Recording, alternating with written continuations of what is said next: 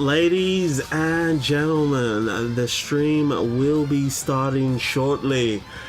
We will be covering Chang Heguan's story today. Okay, guys, it will be Chang Heguan's story today, so we should be in for a good treat as we follow along the tales of Cheng Heguan and his dumb and dumber duo that works alongside him. So that should be pretty fun. Okay, guys, so we just getting the stream sorted. We'll hop right into reverse 1999 right now, guys. Hope you're all having a great day, and let's get this party started. Okay, just make sure all of these indicators are on. Chat looks to be working just fine.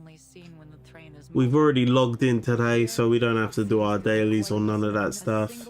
We can just head straight in to Chengy Boy's side story. Alright, guys, I feel like it's a bit weird though to get like trailers for characters and side stories like this late into the patch. As look, we got roughly, I think his side story came out last week Thursday, right? We got like 12 days left, and then we're going to be moving on to 3.5. so literally most people have already read through the main story, so it's a little late to be doing a side story, to be honest. I think they should release the I guess you want to release it with the characters released though. Yeah, it's a difficult one, to be honest, guys. It is a difficult one because you kind of want this released closer to when you release the overall story, or they should batch the story so you get half of the story and then you get the other half when the second character comes out. Yeah, I think they should batch it. They should batch the main story the same way they did with the Assassin's Creed collab. They should split it up into 2 parts and then release it like so. But I guess now that they've got the singular patches that only last 21 days, as we will have in version 3.6, maybe they start doing that moving forward, as that is going to work a lot better for them, I believe, in the long run. So to slay a tiger, guys, let's do the survey, as I haven't done that already. So let's just get that out the way. Let's just make the make sure the background music has been stopped and everything else is looking okay. Hopefully sound is all good in the headphones and you can hear me nice and clearly in the microphone. Okay, guys, testing 1 2 3. Testing 1 2 3. All right, so let's get through this trial stage for Chengy Boy.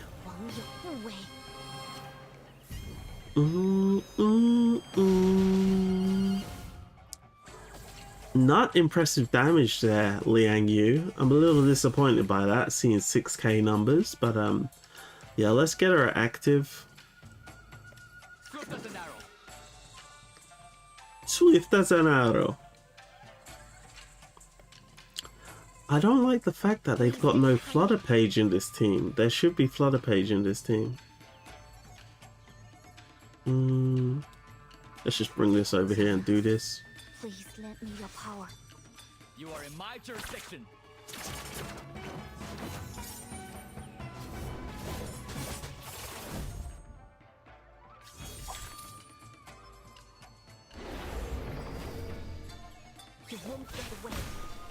The Duel Cup combo.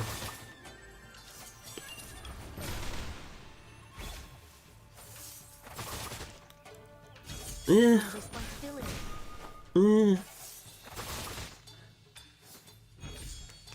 I guess it takes a while for this team to warm up. I think somewhere around turn 3, turn 4, we should start seeing some impressive numbers. Because I'm really not impressed that much at the moment, guys. I'm really not impressed that much. Let's Get some Liang cards out here would be nice. Please stay behind me. Please stay behind me. Of course, we will. To the left. Oh look, here's some. Alright, there we go. Please lend me your power. Awaken. Chang Liang, please lend me your power. I've missed Liang you.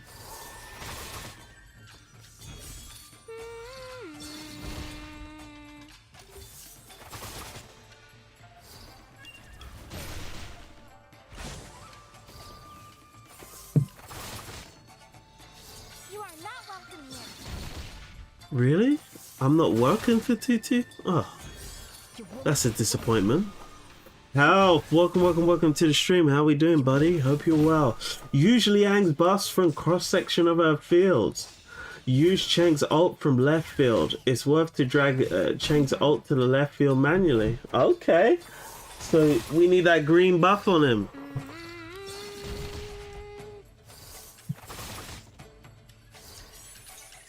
See, I would have known all these things if I got Chang instead of Willow.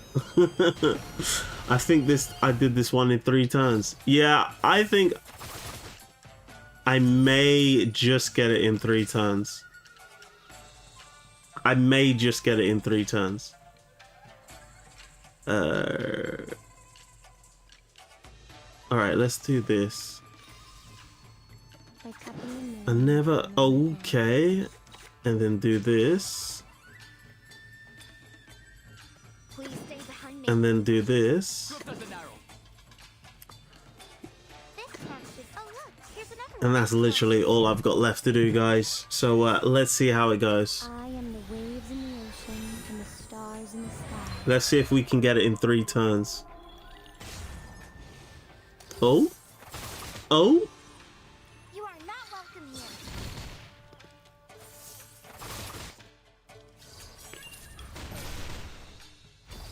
It's possible. It could happen. You are in my jurisdiction.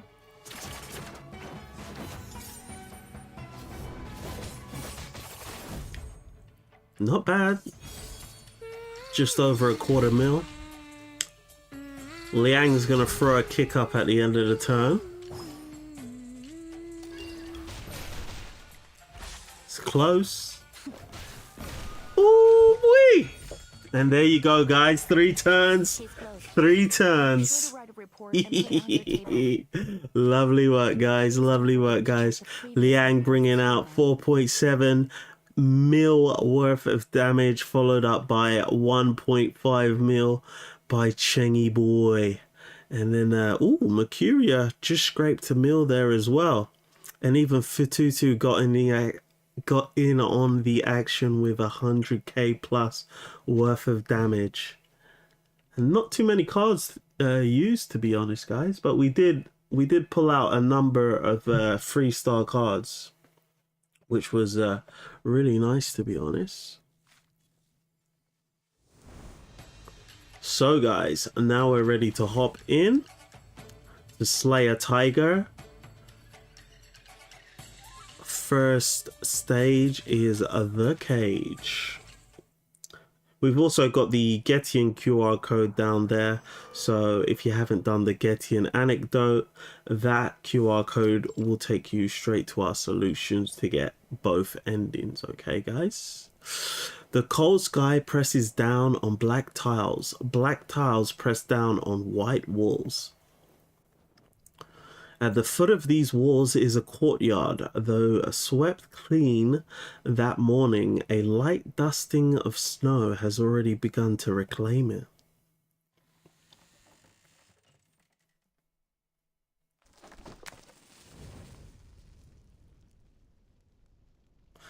Cheng Heguan carries firewood into the house and lights the stove. His house looks kind of like Master Ren's.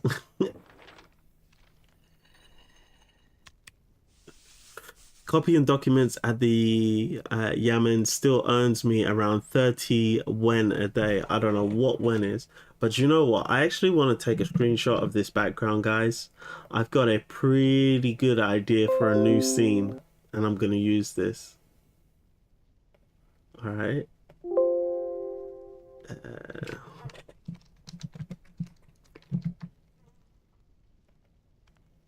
We'll save that there. We'll keep it pushing. Copying, yeah. He takes the ledger and inkstone down from a nearby shelf, dips his brush in ink, and carefully records the day's incomes and expenses. Oh, Cheng's a really meticulous guy. He likes to stay on top of things. 1 bass sold for 7 wen. Expenses: leaf celery, 4 wen. 1 gin for salt, 5 wen. What the hell is a gin? I'm assuming it's currency, but how many wens into a gin? Medicinal herbs, 10 wen. So 1 gin must be more than 10 wen. Maybe 1 gin is, or it might be a measurement. 1 gin of salt. Yeah, it's a measurement. 1 gin of salt is 5 wen. So how much salt is 1 gin?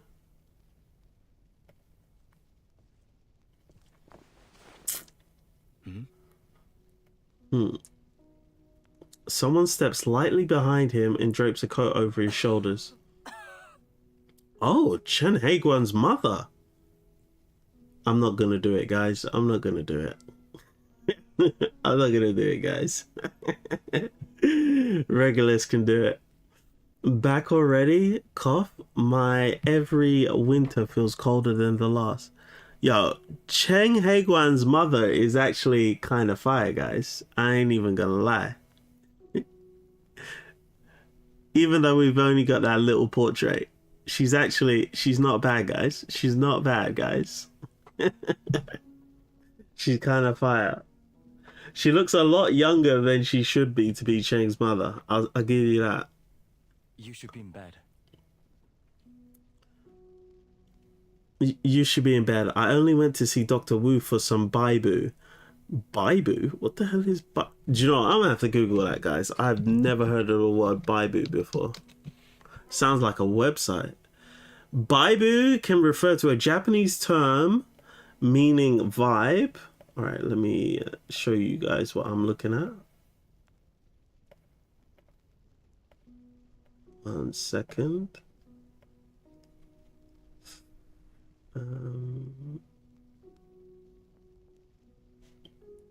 Let's increase that like so. Yeah. Okay. So Baibu can refer to a Japanese term meaning vibe or vibration, or a Chinese village known for its traditional textile art. All right, let's look at the Chinese meaning. In Mandarin Chinese, Baibu is a toponym for a village in Guizhou province associated with the Buyei ethnic minority. The name is composed of Bai meaning 100 and Bu meaning cloth, so 100 cloths, or linen. The village is historically renowned for its indigo-dyed batik textiles, and the name poetically reflects the abundance of cloth and traditional craftsmanship. Baibu is often called the home of batik, where residents continue to practice ancient wax-resistant dyeing techniques, cultivating indigo plants and creating symbolic patterns on fabrics. The village also offers insight into rural agrarian life and Buyei cultural traditions. Okay.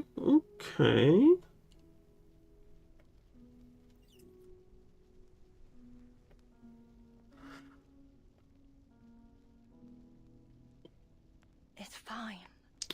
All right. But why did you go to him again? Don't you usually go to Jishitang? Why does she have a problem with the doctor? Did they do stuff together in the past? I wanted a new prescription. I heard he just made a new batch of Dazao pills. Did you get some? Uh-oh, he didn't get any. Sigh. I told you not to go there. In fact, I said we should have cut ties with him long ago. Oh, she really hates this guy. Started up with his usual nonsense, did he? Refusing to let you inside, using some illness as an excuse. Cough, cough. Oh, his mother is really sick, to be honest. Cheng pauses for a moment and closes the ledger. Don't worry.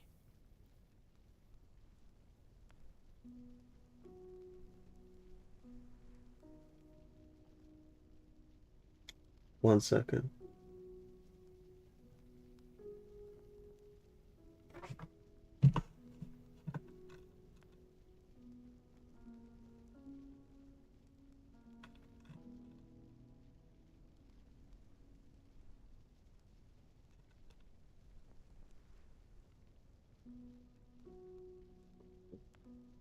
Okay.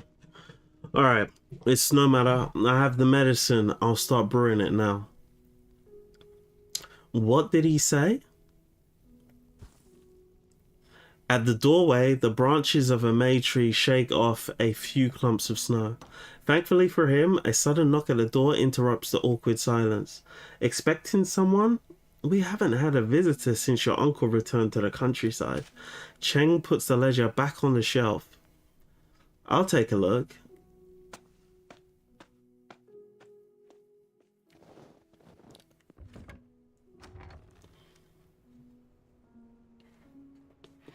Cheng trudges back through the snow to the courtyard gate and raises the latch. A familiar military officer stands outside. Commander Lee? Look, guys, it's the traitor. It's the traitor.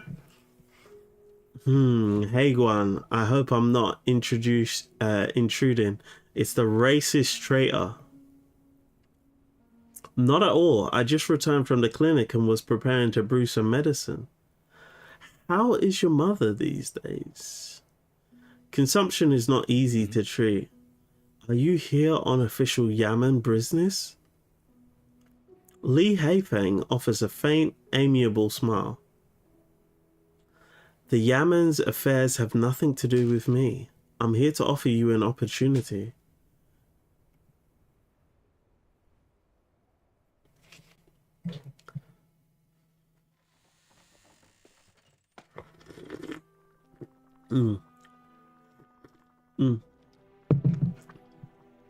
Cheng returns indoors clutching a yellowed sheet of paper. The lid of the pot on the stove has already been lifted. The cooked rice porridge inside sending steady curls of steam into the air. Out of habit, he takes the ladle from his mother's hand. Let me take care of this. Who was it at the door then? It was Commander Lee. Cheng brings the porridge to the wooden table and casually passes the paper to his mother. Mother. Tomorrow, I'll ask if Auntie can come lend her hand for a while. It will be a long journey. A few sparrows flit past the window, chirping as they flutter out of the courtyard. I think the doctor might not respect Cheng and his mother because of what his father did. Street Riverside village, and that's probably why she tells him not to keep seeing him for help, which she's clearly not giving, as he doesn't favor them. This small village, governed by another county of Huanzhou Prefecture and nestled between mountains and rivers, has simply come to be called the Riverside Village. This Riverside Village looks much like Zhou County. At its entrance, Cheng Heguan sees the familiar rise and fall of black tiles once again.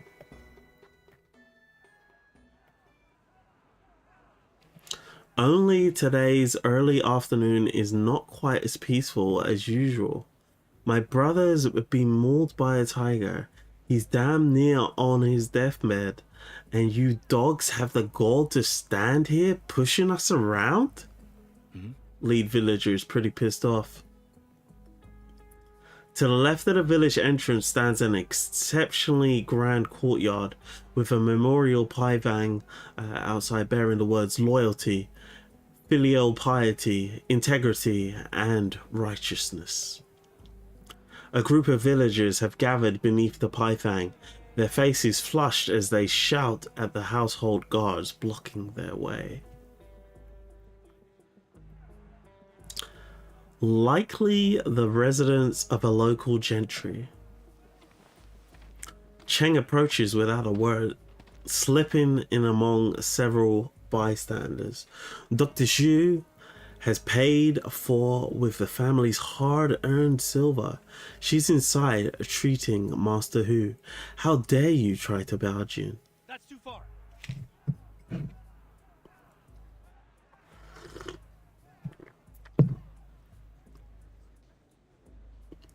Dr. Zhou is the village physician, not the Hu family's private attendant. Ah, so the Hu family are probably like the rich bigwigs and they're like trying to hog the doctor to themselves. I'm kind of lost on what's going on already. All right, from what I understand, we haven't seen too much. We've seen Cheng being a pretty meticulous guy. He likes to constantly check what is going on with what he's spending money on.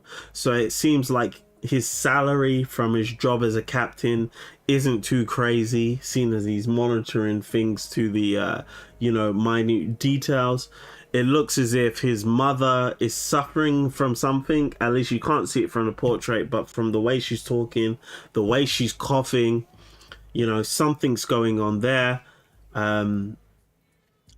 The physician or the doctor or the GP doesn't seem to be too helpful, not giving the medication that she needs in order to get better for whatever reason. I theorize at the moment this is probably something to do with the respect on the family's name due to what Heguan's father did, but it might be other reasons entirely. But clearly Cheng's mother doesn't like that particular medical professional. All right. And then lastly, now we are focused on Dr. Zhou, who is supposed to be the village physician. However, the Hu family is clearly hoarding him. So it does seem as if there is something happening in the village, because it does seem as if there is a priority towards physicians at the moment, and everyone seems to be having their own issues. So whatever the disease, virus, bacteria that is going on in the village, we're probably going to find out more details in a bit. But there's clearly some type of ailment going around in the village, and everybody is trying to keep their loved ones safe. Hopefully that helped. So dude's mother is ill and he's looking for some medicine. Yeah. Then there's something about him getting swindled. Getting swindled? I don't think he got swindled. He just got parred off.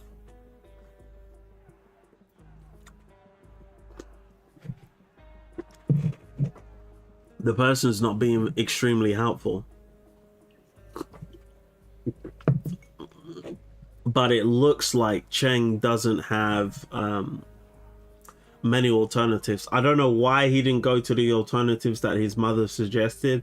I assume at the moment because they're further away, but there might be some other reasons as to why Cheng didn't go to the alternatives, because it is his mother after all, and he does seem to be a very studious person. So if he really wanted to, he could have gone to the other people. There has to be a reason as to why he didn't do that. What could be more urgent than a life or death situation? What right do you have to stop us? What are you hiding in there? Tell Dr. Zhou there are patients out here on the verge of death. I know she'll come out to save him. You'll just have to find another doctor. If you set off now for the county, you can make it there before nightfall. We already hauled him all the way down from the mountain to Dr. Zhu's clinic, only to be told she was here. Just look at him. Does he look as though he'll survive a trip to the county? The injured villager is slumped over his companion's back, his hastily bandaged left arm soaked with blood. Ugh. That's none of our concern. We had no hand in his injuries. Totally dismissing that guy's problem. Don't care about it. If you continue causing a scene outside Master Hu's house, we'll call the bailiff over to have you arrested. Bailiffs are arresting people? What the hell? The lead villager explodes in fury. Go on, call him. You're all in cahoots with one another anyway. Hu Heyu is so afraid of dying, he summons a doctor every time he nicks his skin. Enough. Watch your mouth, you slanderer. Our man's been mauled half to death, and you won't even let him through the door. That's too far. They waited until land prices were low and took 2 acres of my land in exchange for just 1 teal of silver. Man, I hate to say it, but it sounds to me like you got swindled and you should have known better. Because they bought the land for cheap off you, and I bet they made an instant profit. Because land prices always go up. Last year, I had a funeral to arrange and was desperate for money. The Hu family loaned it to me, but charged 5% interest. Honestly, 5% isn't that bad. Maybe back in those days, 5% was crazy, but some of the interest rates today are pretty damn crazy. And I gotta be honest with you, when it comes to funerals back in those days, you pretty much could have just left this village, dug a hole in the ground, and buried the person. And you wouldn't have to pay for the funeral, to be honest. Back in those days, you could have got away with that ish. Literally. Papa Hero Star, welcome to the stream. How we doing? I was drawing Elizabeth. Okay, so you're working on that same drawing. And my device keeps crashing every time I try. Oh. You might have to upgrade your PC, buddy. And the prices aren't looking too good at the moment. But yeah, I've got a pretty good video on the Discord with regards to let me show you, with regards to the semiconductor industry at the moment.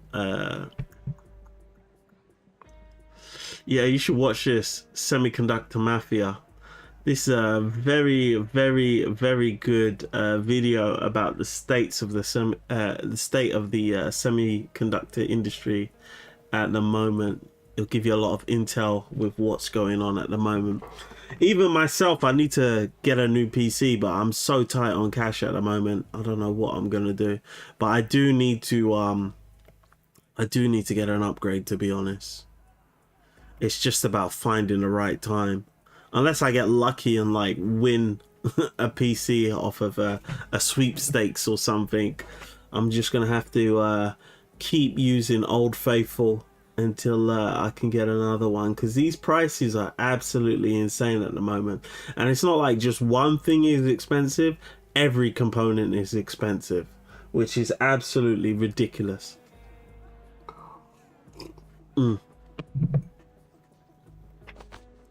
The lead villager snatches a bow from his companion's hand and aims it at the household guards. Oh dear lord.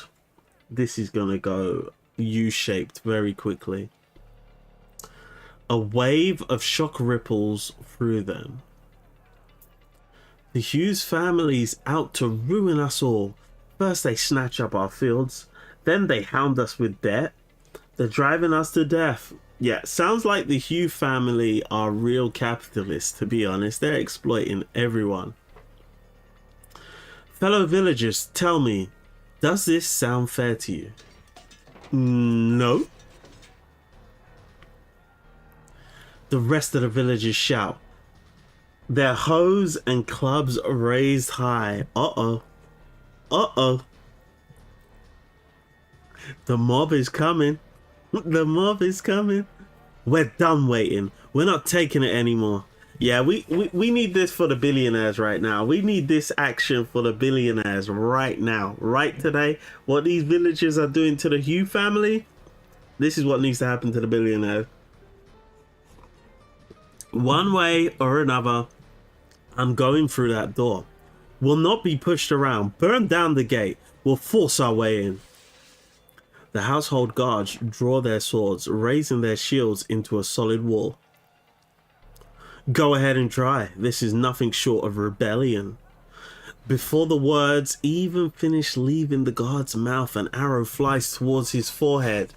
But before it can strike, it's cleaved in two by a flash of steel. Oh, Heguan, why did you do that? I knew it was. Goody Two Shoes, Heguan. Why is he there? Cheng sheaths his blade, stepping between the guards and the villagers. This man is dying. What harm is there in letting him inside? Who are you? He's not one of us. The crowd exchanges glances like a theatre trope, interrupted mid-performance, unsure of what to do next. You. The gate is suddenly thrown open. Enough. What is going on out there? I think this is Zhou. I think this is Physician Zhou.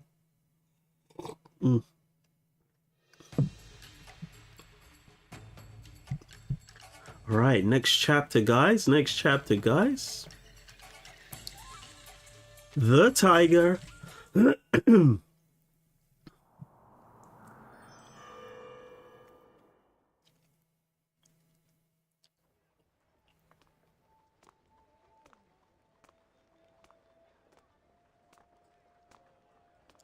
That's so one-sided. Evil police-like figure is restricting resource usage from the common people towards the rich. Yeah, it doesn't sound familiar, does it? Health.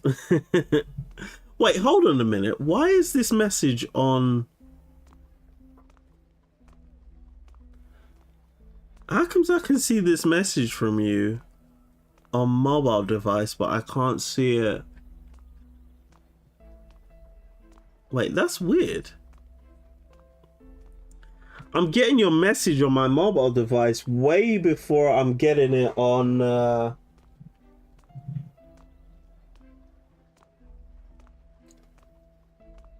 screen. I don't know what's going on. Also, Red Bear's here. Whoa, welcome to the stream, but it looks like his message has been held back. So he has a mother. Red Bear was gonna say it. Yeah, I don't know. YouTube bans my comments, man. I don't know what's going on. I can see your message on my mobile device, but I can't see it. I don't know why it's banning your messages. Hold on one second. Moderator activity. Let me see what's going on. Moderation activity will be shown. Let's throw timestamps in as well. Reactions, pop out chat.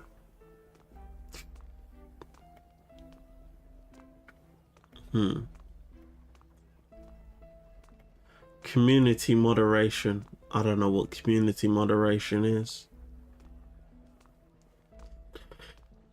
Yeah, hopefully it should be better now, because there's literally, as far as I know, nothing I can do in order to affect the moderation. I'd have to look into it, to be honest. I've never actually done anything when it came to moderation.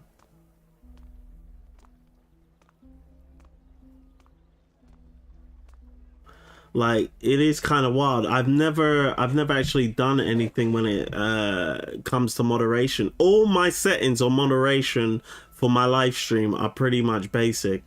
Bruh, we live in a simulation. I joined. I wrote that back then. I left for like 15 minutes and came back now to hear you talking about me. What the? To be honest, your message didn't come through. I literally had to override it. Twitch is a bit better, but it's been like this for a while on your streams. YouTube can be weird sometimes. I have moderation for live chat turned off and it still like auto deletes people's messages on YouTube. Really? I don't even know where I need to go to turn off moderation, to be honest. Hold on, let me check channel settings. I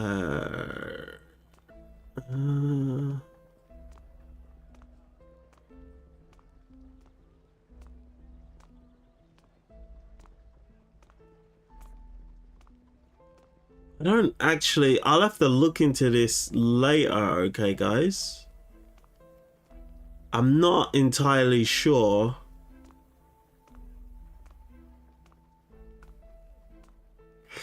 How to turn a moderation on. But I did learn something. I did learn that whilst you're on stream, you can bloody add stream markers, which will make it easier to put timestamps on my videos. As usually, I don't create timestamps for my streams. But yeah,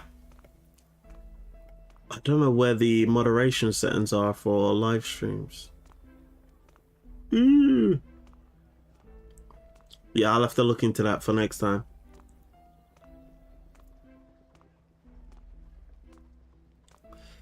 Also, I just wanted to come say hi because I haven't played Cheng's story yet. All right, fair enough, man. Have a good stream, and have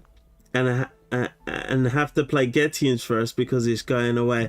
Yo, Getian's anecdote is something you're gonna enjoy it. YouTube keeping its most juiciest comments for itself. Exactly, Alf. It's keeping all the juicy comments to itself. Calm, unhurried footsteps emerge from the courtyard. Like I would do the dual stream like I used to do on Twitch as well. But to be honest with you, most of my live stream audience is on YouTube, and it's not even that large, to be honest, guys. Let's be real. But no one was really watching me on Twitch, and right now I don't have a system in place. I think I might have to pay for Restream so that I can dual stream on Twitch as well, because the way I used to do it, I used to be the primary server, and it was just killing my streams before. Remember, my OBS kept cutting out randomly. Like sometimes it worked and then sometimes it cut out. I just can't have that experience anymore where I'm streaming and I'm having a good time and then randomly my OBS is going to crash on me.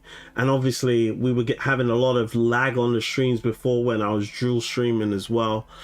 And I just think the experience wasn't that good. That's why I switched over to just doing YouTube. But that is something I need to work on, Alf. I think I'll have to probably have to pay for Restream or some other service like that. I think you might be able to get Restream for free if it's only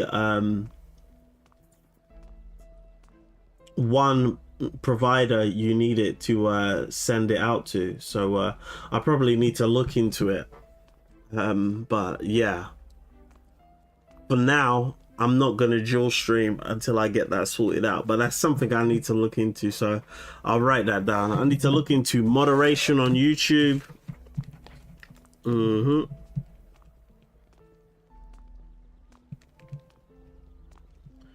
And Restream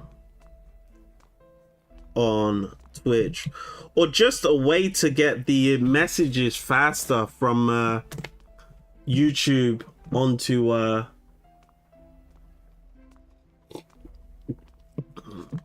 the screen. To be honest, Restream for 2 or 3 platforms is free if I recall correctly. Oh, is it? Okay. That could be pretty good then.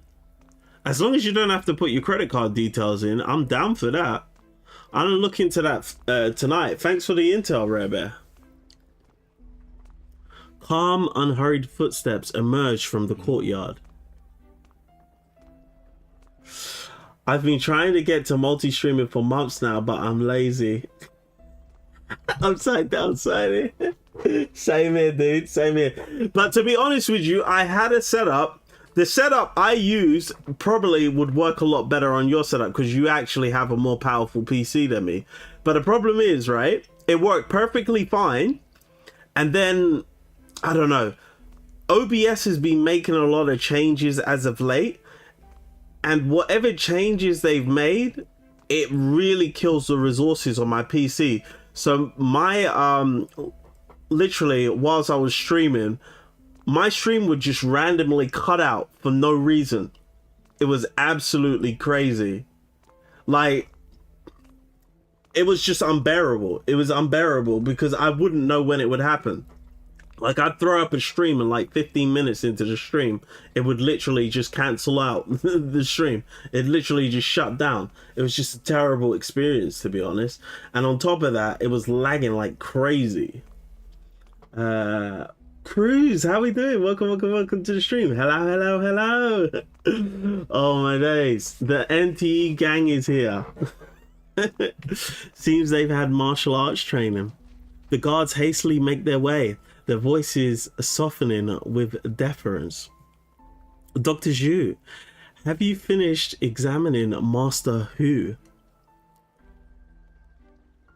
Oh, so this is Dr. Zhou. She's a very mature lady. No greys, I see. Interesting. You mean his night blindness? Exactly how much time do you expect me to waste on that man? Wait, hold on a minute, doctor. You're supposed to be a doctor. Why are you behaving in such a callous manner towards a patient? And you out here making a racket and swinging your weapon about whilst I'm trying to write a prescription. Care to explain yourself?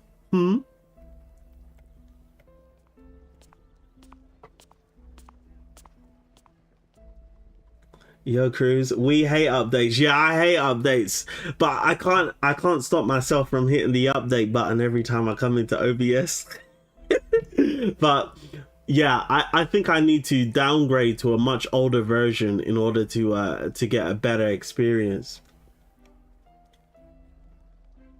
She takes the steps 2 at a time, passing Cheng without so much as a glance. The villagers all lower their weapons, allowing her to approach the gravely injured man. She narrows her eyes as she examines him. How did this happen? We were hunted in the mountains and ran into a tiger. Holy smoke. My brother, he fell behind and... Before he can finish, Dr. Zhou turns and strides back towards the gate. Get him in here. But Dr. Zhou, he's covered in blood. How could we possibly carry him into Master Hugh's courtyard? Enough. It's bad luck for someone to die at the gate, is it not? I'll ask Master Hugh for a room myself. She pauses, then turns back impatiently. Well, unless you wish for this man to die, I suggest you bring him in. Ah, right. Quickly, let's get him inside.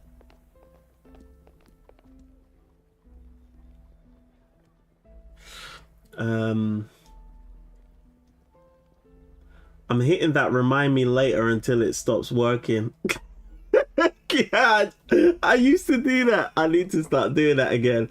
I just got an update that China hates reverse right now. What's going on? I can't tell you without affecting Rare Bear, so I'll take it offline, Cruz. I'll take it offline. I'll shoot you a message later. But it's really a nothing burger, to be honest. It's really a nothing burger. And the thing they're complaining about is the direction of the story, and I really don't like it when fandoms try to affect the vision of the story that the team want to go with. Because when they start doing that crap, it just ruins the IP. You know what I mean? So yeah, I'm not into that. Actually, on my screen, chat stopped showing BTTV emotes, and I don't know how to fix it. Bro, I don't even know what a BTTV emote is. I haven't even fixed TTS yet. I need to sort out TTS. I tried to do TTS with Google, but it didn't bloody work. And I tried to do it with 11 Labs. That's one of the things I need to do. You just reminded me. I gotta sort out my TTS with 11 Labs, as that was something I was looking to do. But yeah, I do not know what BTTV emotes are, so I'm gonna look into that. What happened in reverse? Or maybe I don't want to know. Oh, okay, I'm going. Lol. Okie dokie. Bye. Have fun. I'm out. All right. See you later, Reba. Appreciate you dropping in. Two villagers rush the wounded man inside, streaking the entrance steps with blood as they ascend. Should we wipe it up? If it dries, it'll be harder to clean. Of course you don't. Unless you're looking for a scolding, you wipe it this instant. The guards fetch water from the courtyard and begin hurriedly scrubbing Master Hugh's step.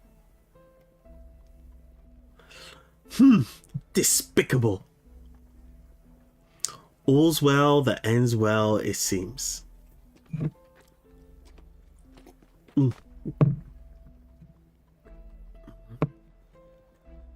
Cheng is just about to leave when the lead villager steps in to block his path. Stop there. Wait. Who are you? Why did you cut down my arrow? Only a passing traveler. Your arrow would never have pierced the guard's rattan shield, but it would have given them a reason to retaliate. Recklessness will cause nothing but trouble. I may have lost my temper, but I've put up with them and their shoddy treatment for far too long to care about the consequences. If they fight, then we fight. And if you'd made the first move, you'd have been deemed the primary culprit. Were someone to die, your punishment would be death. And what of it? You think I fear death? Ha! The way you speak, it's obvious you come from noble stock. How could someone like you understand our struggles? Well, to be honest with you, Cheng is supposed to be a broke boy. But he don't dress like no broke boy. He don't dress like no broke boy. Like, this dude has the finest, like, Garnier lotion on his face. Like, he's got some of the clearest skin I've ever seen. So that means he's eating good. This guy is eating good. He's staying in shape. He's fit. He's got, like, some nice garments as well. Like, when it comes to Reverse 1999, sometimes the outfits don't match the story. Like, Winsong is supposed to be broke, but she's got like a 3/4 length leather trench coat. Like, do you know how much those things cost? Sometimes the character design does seem to be a bit off between how that character actually is living life and how they are presented. There was this video about how Reddit communities ruined gaming. The man argues that nowadays you don't play games, you like engage in gaming activity.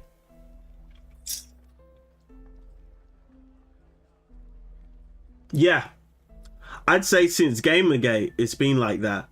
That's all because of the right wing. That's all because of right wing, Breitbart, what's his name, Steve Bannon, and Gamergate.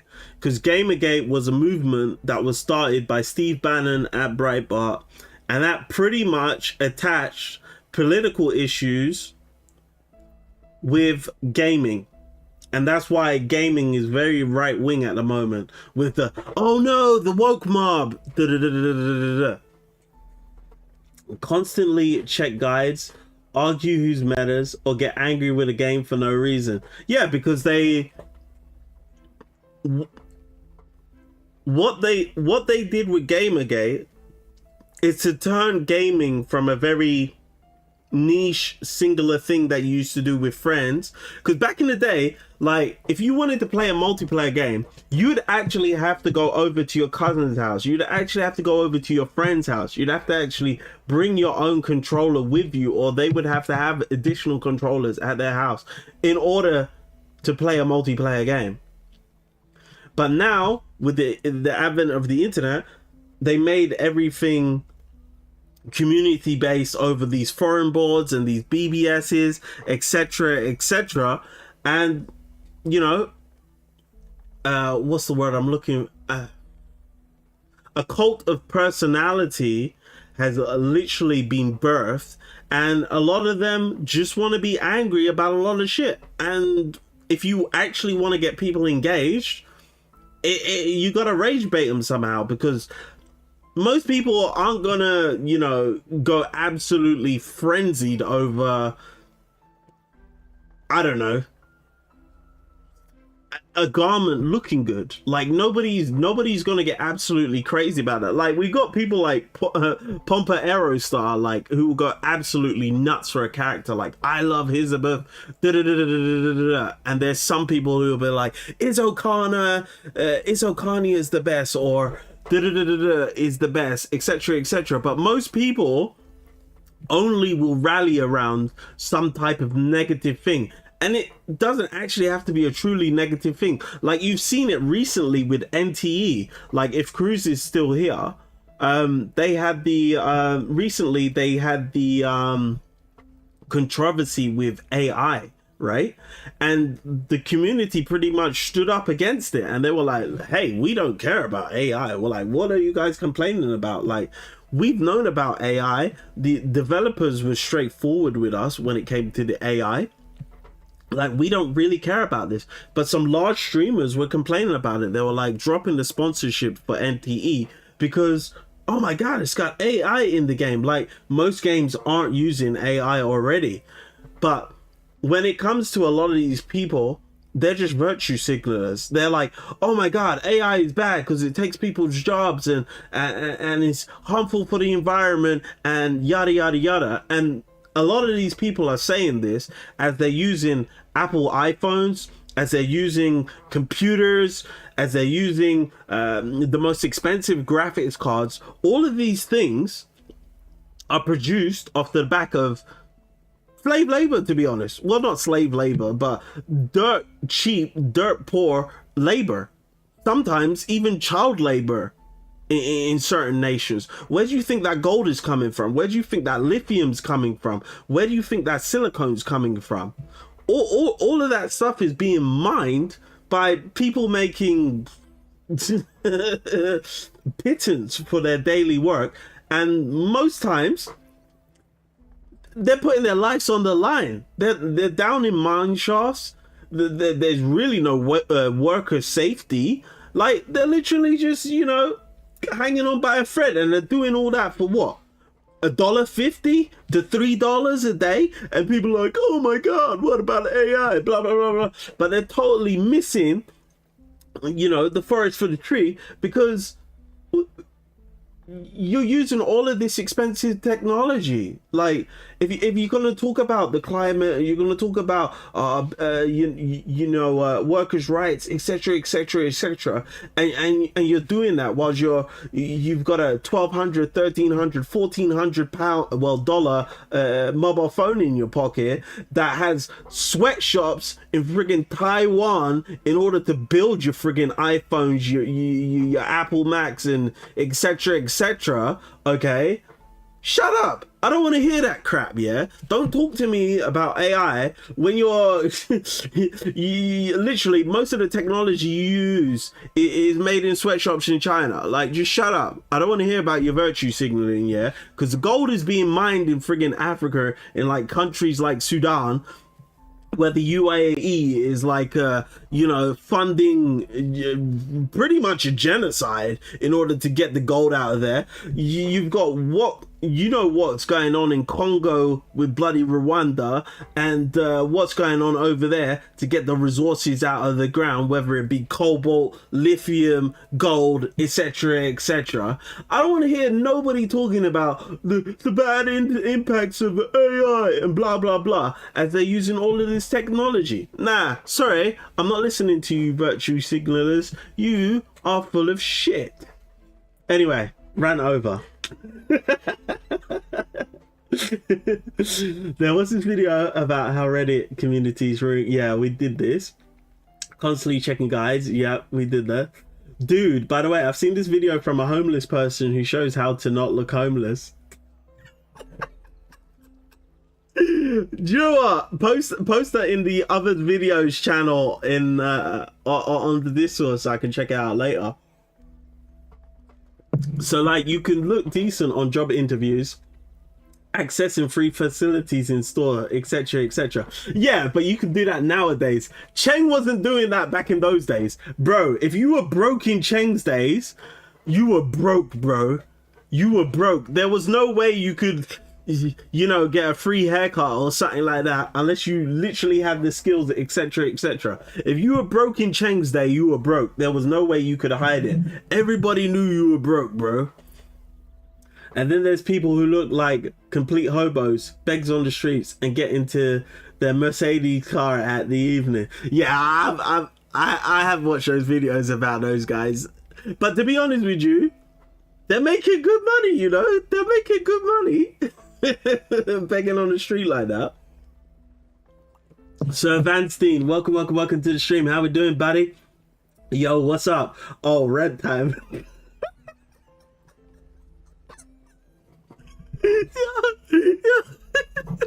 Vanstein's like, oh, I just dropped in and it's red time.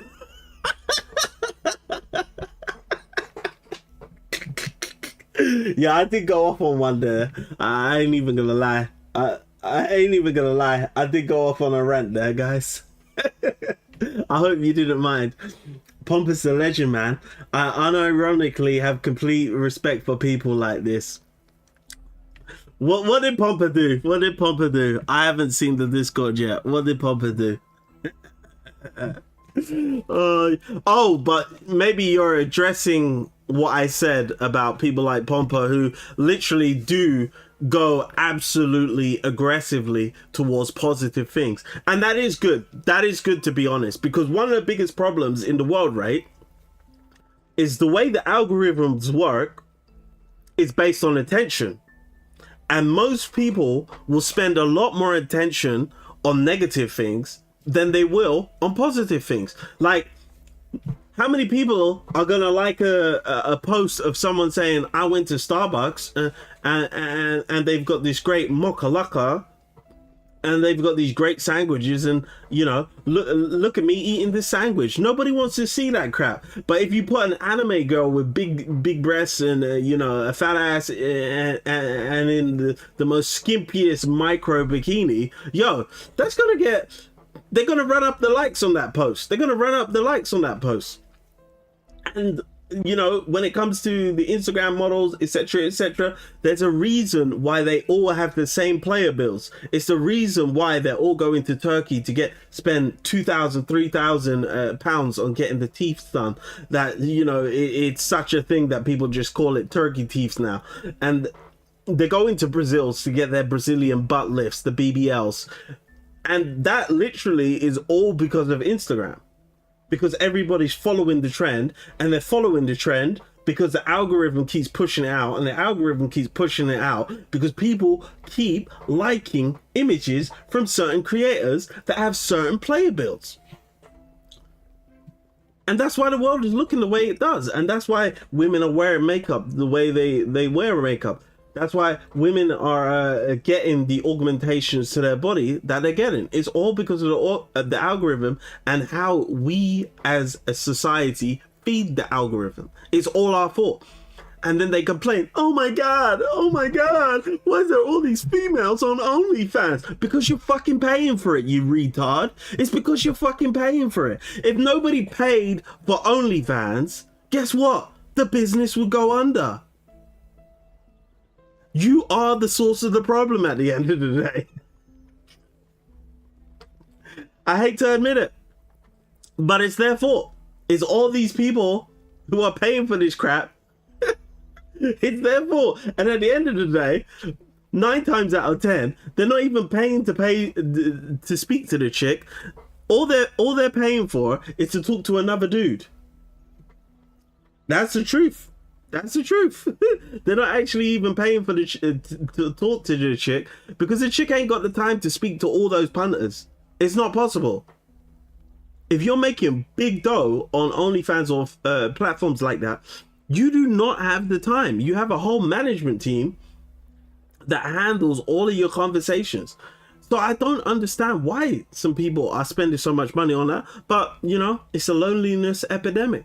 And it's only going to continue. But, you know, if you got a good PC, I would say start creating some AI girlfriends, start creating some AI influencers, start getting them to, you know, build a fan base. You can make some money off that because that's clearly the direction that things are going. But yeah, we do need more pompers. We do need more pompers, to be honest, guys. We do need more pompers in the world, and less people who are so easy to get rage baited and put all their attention and focus on non-issues, to be honest, because it's really the non-issues that are absolutely screwing with people's brains. Anyway, lead villager.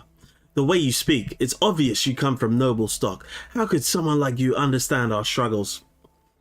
The disjointed back and forth phrase Cheng's patience. I'm not. I'm not a noble. During their exchange, several village guards rush over, stirring up a cloud of yellow dust under the Paifang. What's going on here? Master Hugh's personal guard hurried forward to greet them, directing their accusations at the villagers sitting cross-legged by the gate. It's these troublemakers. They've dirtied Master Hugh's steps. We didn't mean to cause trouble. Someone was mauled by a tiger and urgently needed treatment. Another tiger attack? We've lost 3 people this month to those beasts. We have warned you over and over not to travel into the mountains. Why'd you go up there? With this year's feeble harvest, what choice did we have? 5 years ago it was floods, and now it's drought. Grain has grown more expensive than gold. If we don't hunt, what are we to eat? My land has all been taken, and we have no grain stored for the winter. Hunting rabbits is the only way we can scrape together a half-decent meal. If only an immortal would appear again, as they did 5 years ago, handing out grain to us all. After a moment's hesitation, Cheng steps past the village guards and offers the headman a modest bow.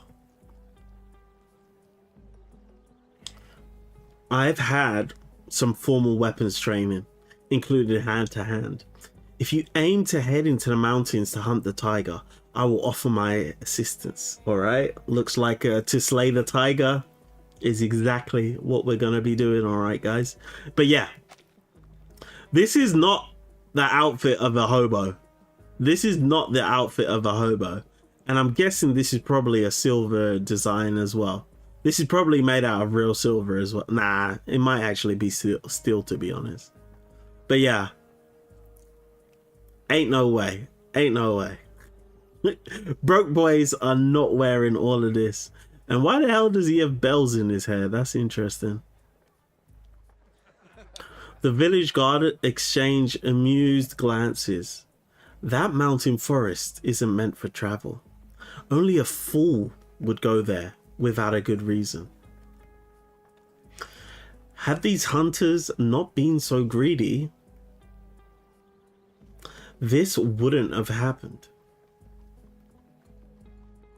The mountain forest isn't meant for travel. Only a fool would go there without a good reason. Oh. The tiger attacked them in the forest, not the village. We can't go trapezing into the forest hunting tigers. We'd never get any real work done. With a dismissive wave, he turns back to scold the grime-covered villagers. That's enough. Go back to your homes, and no one is to go up to the mountain again. Your decree doesn't change the fact that these hunters still have families to feed. That tiger has taken too many lives. It cannot be ignored. The headman suddenly swings his staff as if he were swatting at an annoying mosquito. Its tip brushes inches from the hem of Cheng's clothes. You're getting on my last nerve, boy. You are neither an official nor a member of this village. What good does it serve you to stick your nose into our business? If you're so eager to play the hero, go deal with the tiger yourself.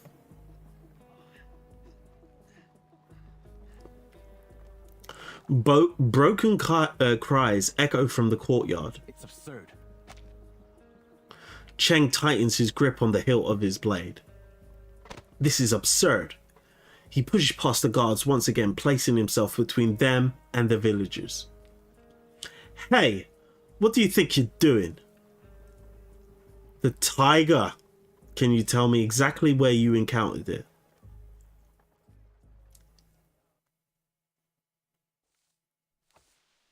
Wait, so the minigame is us actually taking on the tiger then? Enter the forest and head due south. After passing another slope, it is somewhere near the edge of the cliff. They said the tiger is blue and white.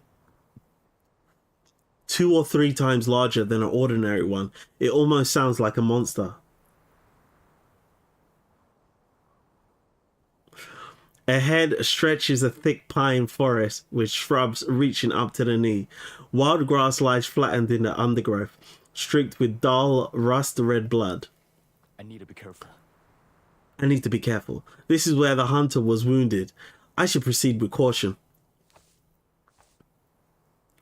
The forest wind falls silent, and the wind grass rustles softly. The sound of heavy breathing reaches Cheng's ears. It sneaked behind me. Damn, that's a tiger. Yeah, I'm taking a picture of that. Damn, boy. That's a serious tiger. Yo, don't mess with the tiger, okay? Don't mess with the tiger. Massive tiger, blue streaks in its magnificent white fur burst from the grass, slamming Cheng to the ground. He braces his half-drawn blade across his chest, barely holding off the attack.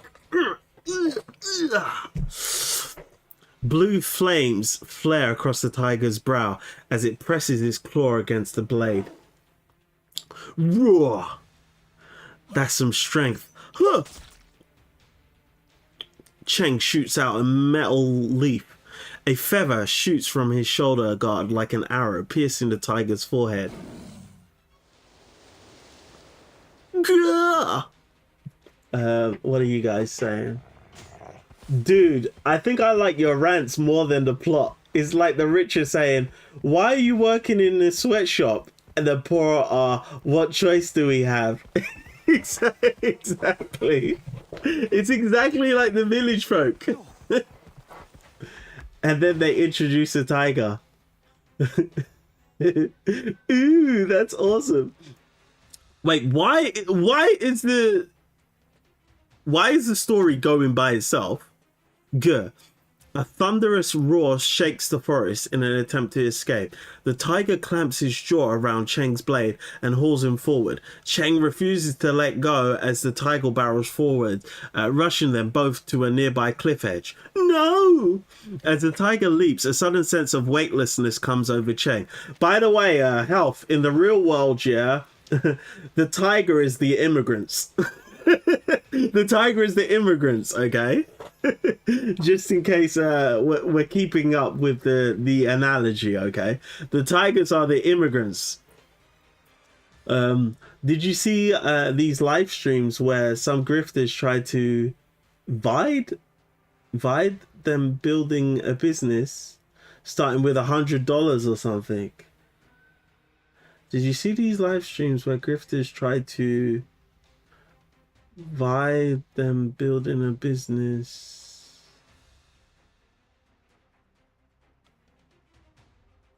starting from $100 or something?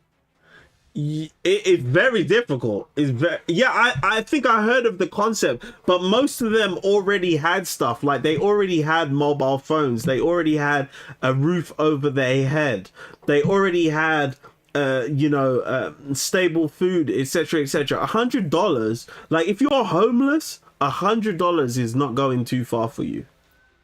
Like, if you give a homeless person $100 today, that's gone. That's gone by next week. That's gone by next week. Easily.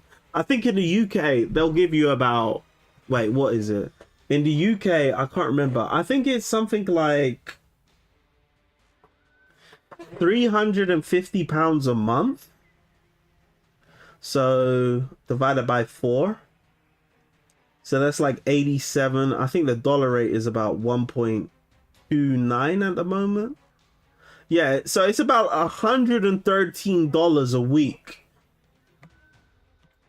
they'll give you if you're on benefits in the UK. And most people can't even survive on that.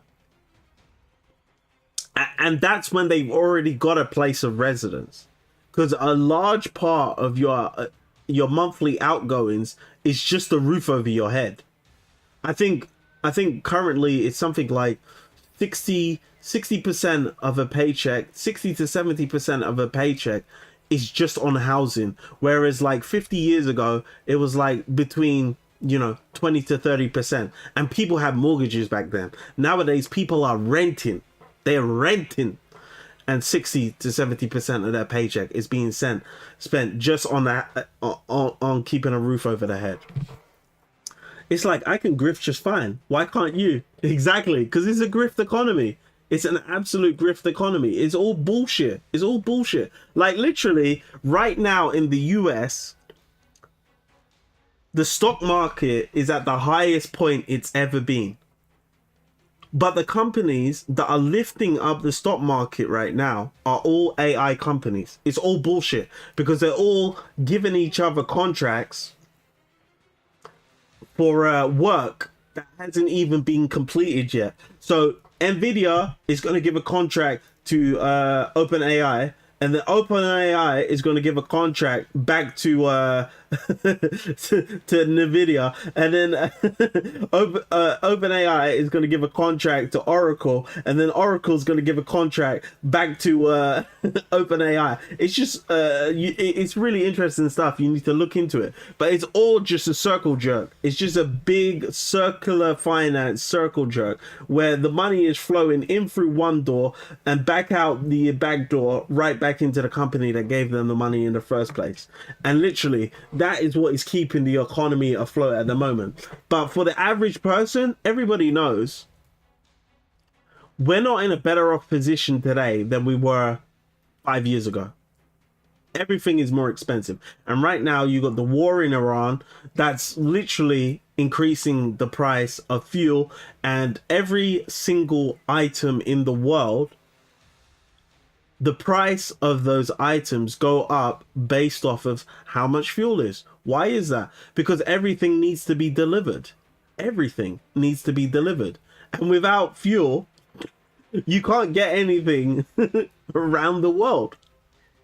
So as long as this war in Iran is going on, as long as the price of oil is above $100, it's going to cause inflation around the world, because that costs have to be absorbed somehow, and those companies aren't going to absorb the cost. They're just going to need to raise the price on the consumer, and this is just going to continue to happen as long as this Iran war continues. And from what I understand, I think 20 to 30% of fertilizer comes out of like the Gulf Coast, and this is going to cause a big famine, because a lot of countries cannot make enough food without fertilizers, and the price of potash and other fertilizers are literally going up because stock is not getting out of the Strait of Hormuz. So yeah, if you think it's bad now, wait for 6 months when the impact of this really kicks off, because right now you still got tankers on the water and they're traveling around the world and they're still making their deliveries.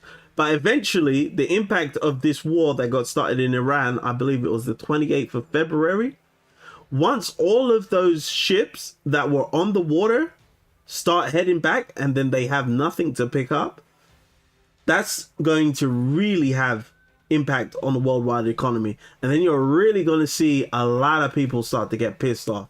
But it all depends on what's going to happen next between, you know, what happens with the USA and China summit, because once that happens is really going to kick off if some deals don't get made. I think there was some Reddit story where dude was outlining how he had outsourced his entire job in USA to India. Yeah, I've heard a lot of people have been doing that. There's actually a lot of people who are working in Silicon Valley. They're making like six-figure salaries, like 120k, 250k, and they literally outsource their work to cheaper programmers in like Kenya or India, etc., etc. Or what they'll also do is they'll just create an AI program to do their job. So they're making absolute bank off of the salary from working in Silicon Valley. And then they're literally not even doing the work. Actually, it's been found that a number of North Koreans are getting jobs in Silicon Valley and making money that way to get around the sanctions. There's a lot of interesting documentaries on YouTube about this stuff. But yeah, I'm not surprised, to be honest. I'm not surprised. Like there's a lot of shady stuff going on in the world, man. Like I think one of the most craziest thing I heard about is they've got these actual pig butchering scam villages around Southern Asia where they'll just literally flatten a piece of land, they'll throw buildings up, they'll kidnap people, and then they'll force the people within that building to, you know, run loverboy scams on people here in the West in order to make money. So they'll get them to sign up to a crypto website, get them to dump their money in it. They'll trick them, and then they'll take all their cash. Look it up. Look up pig butchering scams. When you actually see the industrial scale that they're doing this stuff on, it's absolutely insane. Anyway, in a split second, he grabs hold of the cliff edge, his body dangling below. Ugh! Alright, let's get a sip of water. Alright, round one. Drag and extend chi to connect the object feather to the target tiger. This is my family blade. How can I let it go so easily? Use chi to fire the feathers and make the beast let go. Drag the portrait. Use chi to connect the feathers to the tiger. Each feather has a different number of attacks. Connect each feather to defeat the tiger. Defeat enemies before you run out of chi and feathers. Yeah, this is an easy one. Oops, I did it too far. Ah! There we go. Tiger down. Tiger down. Alright, Dragon extend chi to connect the feather. Alright. Ding, ding, ding, ding, ding.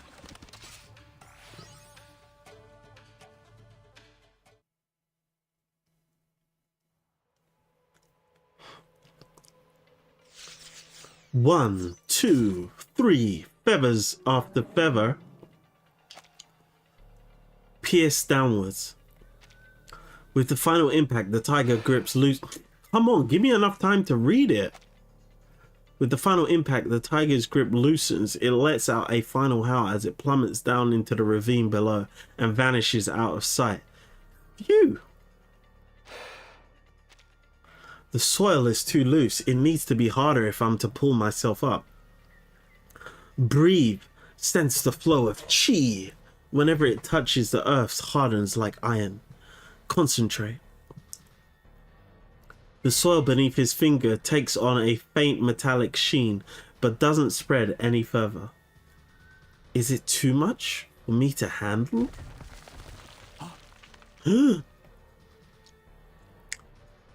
As the soil binding begins to fail, the clump in his grip begins to break apart. A pale fog blankets the foot of the cliff. Falling would surely mean his demise. Even so, he feels his grip beginning to falter. Darn it. A heartbeat before his fingers gives out. A thin silver thread slices through the air from the cliff's edge. That's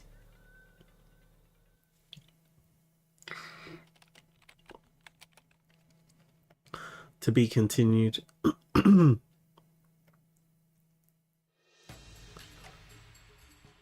Oh geez, guys, this might be 2 streams. We've been ranting too much. We're only on stage 3, guys. We're only on stage 3. We're an hour and a half in and we're only on stage 3, guys. Oh jeez, we've been ranting. Mountaintop Riverside village. The silver thread coils around Cheng's waist and drags him back onto the cliff. He hits the ground and rolls, the stabbing pain in his left leg catching up to him on impact. A broken branch is lodged in his calf. Oof! The village doctor stands over him, calmly reeling the silver thread back onto a bone shuttle. It's you! Playing the lone hero isn't an healthy habit. How we usually get things done. It's how I usually get things done. Someone has to do it. Someone had to resolve the matter. Besides, once I see a problem, I cannot turn a blind eye to it. I couldn't involve those hunters again, not after they scarcely made it back alive. How can you be so sure they wouldn't have lent a hand? Dr. Zhou steps closer, squatting down and inspecting the wound on his left leg. Good news, it doesn't appear too deep. Are you ready? She doesn't wait for an answer. In one swift motion, she yanks the branch free. Ooh! Ah! Oof! And the wound wells with blood. Ugh. Satisfied, there are no splinters left in the wound. Dr. Shi guides her silver thread through a series of precise sutures. With practiced ease, she applies herbs, pulls from her robes to the wound, then cuts and ties a clean white bandage. Thank you. You've quite the unique method for treating wounds. I just find some joy in experimenting with my arcane skill. Forgive my bluntness, but what are you doing here, Doctor? The Hugh family refused to let the hunter stay after I patched him up, so I had him taken to my clinic. Whether he survives or not is in fate's hands now. In any case, it struck me that you looked somewhat familiar. I asked around where you'd gone and was promptly informed that you'd inquired about the tiger's whereabouts and run off alone to face the beasts, no doubt. That can't be, I told them, but their faces were deadly serious. I was worried something might happen, so I hurried over.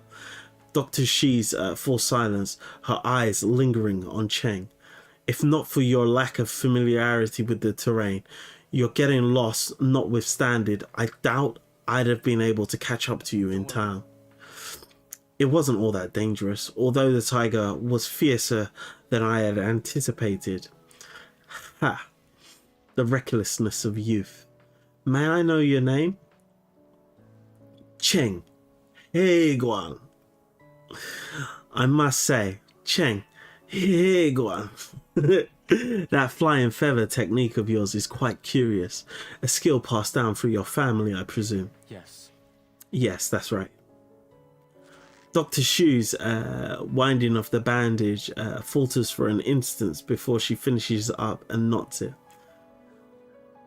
I once knew a man by the name of Cheng. He commanded flying metal shards through the air. His ability were quite impressive. Still, those who excel in such things tend to have weaker constitutions.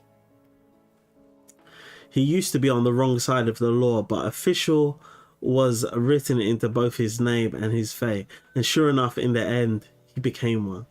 Did you know him? Cheng clenches his teeth, his focus shifting to the remaining flying feathers on his shoulders. I can see you've discerned it already. He was my Torsan.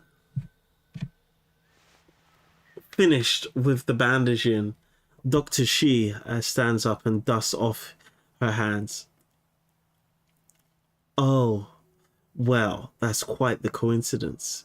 Your Torsan and I were Tomodachi, which I suppose makes you my nephew or near enough. So listen, nephew.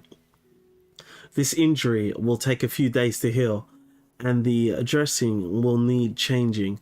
My clinic is at the foot of the mountain. Come stay with me for a few days. So how does she not know Cheng was her Nakama's child? How does she not know that? So they must have known each other very, very long ago. I'm not entirely sure how old Cheng is, but he must be like 25, 26, maybe early 20s. I don't think he could be late teens. Yeah, he must be 20 to 26, somewhere in that region. So she wants him to come and stay with her. I brought little money with me. I'm afraid I may not have enough to cover the medical expenses for the next few days. You think I'm after a few coins? Just stay. You can pay me back by lending me your hand when you can. Might I lend you mine in getting up? Do you know what? He might actually be able to get the medicine for his mother's now, as he's actually got an ally. No need. I can manage.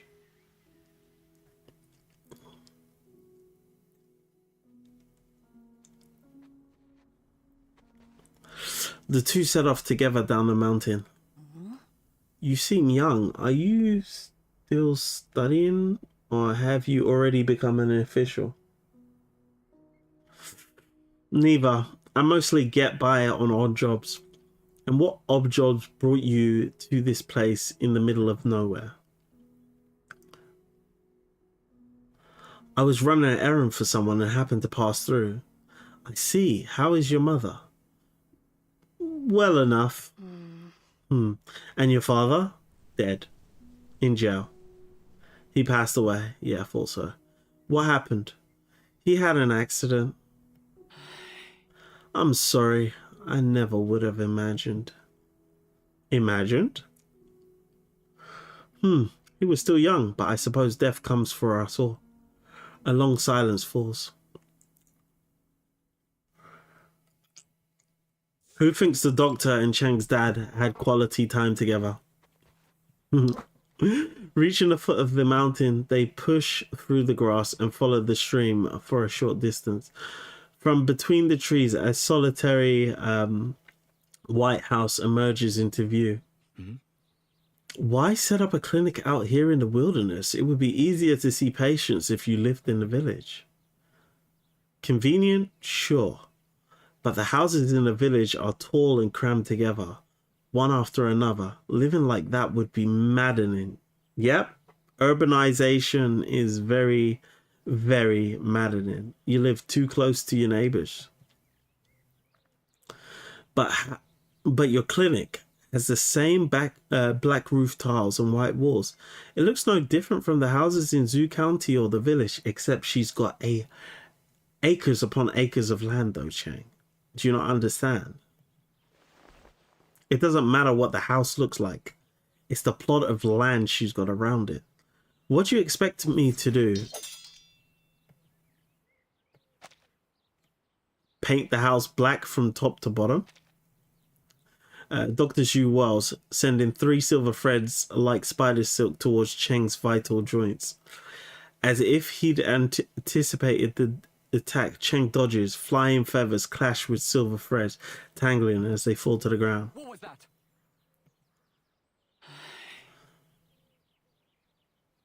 Ah, you could have stood and taken the threads, yet you chose to dodge and tear the wound open instead.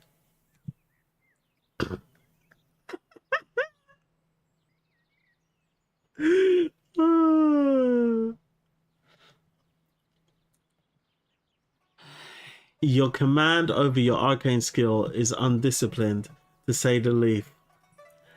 Had you used it properly earlier, you'd have subdued the tiger without so much as a scratch. Ah, so she's teaching him. She's training him. The doctor has given him some lessons. Okay.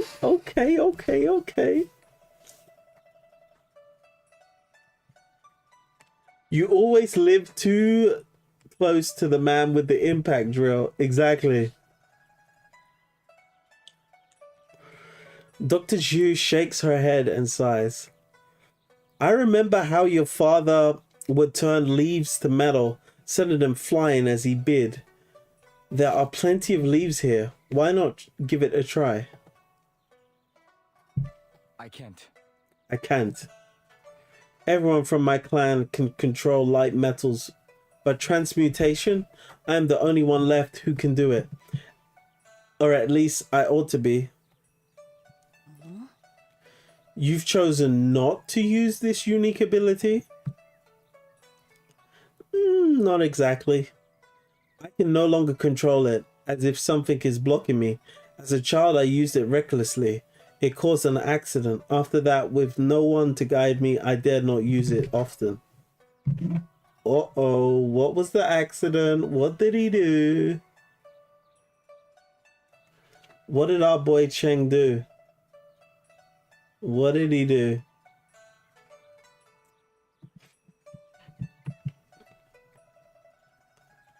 A waste, if you ask me. Only you possess this ability, and yet you shackle yourself with hesitation.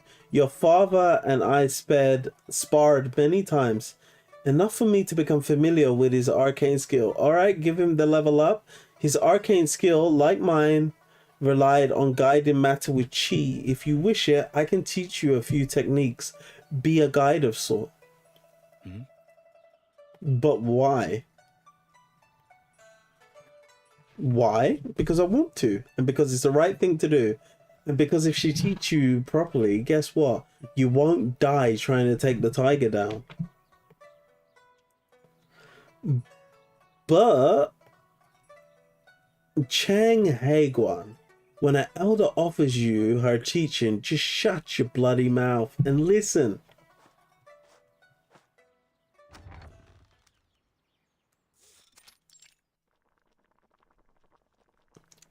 Dr. Shu swings open the clinic's door without ceremony. Oh, so her room is exactly the same as well. Yo, this is just the traditional room, okay, guys? Don't watch that. It's just a traditional room. Everyone's room, study, hallway, front room, they all look the same, okay, guys? Inside the clinic, an assistant is busy boiling medicine. 2 of 3 patients lie resting nearby, including the hunter whose arm was mauled earlier. Doctor, you're back. Who's this? A patient I picked up on the road. How's the hunter? He's still unconscious. Alright, be sure to change his dressing in a couple of hours and keep a close eye on him tonight. A fever could prove fatal. One of the patients, a young man, hops out of bed and runs over, his face flushed with color. Doctor, that medicine's incredible. I've never felt so alive. like I could plow 2 acres of land without so much as a breath. I'm glad to hear. Help me. Doctor, help me. Dr. Chu lets out a weary sigh and walks over to the old man's bed. What is it this time? I still feel terribly ill. My stomach hurts and I throw up every time I eat. I gave you strict instructions not to have any food, but you just couldn't help yourself, could you? Ugh! I've just brewed him some fresh medicine. Only poured it a moment ago. It's still hot. To the assistant's surprise, Dr. Zhou smiles and looks up at Cheng, who is still standing by the door. Perfect. We have just a man for handling a little heat.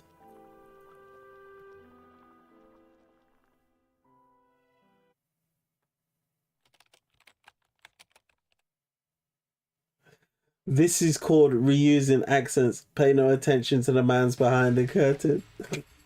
Alright, fair enough. Alright guys, I'm gonna take a quick break and I'll be back in like 5 minutes, alright? 2 ticks.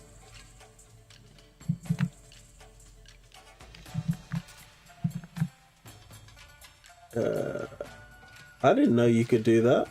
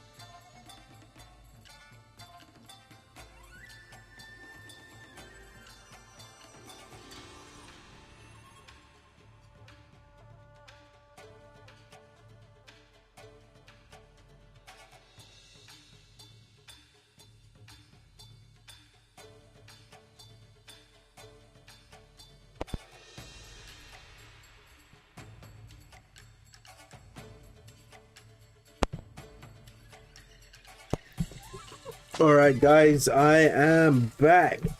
I just had something to solve, but yeah, we're back, and we're going to be heading back into Chengy Boy's story. So away we go. So where was we? There seems to be some type of disease going around the city, and on top of that,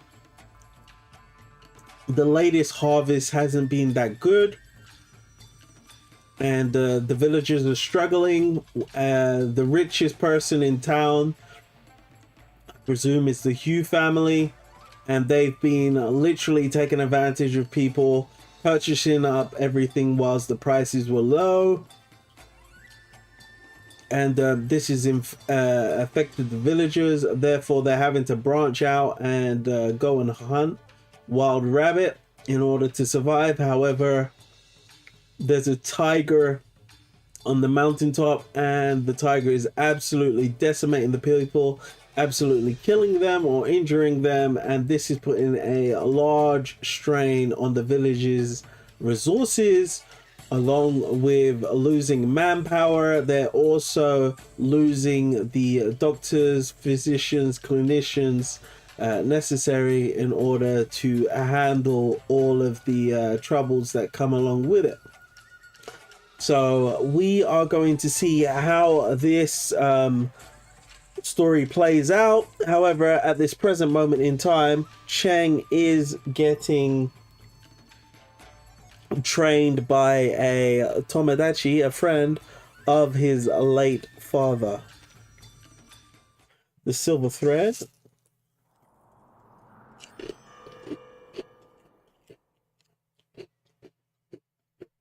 I'm gonna have to check on some food in half an hour as well. Dr. Zhou. Now, Cheng, move the bowl of medicine on the table into my hand using only your family technique. Mm-hmm. Why? Do you often make a habit of arguing with your elders?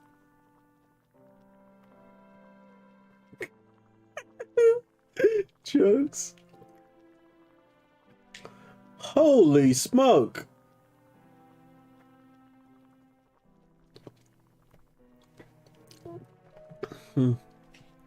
Brewing and serving medicine is part of the clinic's duties, but if you prefer to lie around and take advantage of my hospitality for the next few days, be my guest. Cheng falls silent for a moment, then extends his right hand and aims it at the bowl of the medicine. In an instant, the medicine bowl turns black and spins forwards, almost crashing into Dr. Shi's hands. A little excessive, but all in all, not bad for a first try. Although it is rather heavy, I wonder why. Oh, that means he transmuted it a bit into steel. She breaks into a cheerful laugh, then props the metal bowl upright and shows it to Chang. The medicinal broth inside the bowl has been transmuted along with it, becoming a solid block of metal. Okay, Chengy boy.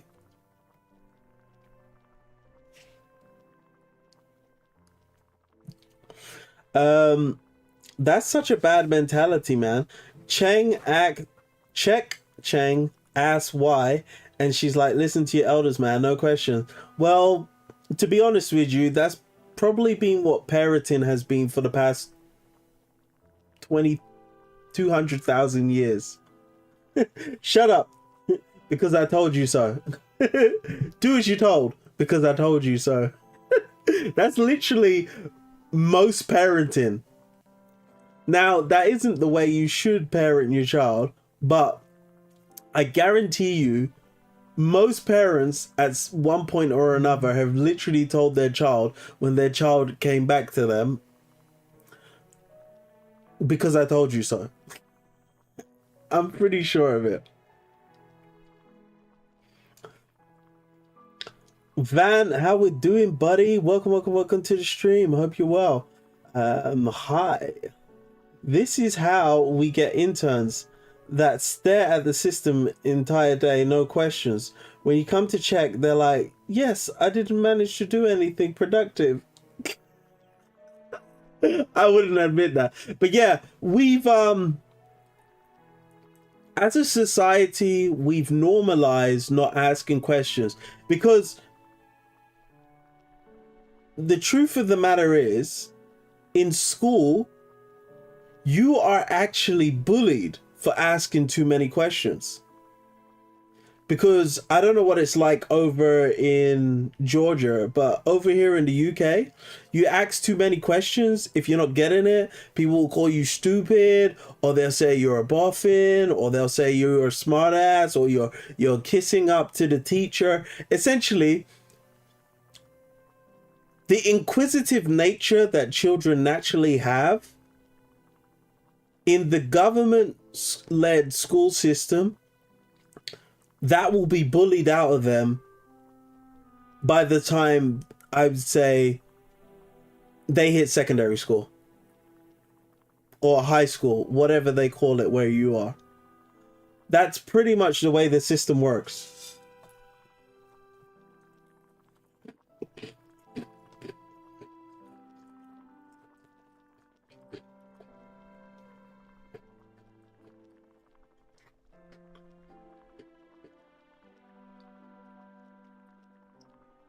Too stupid to get it, too shy to ask when stuck.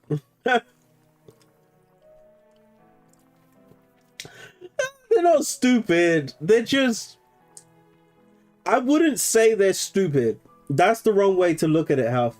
They're not stupid. They just lack the information. Because the truth is, once they're told the information, they usually can understand it. So it's not too stupid.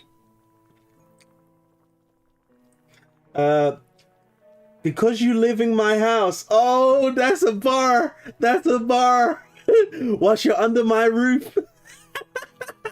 Yo, that's a bar. That's a bar. Is a line I heard almost every day when I live with my parents. Yeah. Same stuff. Schools are not there to teach you. They're there to make you pass exams. Exactly. Actually, I would add to that, Health. Schools are actually there to indoctrinate you into becoming a wage slave.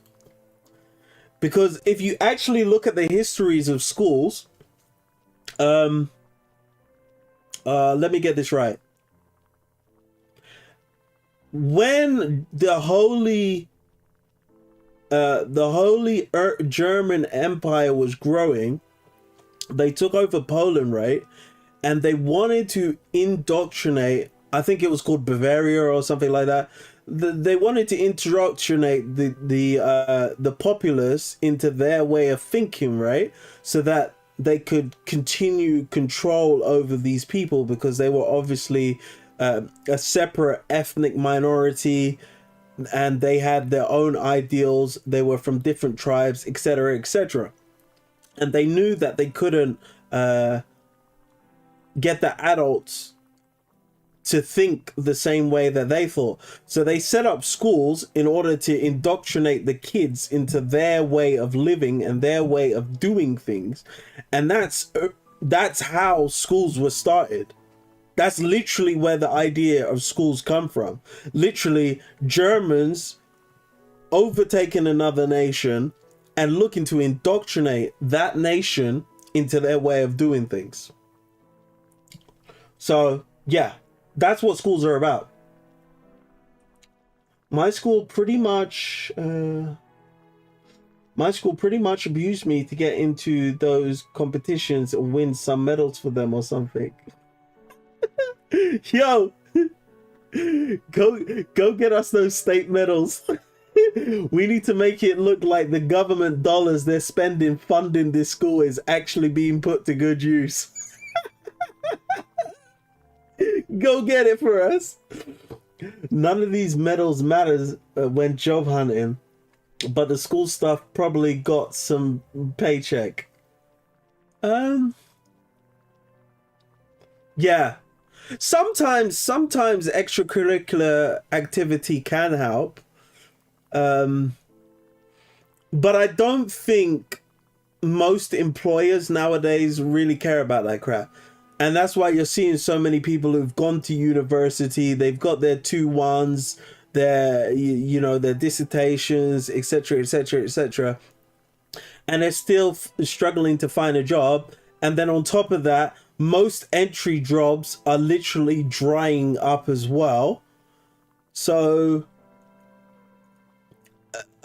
a lot of this stuff is just, you know, additional fluff at the end of the day that really doesn't help you get a job. The truth of the matter is, it's not what you know, it's who you know. That's really it. It's not what you know, it's who you know. Because if you know someone who owns a company, guess what? You can get a job. You can absolutely bypass all of the HR department, all of the recruitment consultants, all of the things that would stand in your way as hurdles that you need to get past in order to get a job. If you know the right person, you can get past all of that. Or at the very least, they can give you the knowledge you need in order to make that process a lot easier for you. So really, it's not always about skill. It's about the network. Network, it will always be more powerful than knowledge. The way society is set up right now. There are times where knowledge will, like if you got some insane knowledge, like yeah, you've got some niche knowledge, you'll be able to excel yourself amongst your peers, and you'll, you know, cream always rises to the top, etc., etc. Pull yourselves up by your bootstraps, blah blah blah. But the truth of the matter is, in order to get anything popping in this world, you're going to need investment. And it's also, and 9 times out of 10, it's going to come from somebody who inherited that cash anyway. or people who are working for them, who've gone through all of the barriers that this world puts up for them in order to just go and work for someone who's definitely not as intelligent as them. But do you know what? They got to manage their money for them somehow. They've got to keep turning that old money into new money.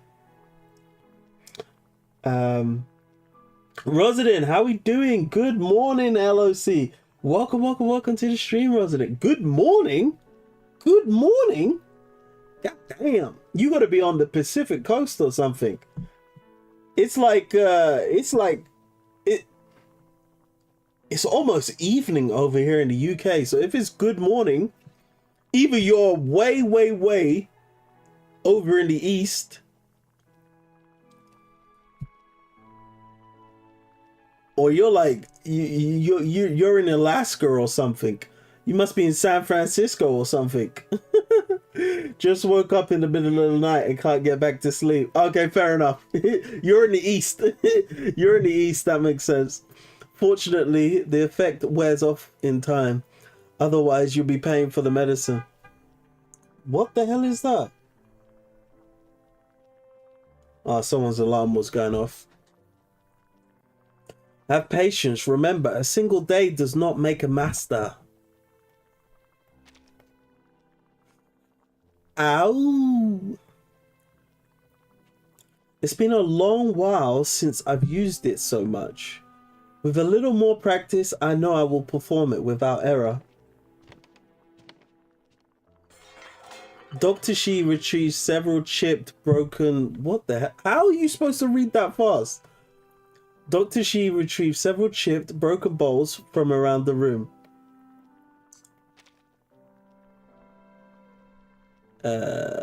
Well, you're not lacking for confidence. Why not begin with these? Once you've mastered them, lighter things like flowers and leaves should be no problem at all. Your arcane skill works much like my own. Simple, really. Sense the flow of chi, carefully straighten it, and aim it at the object. And strike. I'm pretty sure aiming it at the object is a strike though, but we'll leave it at that. It's 2:14 a.m. at the moment in my place. Okay, fair enough. 2 a.m. Yeah, you're SEA.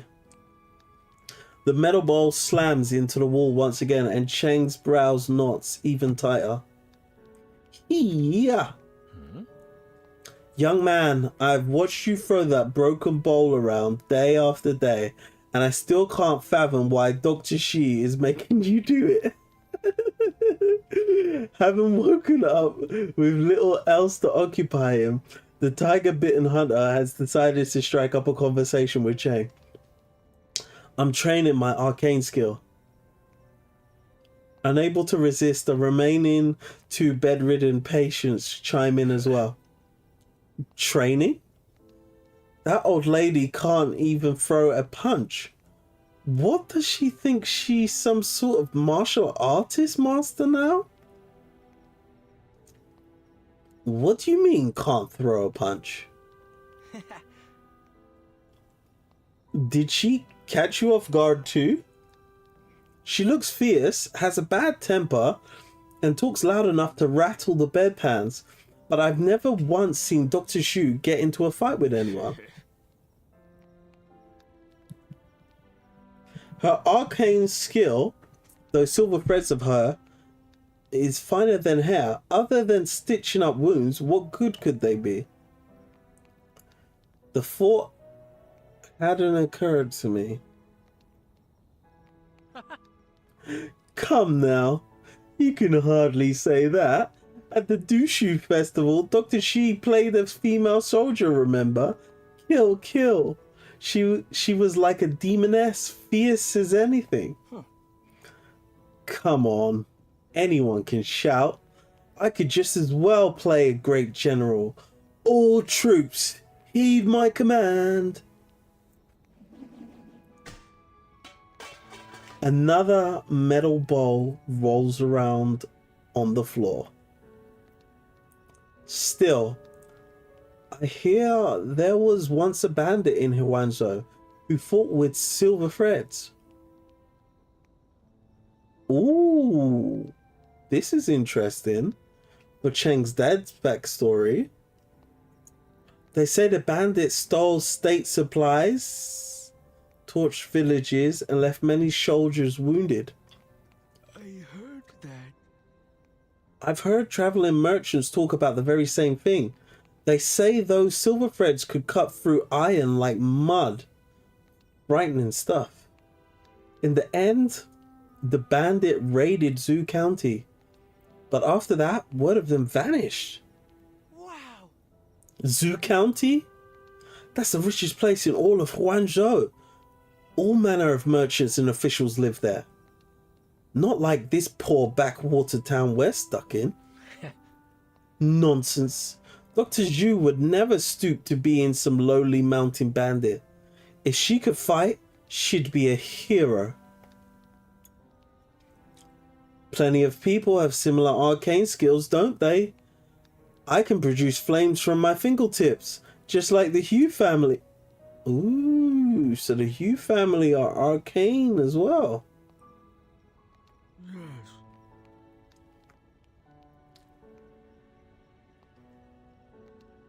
Suppose you're right. I've never seen her use those silver threads for anything practical, not even to slice a vegetable. Perhaps they simply aren't good for much. You could walk every street of the village saying she's a bandit, and I bet not a single soul would believe it.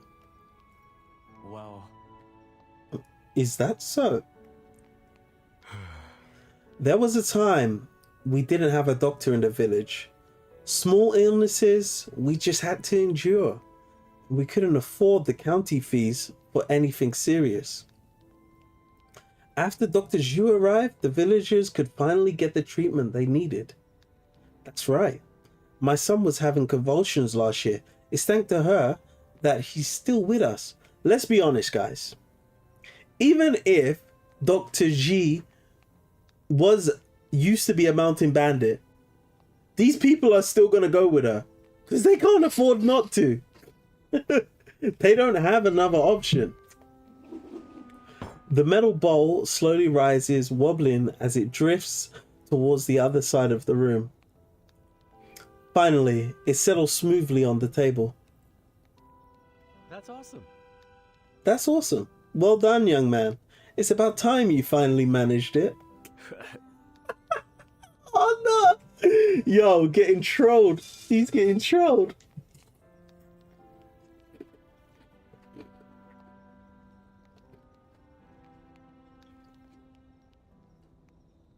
Now maybe you can get my medicine over here without spilling it.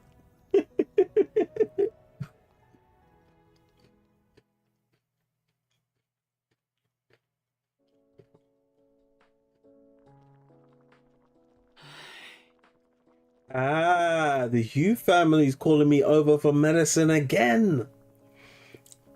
Ever sending their orders, yet never bothering to actually come to the clinic. I swear, the day I end up saving their lives is the day I squeeze 10,000 teals out of them. Go ahead, Doctor. I'll keep an eye on the clinic. Dr. Xi is halfway across the threshold when a teacup suddenly spins him from behind, aimed at her side. Doctor! Dr. Xi doesn't even flinch. She reaches out her hand and the teacup halts in midair before slowly dropping into her palm. The cup's base gleams with a clean metallic sheen. The tea inside is perfectly brewed, the leaves fully unfurled and settled at the bottom. So? I've been a good boy. Chengy's been a good boy. Can you pat me on the head, Doctor? Am I good now?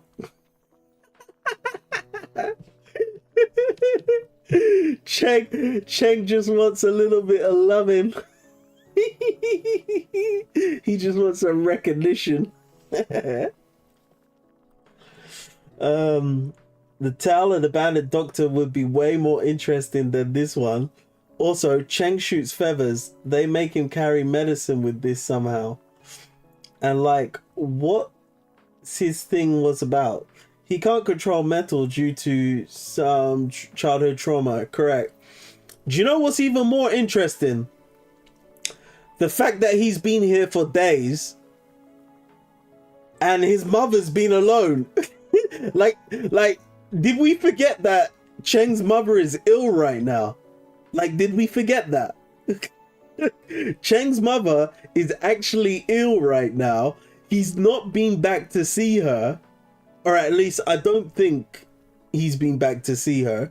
Because I didn't think he was coming here to train and then he was going back home. I think he's been staying here, right? So, what's been happening with his mother the whole time that he's been here? Not bad. To have come this far in just 3 days. Yeah, for 3 days he's been chilling there. Whilst his mother's probably getting iller.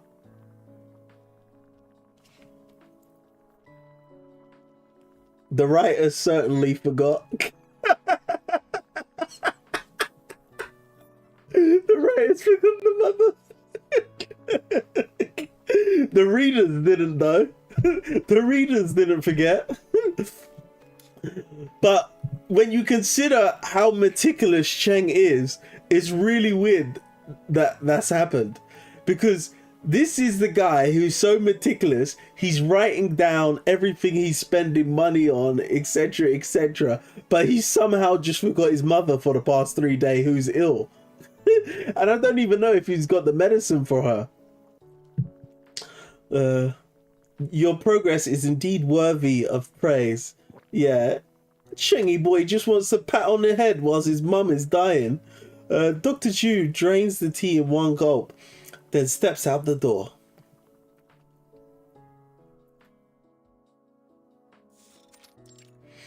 Side room clinic. In the early hours of the morning, while the patients are still sleeping, Cheng Heguan gathers the broken bowls together. The doctor's assistant walks over carrying a bowl of medicinal broth. Time for your medicine, young man. I don't recall Dr. Shi prescribing me any additional medication. It's a new prescription designed to help replenish your chi. Oh my days, they got the sensu bean for him. Smells like Heguang chi and dangu, but my injury is already healed. There's no use wasting good medicine. You still need to make up for your chi and blood loss. The doctor specially prescribed it for you. Cheng frowns slightly, but still takes the medicine and raises it to his lips. Wait, did someone break the...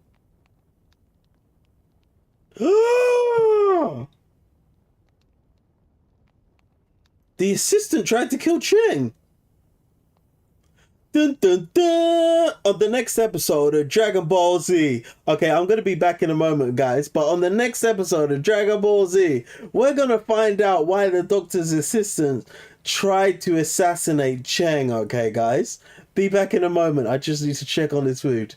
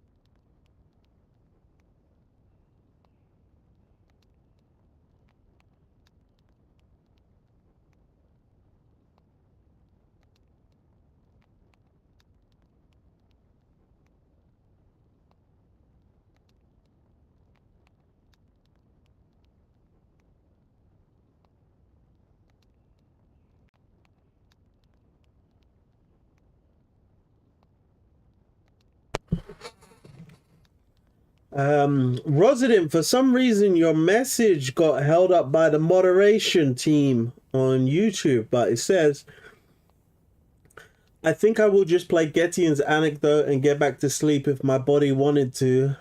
Have fun in Zukanti.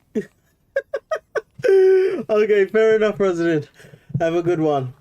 Am I going to be an ass if I order some takeout during a thunderstorm? That's a dick move. That's an absolute dick move, Alf. If you do that, you better pay a tip. You better pay a tip. If you don't pay a tip and you make a delivery driver come out in a thunderstorm,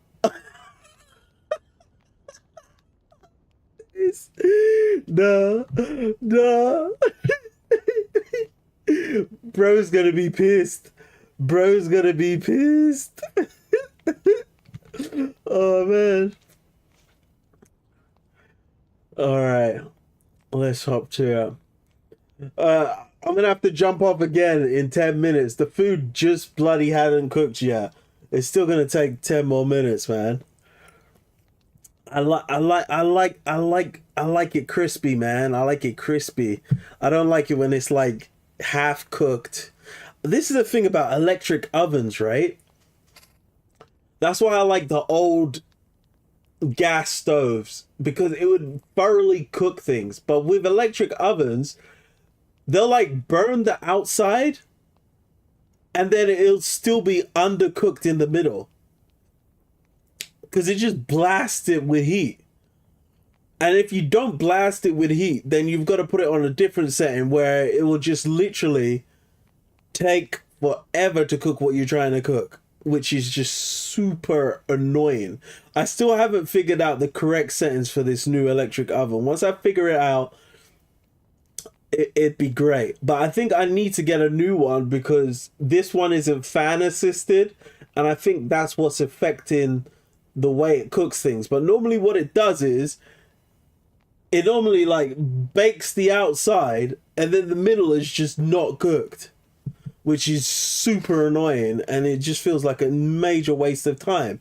And otherwise I've got to put it on a lower setting, but it just takes forever to cook things. Anyway, rant over. You know them delivery app hacks though? No, I don't know one. Tell me one. And what delivery app? Because it might be completely different in Georgia. A silver thread shoots in and knocks the medicine ball from his hand. It shatters with a sharp crack. Brown medicinal liquid splashes across the floor. Dr. Zhou stands nearby with a hardened expression. This is not what I prescribed. Yeah, we knew that. Doctor, you've returned already? I came back for something. What is going on here? This new patient of yours, he's up to something. So you tried to kill him? The assistant pulls a pale yellow sheet of paper from his jacket and hands it to Dr. Zhou. Did you go through my bag? Did you go through my bag?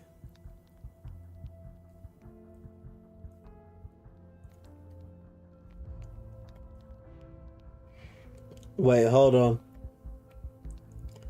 Show. You set up a fat tip, then when they deliver the order, you bitch at customer support and it refunds the time. It refunds the tip. Nah, don't do that. No, don't do that. That is an absolute dick move. That is an absolute dick move. Nah, you can't do that, man. That's a dick move. Because if you ever get that delivery driver again, they are going to take an absolute spit all over your food. They're gonna absolute. That's like a last ditch effort. If you're never going to order delivery food ever again, because boy oh boy, that's going to piss people off, and they might actually tell other drivers as well. Nah, man, that's a surefire way to get some additional ingredients on your delivery. Regular visitors don't inquire about bandits at a clinic. You covered your tracks well, but not well enough.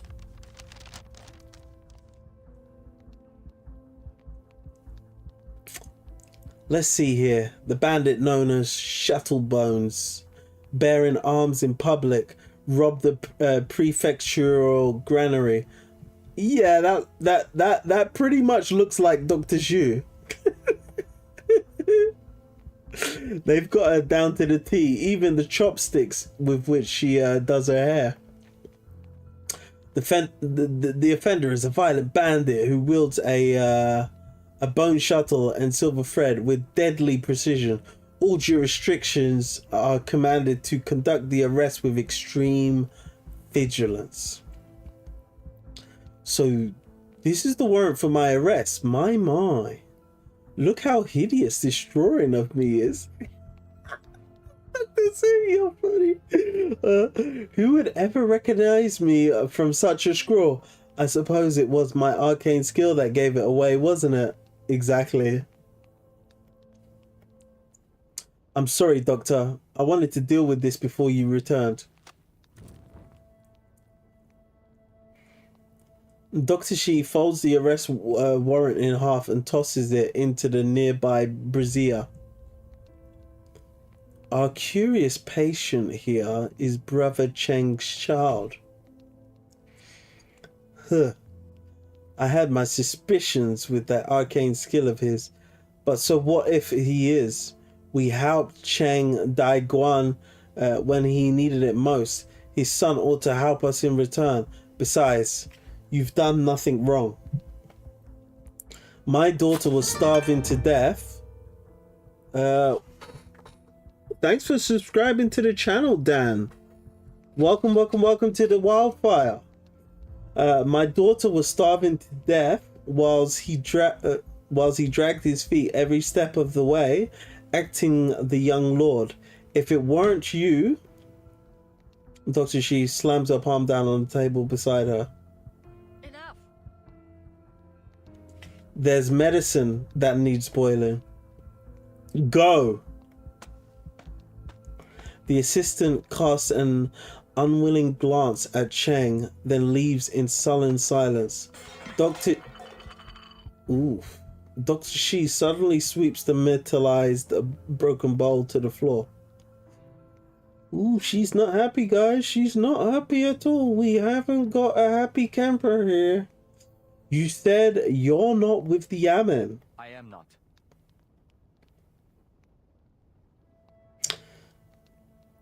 But on occasions, I take bounty orders from them.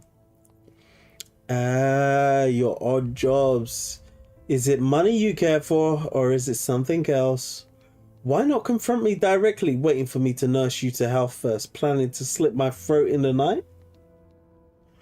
I watched you for days. Nothing about you resembles a criminal. That warrant means nothing to me. If you swear to me that you never committed arson, hurt anyone, or raided Zhou County, then I will leave at once. What a hypocrite. Who's the one who's going to commit arson in future? Dr. Shi draws in a slow breath, her face returning to its usual calm. But I did it all. Your injury's healed, hasn't it? Let's get started.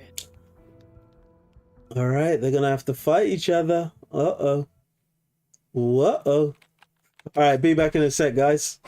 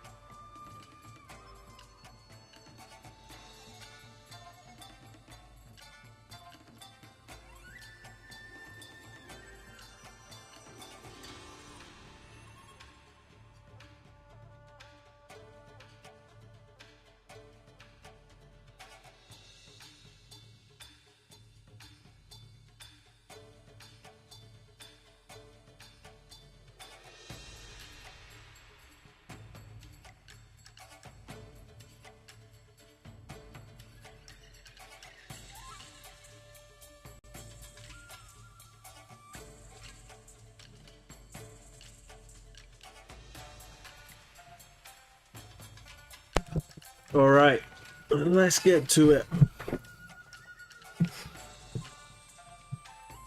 Chapter 5, The Flying Leaves.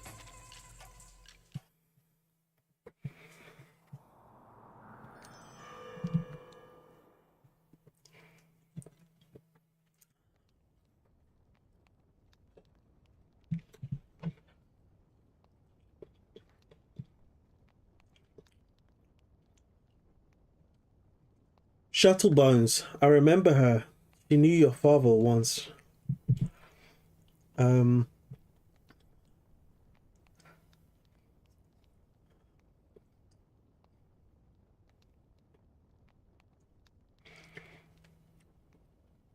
Is it arson if that's your own house? Yeah. You're setting something on fire. Arson is setting something on fire.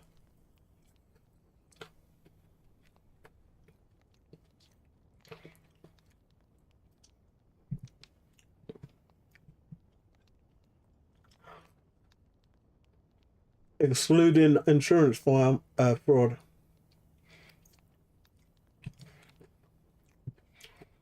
Delivery is way worse over here, by the way.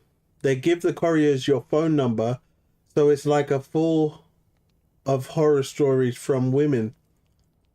What?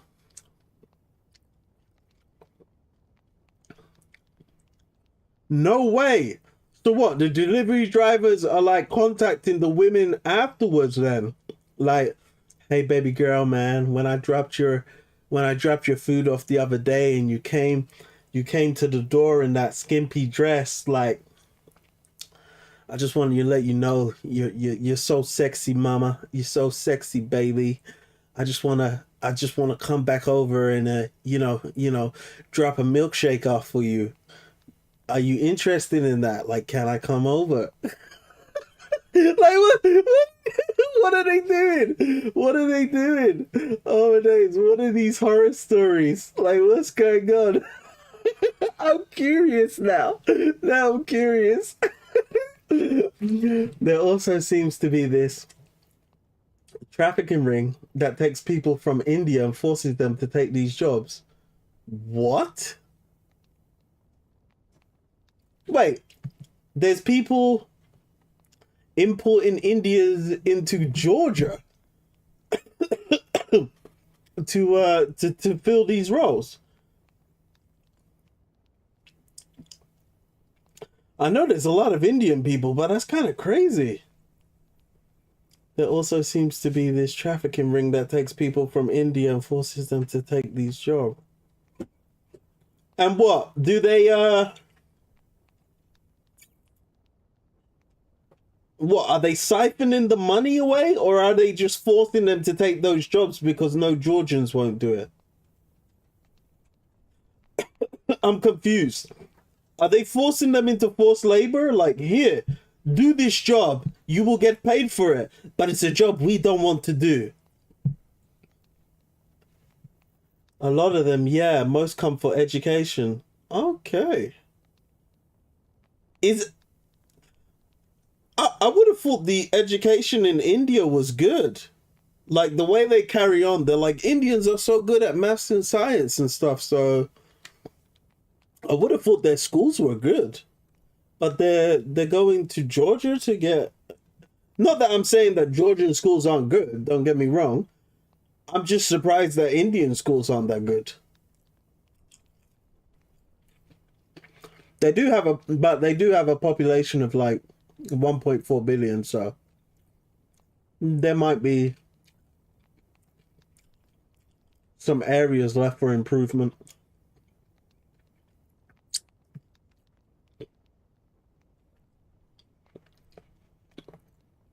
Yes. Yes, the Yamen has confirmed she was the ringleader behind the raid on Zhou County that night.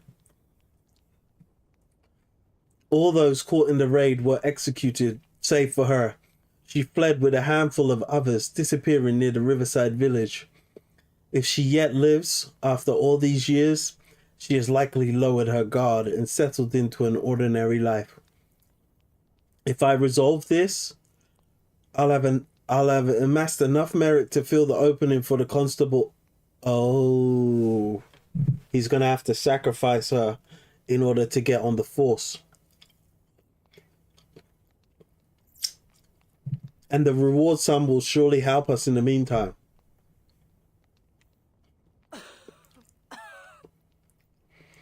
You'll finally have some standing, and those brutes at the Yamen won't push you around any longer.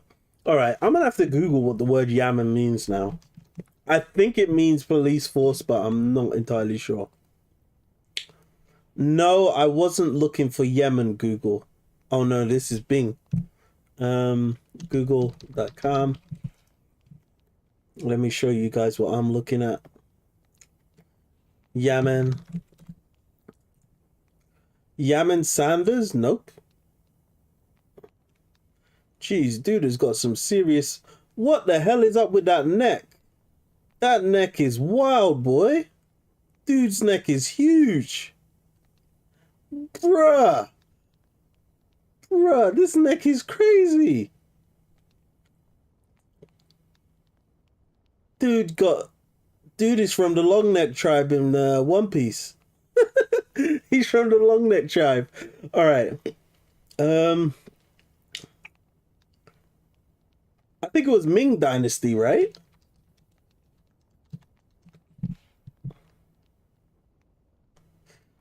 Here we go. A Yamen during the Ming Dynasty served as the essential local administration office and residence for officials or mandarins. That's kind of funny that there's a language called Mandarin nowadays. Did they name the language Mandarin after the Yamen? Who enforced decentralized imperial law. These government officials manage tax collection, judicial cases, and public order, with local runners acting as low-status agents. This video provides a brief history of the Ming Dynasty, including its political structure and key figures. Alright, we'll watch that a little later. Oh, it's only a minute long. Alright, we'll watch it now. Key aspects of Ming Yamens include: they were the core of the Ming's high centralized bureaucracy, existing at provincial, prefectural, and county levels to implement imperial policies, functions. They served as courts of law and administrative hubs for collecting taxes, conducting censuses, and managing public safety. So these guys are way, way larger than the police force. These are like a local government. Serving as the essential local administration office and residence for officials or mandarins. Yeah, but what are mandarins? No, Ming Dynasty.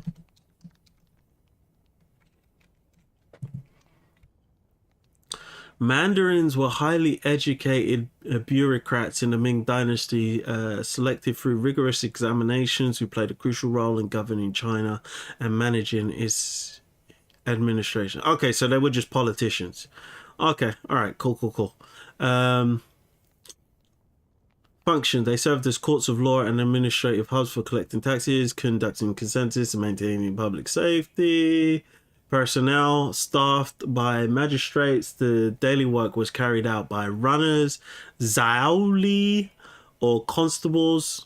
So that's what Cheng's trying to be. He's trying to become a gopher, basically. So he just wants to be a runner, a Zhou. That's what he wants to become.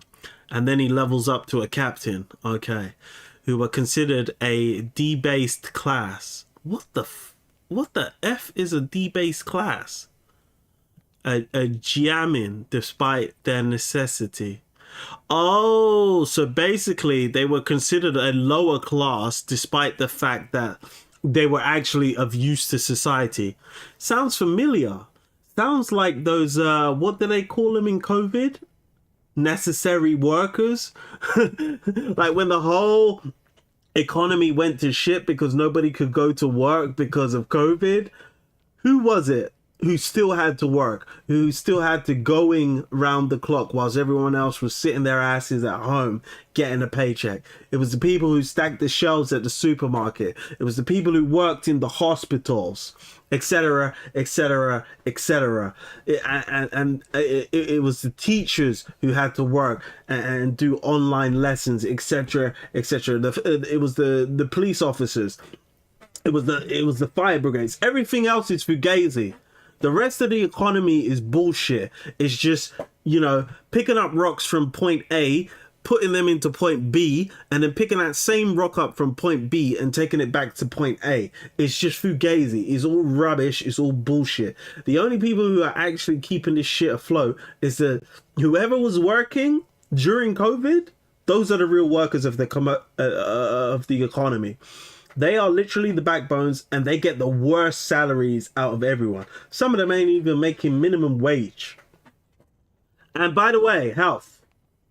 Some of those guys were delivery drivers that were working during COVID because everybody needed a takeaway as well.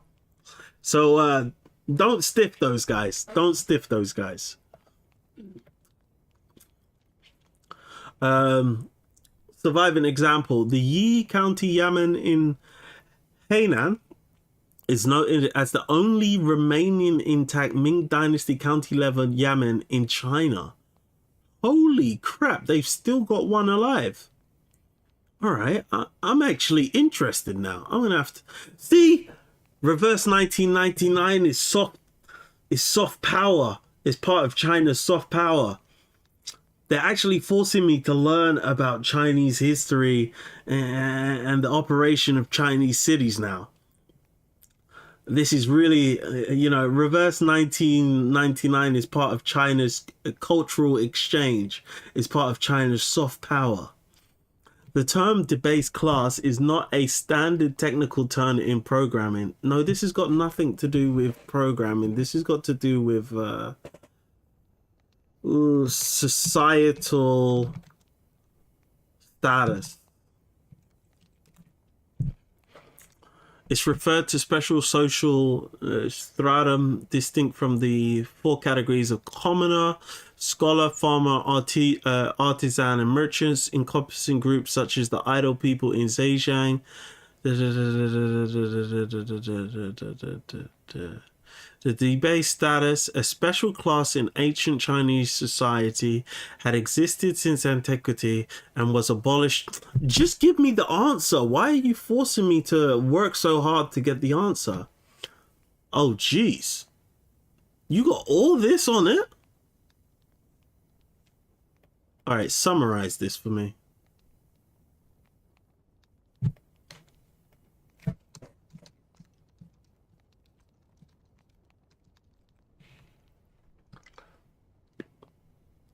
It might help if I spelled summarize correctly.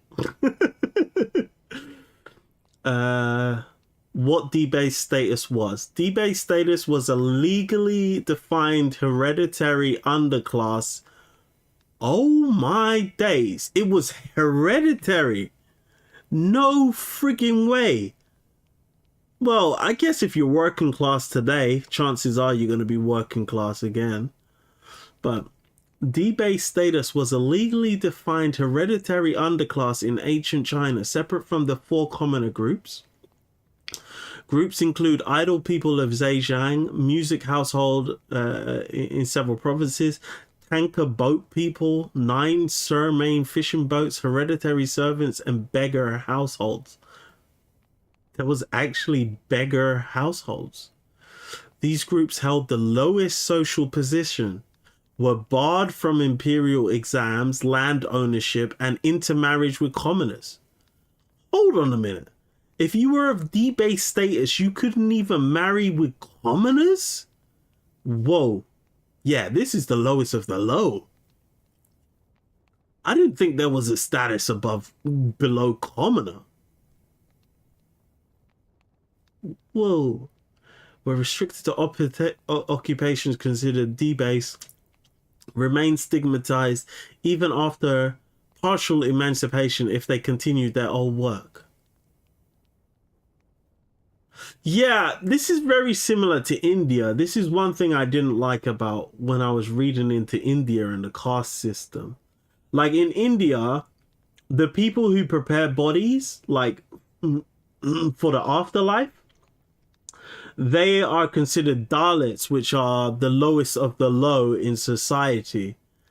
But I just find it weird that they have this whole ceremony for the dead, etc., etc., and they treat dead bodies with all this reverence, etc., etc. But the people that help, you know, make this process possible, they treated them like dirt. They were like, "You're Dalit. You're the lowest of the low. You know, you work in funeral parlors, etc., etc. You know, you are of the lowest social class." This was also something I didn't like in about Indian society, and it looks like they've got something similar here in old Chinese society as well. All right, we got a little off tangent there, guys, but yeah, we started off with Yamen, and somehow we ended up at debase class. Oh yeah, we wanted to watch this quickly, and then we'll head back into the story. In January Oh, 10 minutes and AI? Oh, hell no. I'm not watching a 10-minute video that's AI. Oh, hell no. Not today, buddy. Not today. It said 58 seconds before. No way am I spending 10 minutes on an AI video. No way, guys. You're going to have to figure out a brief history of Ming Dynasty a different way, all right, guys? We're not doing that today. You'll finally have some standing, and those brutes at the Yamen won't push you around any longer. Cough, cough. All right. Let me read chat.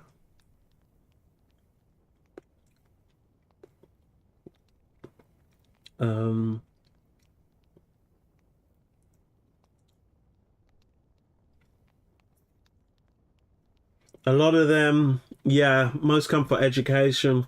I've no idea how it actually works. From what I see, the idea is got a medical education here and go work as dentists at Europe. Something to do with easy shenanigan card. Ah, okay. It has higher prestige then. Okay. I guess good thing for me that I bring that Europe money in, not like take it out of the country. Oh, so you're a siphoner. You're a siphoner. I remember they still have a caste system in India. Yeah, exactly. Guess it's the same concept as the base class. Yeah, they have Dalits, Brahmin. I can't remember. It's like Dalits, Brahmin, and some other. I don't remember it all. I'll have to look into it again. Russian Empire had this serf class up until 1800. Yep, I'm familiar with that. It's kind of like a commoner, but you legally couldn't leave the land you're assigned to work on. Yeah, it was like an indentured servant. It's very close to indentured servant.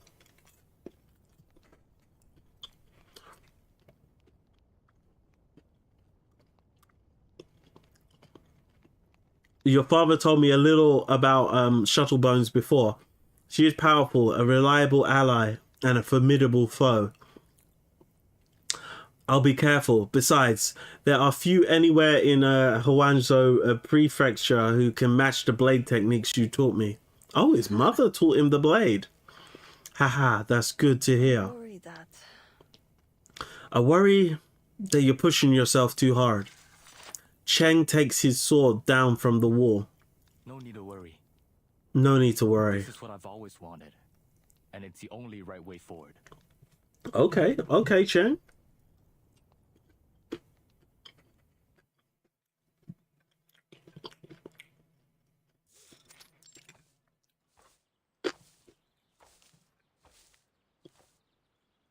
All right, I need to check on something quickly. I hate to do this to you guys again, but I seriously need to check on this again before it burns. All right, 2 ticks.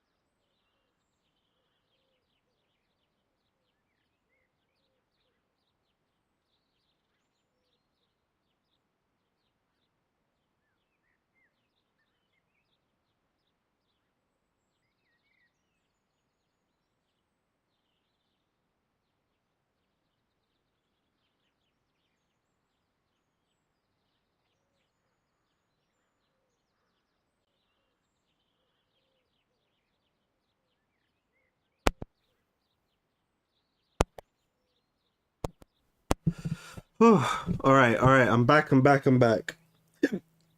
And everything is off now. Oh, okay. Whew. All right. 1 second, guys. Amid a clearing in the mountain woods, Cheng stands peering up at the trees. So this is what you meant by a duel. Dr. She's perches with one leg propped on a tree branch, calmly twirling the bone shuttle in her hand. Oof. Oof. This is how I toyed with Yamen officers when I was young. You should never expect an enemy to fight on your terms. So be it. Cheng draws his blade, cleaving the highest branch in a single strike. What are you guys saying? Yes, I know. What's interesting is event today, even today in Russia, you have an assigned registration address in your documents. Like legally, you can't live here without being registered to an address. That's excessive. Georgia's more cool about this thing. You've got your stamp in your passport or visa, you're good. So you can't be homeless in Russia, basically.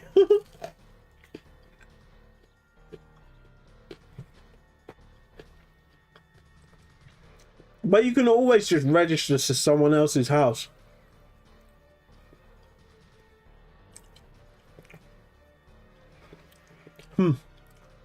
That's what they used to do too. A silver thread shoots out from the swaying leaves, carrying Dr. G safely to the highest branch of another tree. Never worked back then either. Chang sends several leaves shooting upwards. They fall short before reaching their mark. You're wasting your energy. I know your arcane skills cannot reach so high. Then I'll drag you back down. Then I'll drag you back down. The sword whirls in his hand, the force trembling the surrounding pines. After several moments, Dr. G cannot help but sigh. Ah, you foolish boy. Tell me, what do you believe this will achieve? This little thread of mine can go very far. Allow me to demonstrate. A longer silver thread extends from her outstretched arm, propelling her towards a distant tree. The silver thread snaps, sending her hurtling back to the ground.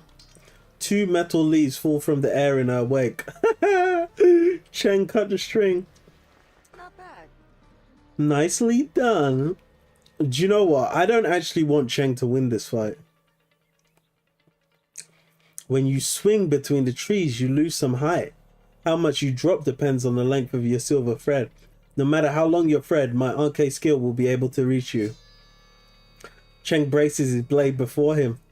Are you ready to finish this? Dr. Shi turns her back and begins to amble off along the mountain path. No, I'm tired now.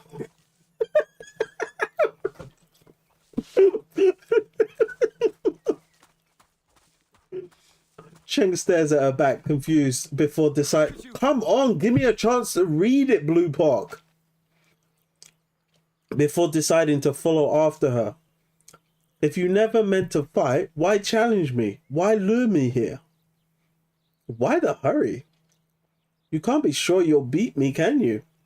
Ever heard of keeping your blade sheathed and waiting for the perfect moment to strike? And even if you were to win, what then? I will take it to the Yamen. The very moment you defeat me? No, not until every patient in the clinic is healed. Then you'll be waiting for a long time. Over 1,000 people live in that Riverside village. 3 days don't pass without someone knocking at the door. Exactly, Cheng. You are absolutely going to ruin the natural order of things if you take her out of the system. She's doing more good for the village right now than she is doing harm. Besides, there are still some patients in the clinic right now, are there not? So what's the rush? We'll come back to this tomorrow. So this Dr. Shi is Igor. Did some banditry in the past, but now they are cool. Only some Cheng stroke Lilia wants to arrest the dude. Exactly. Sticklers. Absolute sticklers.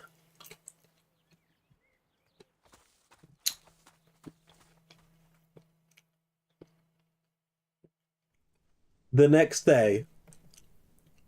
That's a really nice font though. I like that font.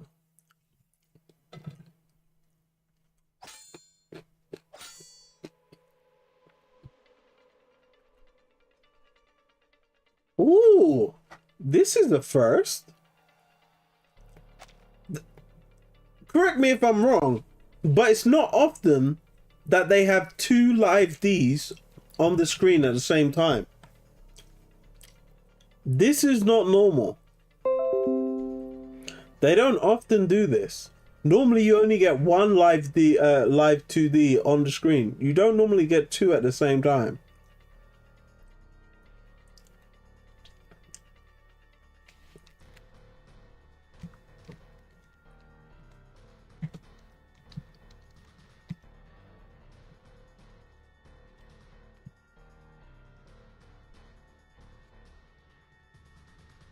Fallen leaves scatter, turning into metallic blades as they tangle with silver thread.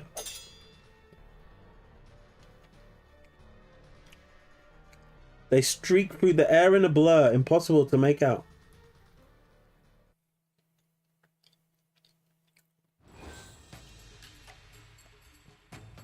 Drag and extend the chi to connect the object to the target. When connected to certain areas, all small objects within are automatically connected. Yeah.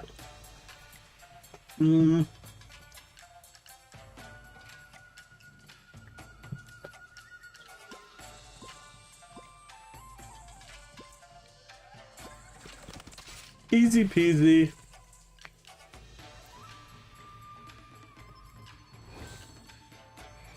Drag and extend chi to connect objects. Da, da, da, da, da.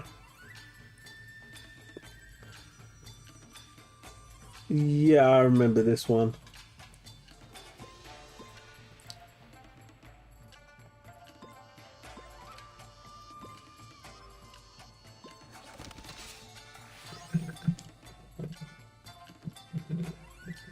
Done and dusted. Round 3. All right, this is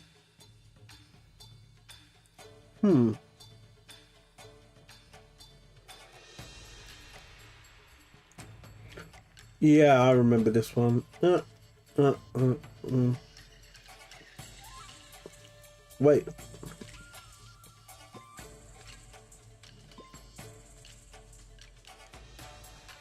Yeah, come down. Like so.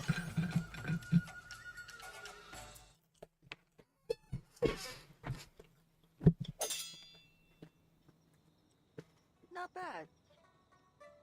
You're improving quickly. Most struggle to see my thread, let alone defend against it. No. Still not fast enough. I can't catch the silver thread's chi. I can't turn it into metal. You're shielding the bone shuttle in your grip. Its chi's resistance is too strong. I can't properly use my arcane skill. I can't allow you to destroy my weapon that quickly. I have a reputation to uphold.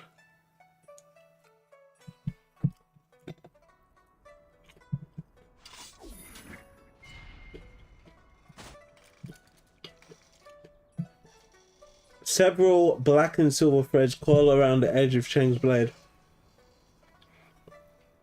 You rely too much on your arcane skill.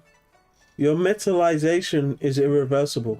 You've even trapped your own blade.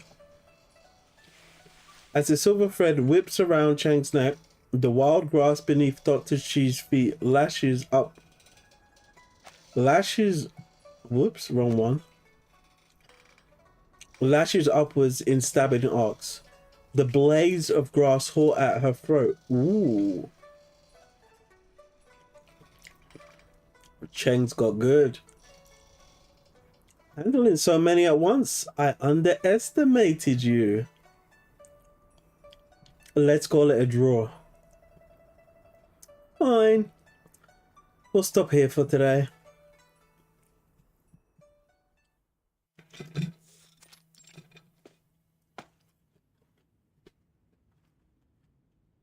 After some hours of training in the woods, Cheng returns to the clinic a little late.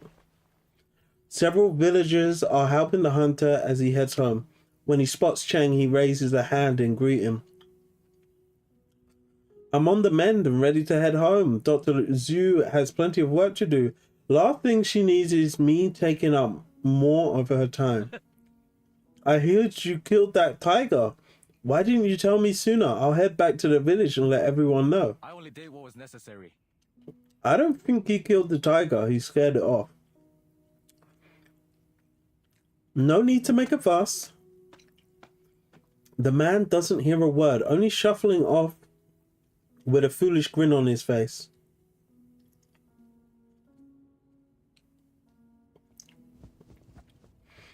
Chang enters the clinic to find Dr. Zhou seated by the medicine stove, gently fanning the flames.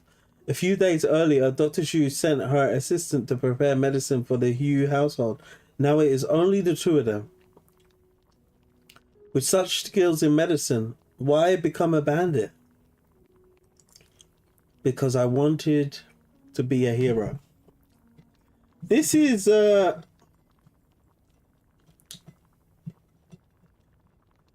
like One Piece.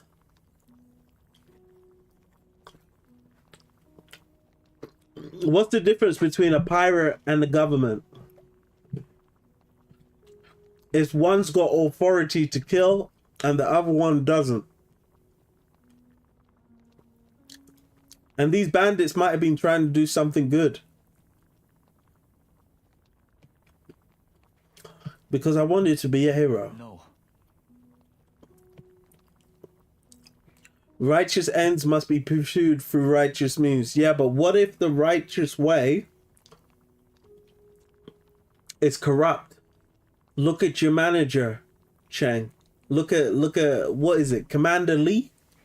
But obviously he doesn't know because this is the past. But yeah, the official ways can be corrupt. Or they are corrupt. However, they just justify it. Bandits inevitably bring harm to the innocent. Oh, jeez, he's one of those guys. Yeah, I don't like Chang. I really don't like Chang. It's actually a good thing I didn't get him. I really don't like these types of characters. I really don't like these types of sticklers. I don't like them.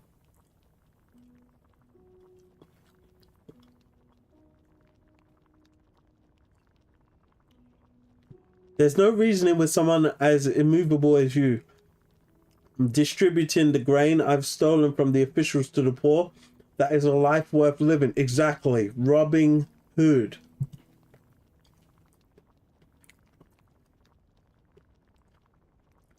And robbing the people of Sioux County? Is that your idea of heroism? Dr. Zhou keeps her eyes on the medicine stove, seemingly oblivious to Cheng's words. A long silence pauses before she replies. No, I know I don't have the stuff to be a hero, but living here and being a doctor, respected by the people, that I can do. Tell me, what happened to your father? You didn't know? You didn't know? Sorry, I was running for my life back then. Too busy pretending to be something I'm not, huh? She chuckles with a trace of self-mockery. And after that, well, I settled down into a life of black tiles and white walls, every day filled with the simple chattering of villagers and patients, knowing nothing of the outside world. I told you, he passed away.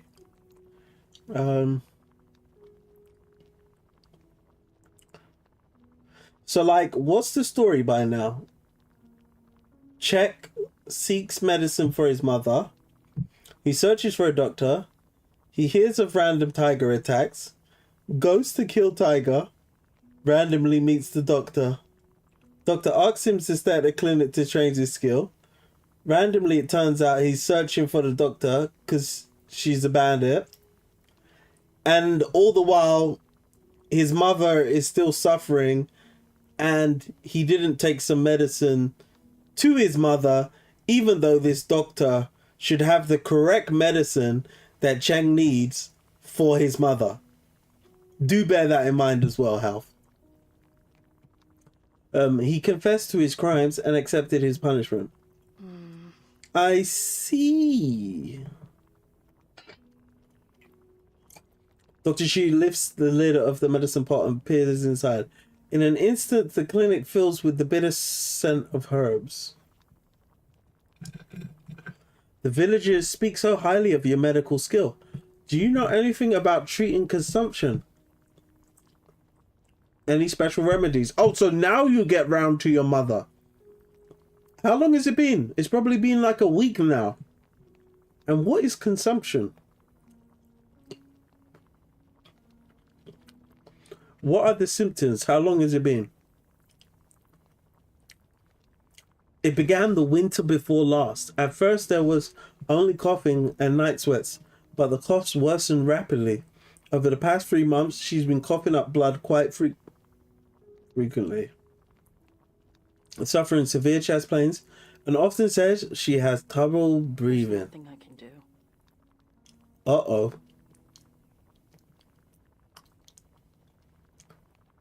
The doctors in Zhou County said the same. They were right. I'm afraid she won't make it through the year. I'm assuming she's someone special to you. Without a word, Chang turns his back and leaves the clinic. After a while, the medicine in the pot begins to bubble over. Oh, has Chang finally remembered his mother? Cheng Heguan, pass me the ladle. Cheng Heguan. Changguan. Changguan. Wait.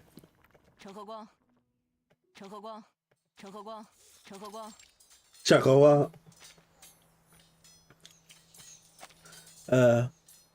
Hearing no response, Dr. Zhou steps away from the stove and heads outside.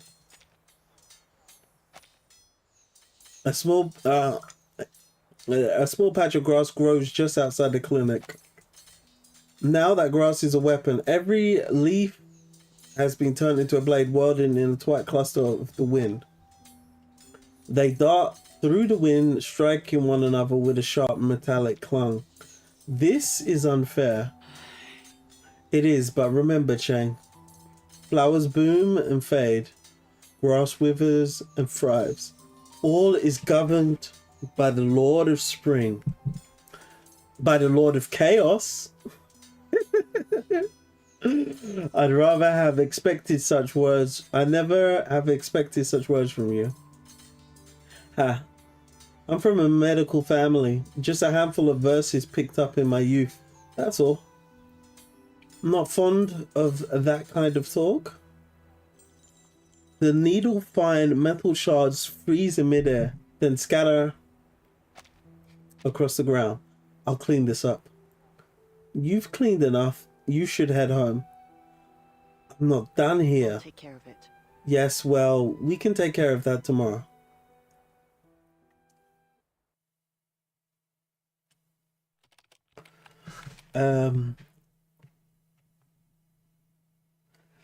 And they say R1999 has good story. Not waifus getting axed. Joker. Joker. Oh, Joker.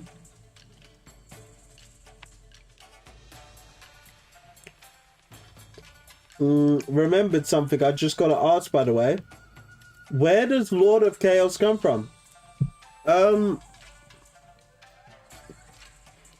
That's just what I decided to call myself when I set up my account for Stormshot. Stormshot is the game that I originally played. Let me see.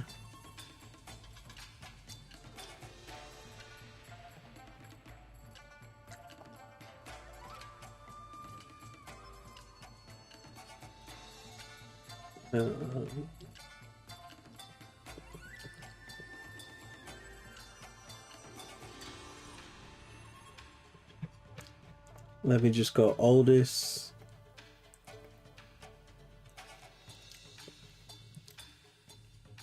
Like this is the game I used to play. This is a game that I started the channel on. I used to have a video before this one, but I took it off because the views were too small. I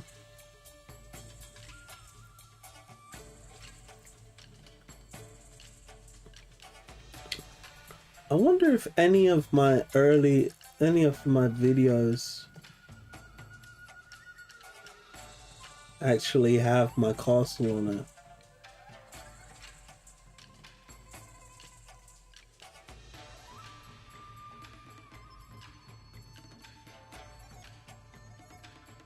Let's see. There maybe here.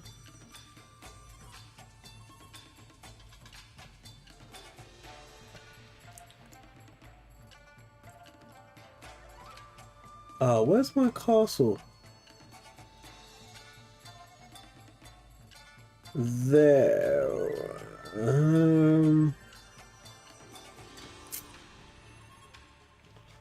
It's not showing my bloody castle. Do you know what? Let's go back. Let's see if I can show you a different way.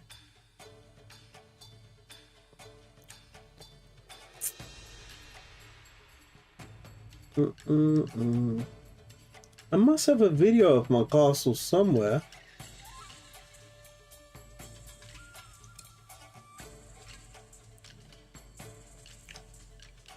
Yeah, maybe inside of this video.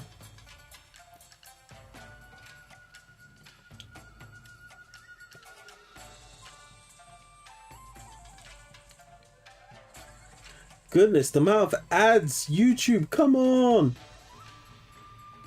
I can't even skip the ads. That's crazy.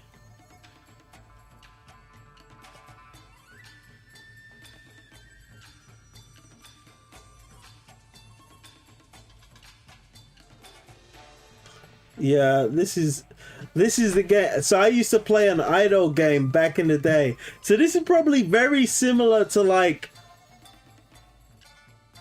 what's that game you play? Cookie Crush or whatever? It's like, yeah. Wait, hold on. What you guys saying? Lol, I don't know why I just opened ending 2 Igetian story, but not ending 1. I did the same thing, Rosadin. I did the same thing. Wow, you're still up, dude. I thought you would have been back to sleep already. His wife is Adrenala, that's why. Exactly, Adrenala is my waifu. Oh my god, that game looks like it would have these typical mobile game commercials. Yeah, I got snagged. Help, I'm not even gonna lie. I got snagged. I got snagged by one of those mobile adverts. And that's what brought me down the gacha timeline. Okay? I was just a regular dude doing regular things. And then I saw the advert for this game. And then I got hooked on it. Yeah? And then I started my own clan. So this was my clan, right? And literally, that's what I decided to call myself when I started playing this game. Because I started my YouTube channel in order to be able to communicate with my team better. As it was getting very difficult to communicate with my team certain concepts. because the only thing you could do is talk in this text box. That's the only thing you could do. And the majority of my clan were French as well. So the in-game translation wasn't that great.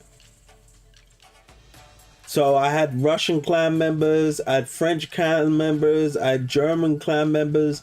I had members from all over the world, and sometimes it's just a lot easier to communicate something with a video. Yo, Rare Bear is live as well at the moment. Oh my god, that game looks like it would have been in the Cookie Run King Girl at least has style to it. Oh yeah, shut the front door. Shut the front door, dude. Shut the front door. Shut the front door. I don't want to hear what you're talking about, dude. The game looks good enough, okay? The game looks good enough, okay? Like they could made a movie with the production value of these cookie ads and it wins some animation awards for sure. You're just you're gassing it. You're gassing it. You are literally gassing it, dude. You're gassing it. He's gassing it, guys. Joker. Alright, we're moving on to the night's raid.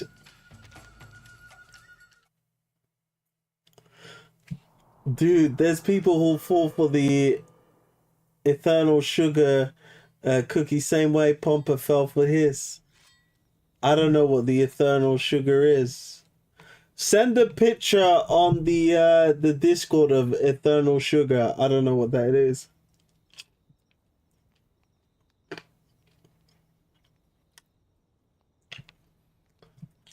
Pompa fell for his. Do you know what? There's a lot of people in this community that fall for characters. Like, I've seen people with absolute Isolde shrines, Kakania shrines, March the 7th shrines. You can Google her. It's safe. Kids game after all. What are you talking about? Do you not know what Rule 34 is, Hal? Do you not know what Rule 34 is? Because if you know what Rule 34 is, I guarantee you, Eternal Sugar might just pull up something on Google Images that you don't expect. Rule 34 exists, guys. Don't forget it. Cheng sits on a mat, tending to his sword. The blade catches the light as it turns, casting a few bright reflections into Dr. Zhu's wine bowl. Sigh, always wound so tight. The real showdown is tomorrow, so why not relax a little? There'll be no coming back from this one. I clean my weapon every night and reflect on the day's deed. One must restrain oneself and submit to proper conduct. This guy is so stiff. I can't stand him. Oh, of course. Forget I said anything. It is precisely because I'm dueling you that I must prepare all the more. Do you truly need the money so dearly? Is that why you're so set on defeating me? No. It's not about the money. Fulfilling this task will give me a chance at a constable's posting. Ah, so you need the credentials then. So you're going to be selfish. You're going to kill the woman who is helping everyone out in the village just for your singular ambition. The circumstances of my birth limit my avenues in court. Okay, send it. The court again. Fair enough. Dr. G takes another sip of her wine. The court again. Why does everyone have such great desires to hold office?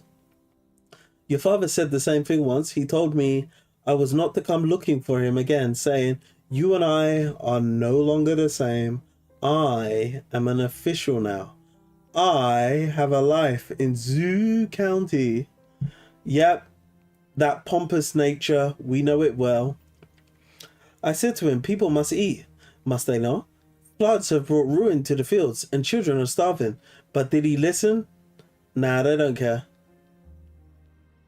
I didn't ask much of him, just to leave a door open for us, and would make it worth his while. That is the same thought process as what goes on in North Korea. Once they get that government job, yeah, F everybody else. I didn't ask much of him, just to leave a door open for us, and we'll make it worth his while. I know the story. Case record, Cheng Heguan, garrison officer of Zhou County, on account of personal ties, led bandits into the city and permitted the plundering of the county granaries.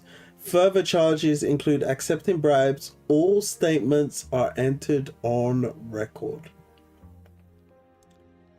After the bandits entered the city, they not only looted the granaries, but also vandalized and ransacked nearby homes, drawing the people into their violence. That night, 24 people were killed or injured.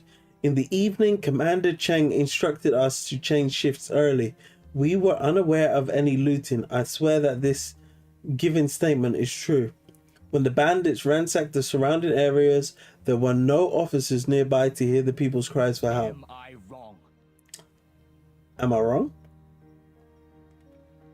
They weren't always bandits. They were once refugees, those who had lost their lands and couldn't get enough to eat. What difference does that make?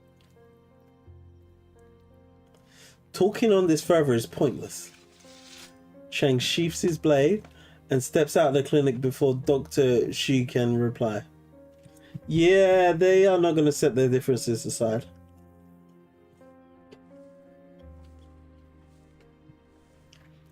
The night grows hazy, draping a faint veil over the trees in the forest.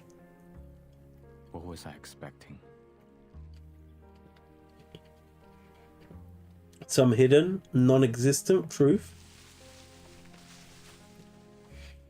Cheng leaves the dirt road and turns into the forest. Along the path's edge, the darkened grass and shrubs bow away to either side. Layer by layer, the dense overlapping branches part as they move deeper into the forest's embrace. There was no hidden truth, no injustice, just a transaction, one that may even have helped the refugees. But your duty was to protect the people of Zhou County. How could you sacrifice their lives? You should have brought about your actions. You should have thought about your actions. Stop to think what could have.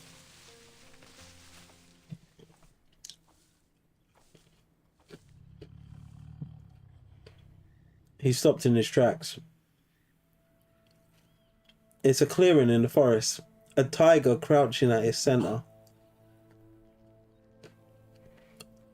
Enormous and beautiful, the tiger bears a single blue flame upon its brow. Its fur shimmering like moonlit silk. Cheng recognizes a familiar wound on his forehead. That's the same tiger that attacked me a few days ago, but I saw it fall from the cliff with my own eyes.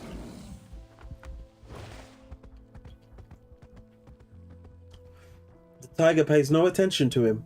Instead, it stretches its neck, letting out a deep, resounding call, and springs forth to the north. That's the direction of the clinic. Hold there.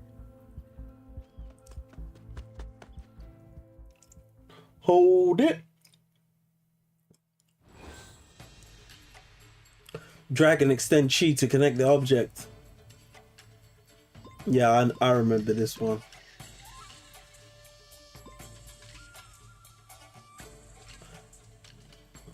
Wait, hold on a minute. Okay, yeah.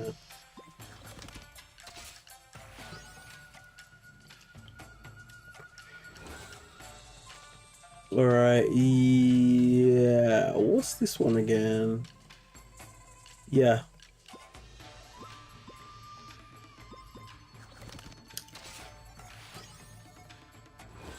And next up, Ooh.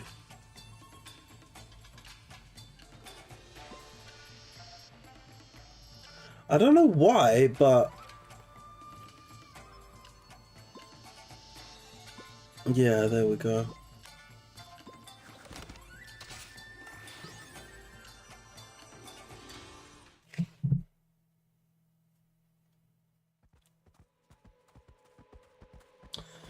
Okay, so oh my effing god. They used this tiger as a story crutch twice. Cheng Heguan clenches his fist, sending dozens of blades after the tiger. They converge on it in an instant, only to ricochet outwards, bursting apart like fireworks. What on? He tries once more, but the blades are again knocked away. It seems the tiger's fur is tougher than any steel.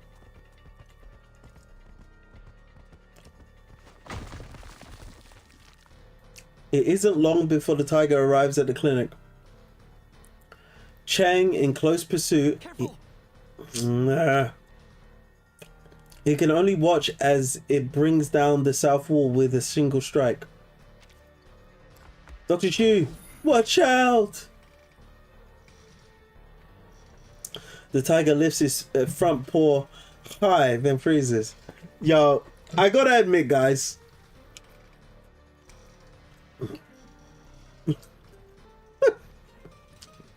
This is not real. The tiger doesn't just wake up, run to the clinic, and start attacking people at the clinic. Just randomly.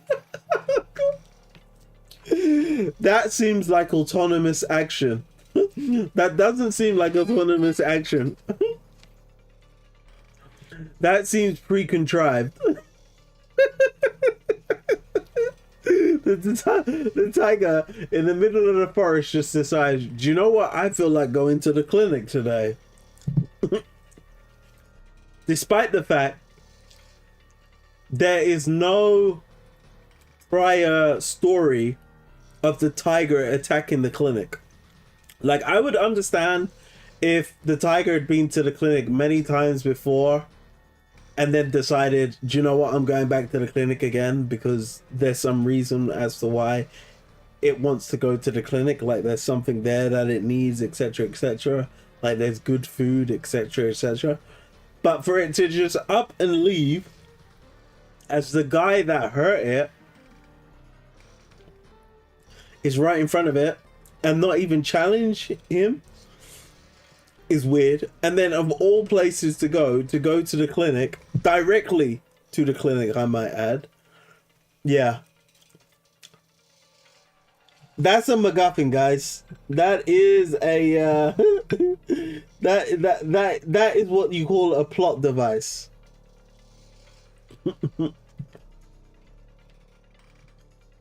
It's a metaphorical tiger. Oh, really? The tiger lifts his front paw high, then freezes. Hair-thin silver threads lace around it, binding it like a fly in a web.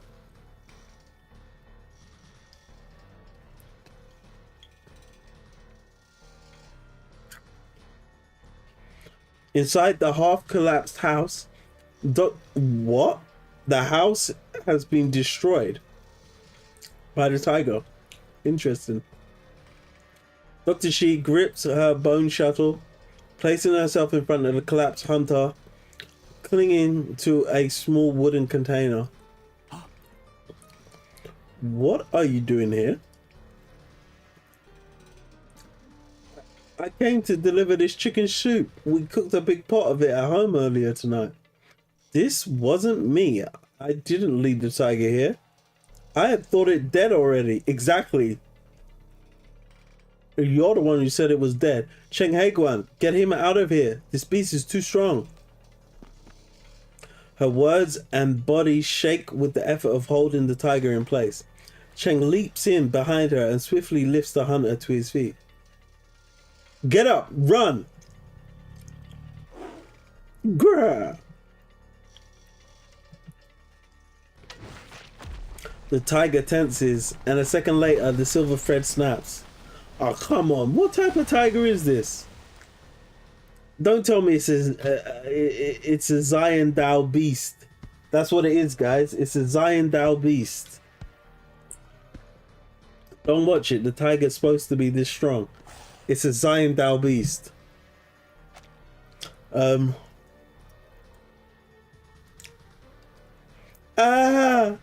Amidst the bursts of dust and debris, Cheng grabs the hunter and rolls aside. When the dust clears, the clinic lies in ruins.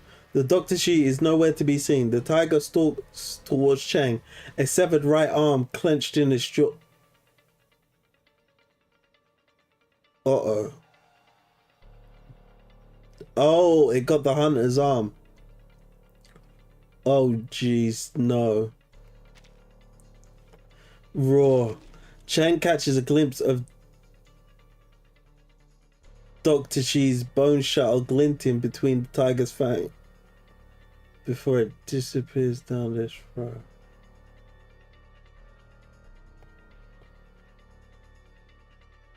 Get out of here now. Go back and find the village headman.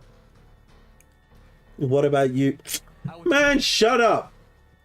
Now ain't the time to be having a conversation, you bonehead. I will deal with it. But first, I must get in closer. Much closer. The hunter flees at full speed as the tiger lunges towards Cheng. He slips past the tiger's attack, and that was actually Dr. Chi's right arm. The hunter flees at full speed as the tiger lunges towards Cheng. He slips past the tiger's attack, leaps upwards, and strikes down from above. Yo, that's a pretty sick image, to be honest. Cheng got some skinny legs, though. Cheng is a proper skinny boy. He is a big-time skinny boy. Dude must be light as a feather. He must be like 65 kgs. Golden sparks scatter as white fur and cold steel collide. The strike was forced open. The strike has forced open a hairline cut in the tiger's hardened hide, but the blade is now lodged in it. Cheng grips the blade's hilt, closes his eyes, and draws in a deep breath.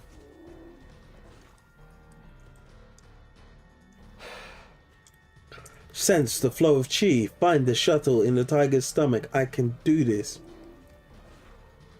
It takes a moment, but soon enough, he begins to feel the flow of the chi in the tiger's body. Though through the muscles, I can feel it. The shadow's unmistakable chi. The innards of this arcane creature have churned and tangled this chi into a chaotic mass, one that Cheng fears he lacks the ability to unravel. As he probes further, the chi grows cold and dense, as if it were closing in around him. It's cold. It's cold, like winter. You fool of a boy, you are not to use your arcane skill again, do you hear me? Are you trying to get us killed? Especially if you don't come to training tomorrow. You're not selling the house anymore? Oh, I see. My condolences. He's really dead? An accident? Who'd have thought a military officer would be so fragile? No. No. Snow drifts down onto the narrow courtyard in Heguan. It seems the snow never truly ends. How can I find what he wants? Where do I even begin? I've already searched every corner of the courtyard. But returning empty-handed will mean admitting defeat to father, and I refuse to do that again. The stubborn child turns his gaze toward the open gate and beyond. They told me never to go out there. That once I stepped out through that gate, I'll never be able to come home again. But I have to go through it. Maybe what he wants is on the road, and if I can find a way out, then I can find a way back in. Whoops. Don't drop your phone on the plate.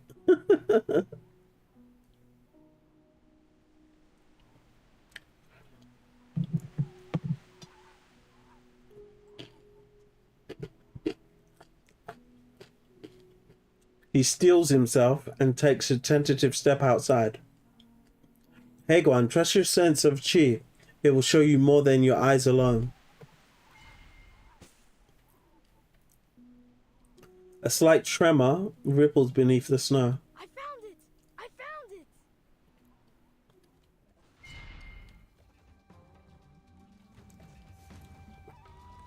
it! Chi closes around the shape of something solid, and Cheng's eyes snap open.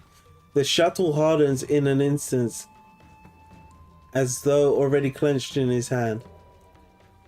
He recalls what he learned as a child, hunting alongside the sons of wealthy family.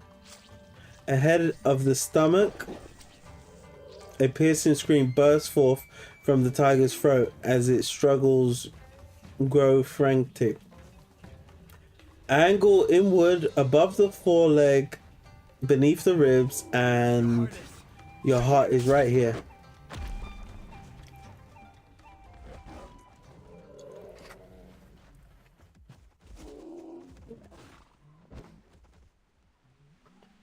Chang can no longer hold on as the tiger's death throes turn wild. Like, nobody cares about the tiger. Nobody cares about the tiger's children. Nobody cares about the tiger's family. Like nobody cares.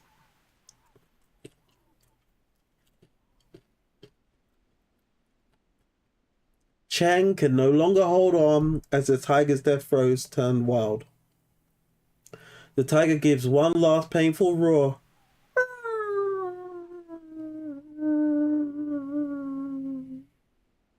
And crashes across the ground before stillness takes it.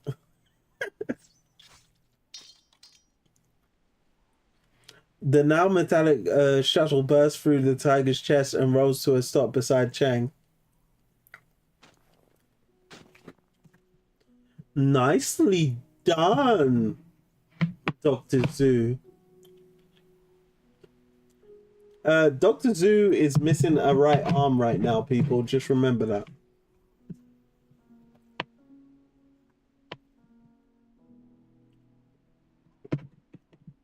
Dr. Zhou is on her way out, guys. Dr. Zhou staggers up to him, laboring to guide her silver thread to stitch the gushing wound on her right arm. Are you able to stand?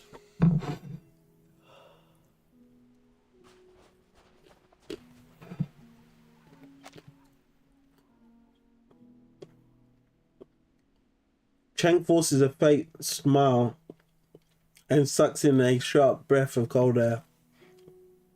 Sometime later, torchlight begins to flicker along the forest edge. The village guards have finally arrived, fully armed and ready. I've brought help. I thought you said there was a tiger. Where, huh? Is dead. Fine snow drifts down like fuzzy willow catskins. Winter is drawing to a close.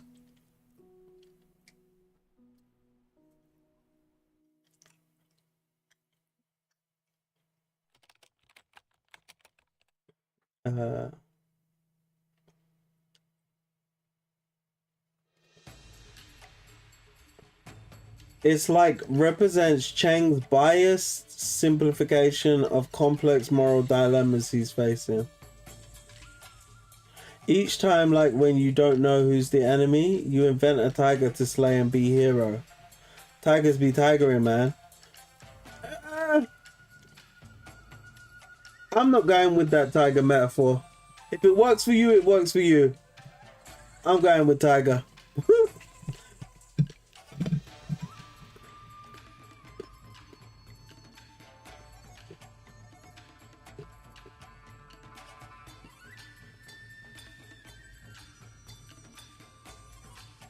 Because regardless, that arm didn't eat itself.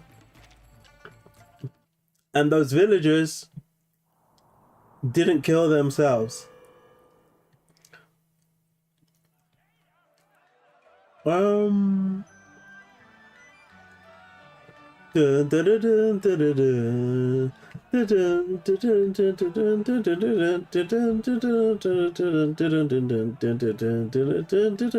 dun, dun, dun. The final gasp of winter snows falls, eventually giving way to clear skies. For this impoverished village, such a celebration is rare. Every household gathers in Master Hugh's courtyard, drinking deeply and eating meat by the mouthful. Ah, Master Hugh let them all in. He let the peasants in, the commoners.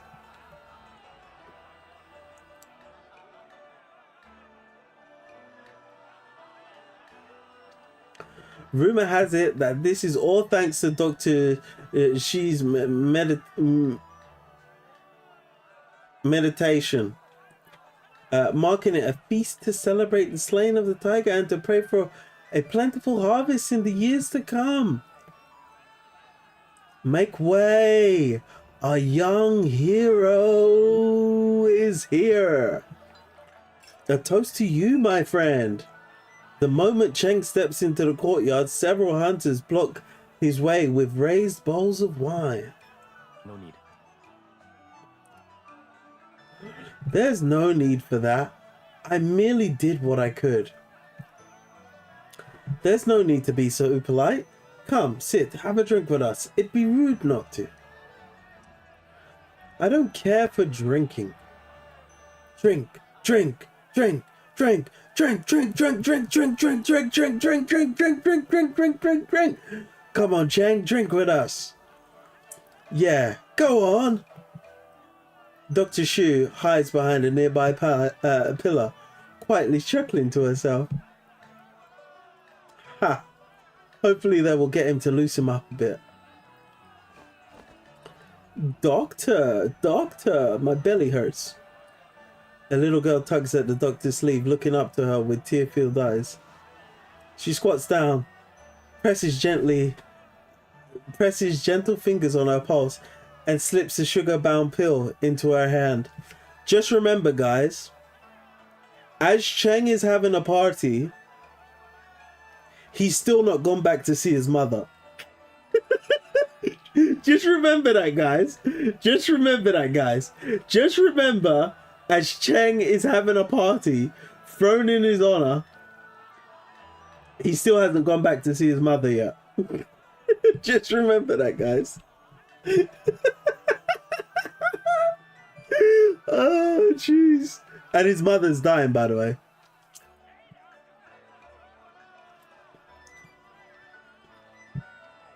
She squats down, presses gentle fingers on her pulse, and slips a sugar-bound pill into her hand.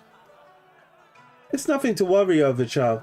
Take this sweet little pill, and you'll feel better in no time. Thank you, doctor.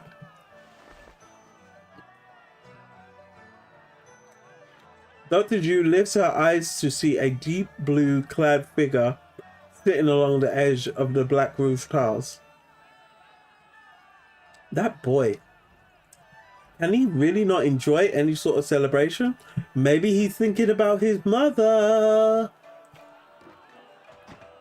She climbs the ladder up to the eaves, one step at a time.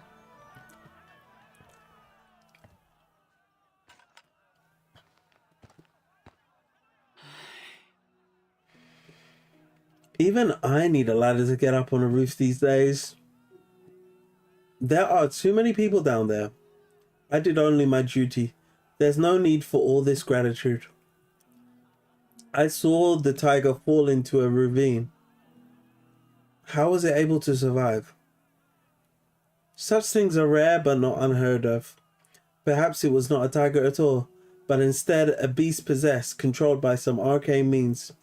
Or perhaps it was some manner of mindless spirit. Yeah, it was a tiger controlled by arcane means. Blue-Pock.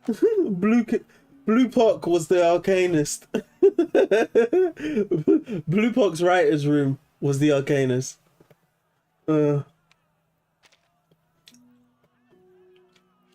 I heard once that a long time ago, a horse once jumped off a cliff only to find a great fortune, even ascending to immortality. Please. Dr. Shu opens her wine jar and sits cross-legged beside him. I tell you no lies. Who can truly explain matters of the arcane? Anyway, I'm here to inform you that the clinic hasn't had a patient for 3 days now. You should seize this opportunity whilst it lasts. Remember my words about waiting for the perfect moment to strike? Her right sleeve hangs empty. Oh man, when the best doctor in the village, or one of the best doctors in the village, or maybe even the only doctor in the village, loses her dominant arm. Okay, she might be left-handed, but usually the right arm is the dominant arm. Oof. That's not good, guys. That's not good. The torn hem still unrepaired, giving her a slightly disheveled appearance.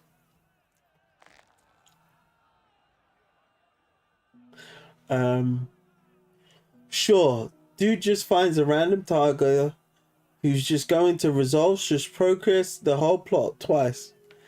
Sometimes the story be like that, bro. Sometimes the story be like that, bro. Surely the writers wouldn't put a random tiger in to slay a tiger story.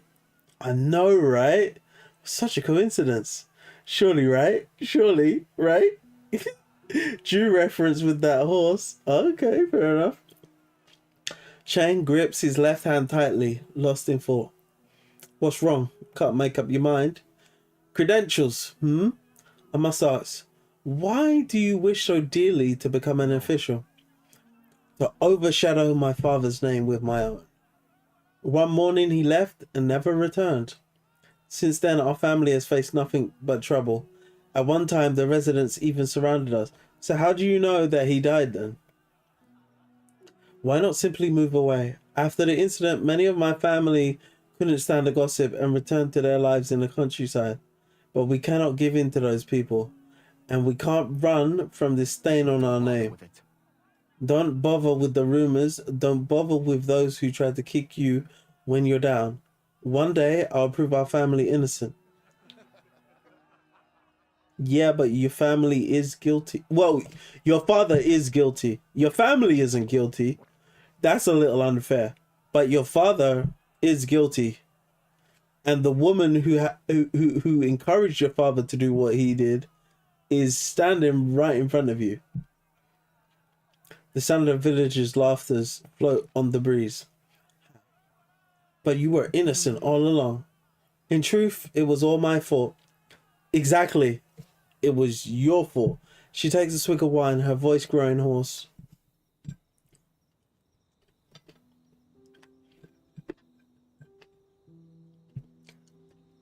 Many died that year, but the granary was still heavily guarded. Without an inside man, it would have been almost impossible to succeed. I asked your father for help. I told him we only had a handful of people, that we needed to strike during the guard change, grab some grain and maybe a few when, then go. He took a leave of absence to distance himself, pinning all the blame on me and using a bandit attack as cover. It didn't cause much of a stir. No one spent much time on it. At most, he took the blame for negligence. It was simply a good deed, done without a second thought.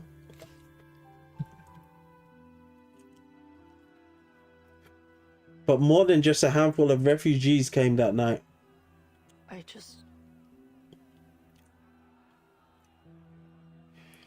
You effed up big time, lady. You're not supposed to tell the super secret plan to the spreaders. When word spread, everyone argued to come along and grab a bag of rice for themselves. I figured I needed the help after all. How much could I carry on my own? It was truly only ever meant to be a few more pairs of hands. I only wanted to help as many people as I could. And then you let it get out of control. The people below linked arms, their voices rising in clamor. The little girl who only moments ago had taken the medicine for her stomach chases her friends in the courtyard. Yeah, that was a placebo. We entered the city and found ourselves at a merchant's house. Some were so taken with the black tiles and white walls that they refused to move on. I was eager to get the grain and leave, so I took a few of my most trusted men directly to the granary. By the time I returned, the situation had already spiraled out of control. Fires, yelling, and screaming. I watched my friends break into houses and come out with hands full of jewelry. Yeah.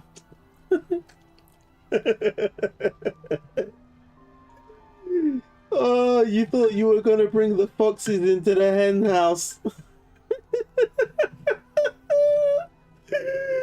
And they were all gonna just behave themselves. Oh, jeez. It doesn't work like that, Dr. Zhou. It doesn't work like that.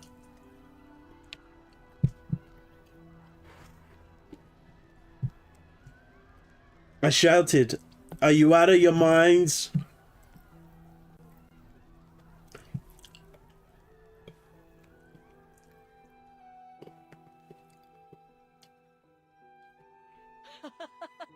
He laughs loudly, spraying a mouthful of wine. They said we're stuck outside the city, starving and freezing, trudging along dirty roads. What right do these people have to sit in the city, feasting in their fine halls? Like what I saw when I first arrived here. Ha, indeed. I stopped a few, urging them to hurry along. We still had to go back and hand out the grain, but most refused to listen. From then on, I told myself that those white houses held some sort of evil magic. Otherwise, how could they lure good people to their doom?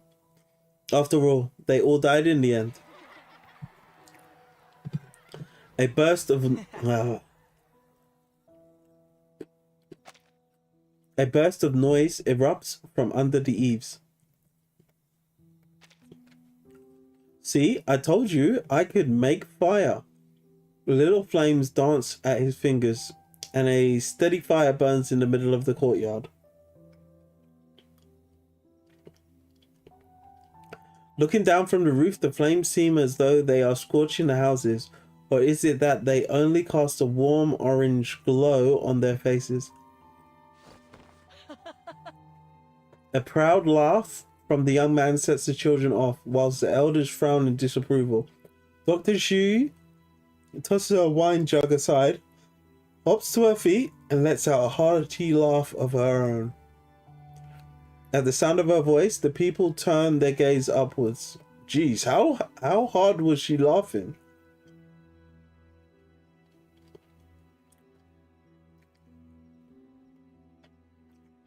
Burn it.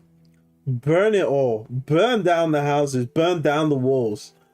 The houses were burned to black and ruin, but rice grew in abundance from the fertile soil. Doctor, what are you talking about? Haha, the doctor's drunk. She's playing at being a general again.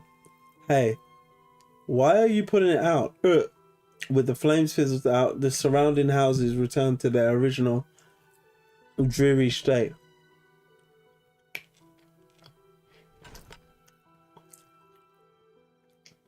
Dr. Zhou sits back down, leaning against the roof tiles and looking extremely I'll go drunk. with you. I'll go with you tomorrow. No. Cheng unclenches his fist. The iron shuttle hovers 3 inches above his palm.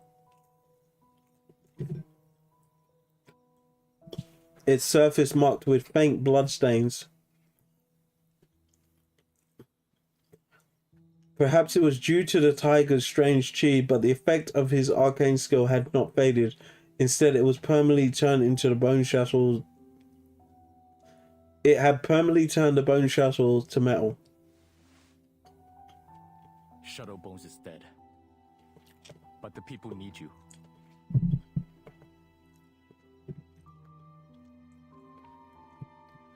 Oh my days, he finally realized that.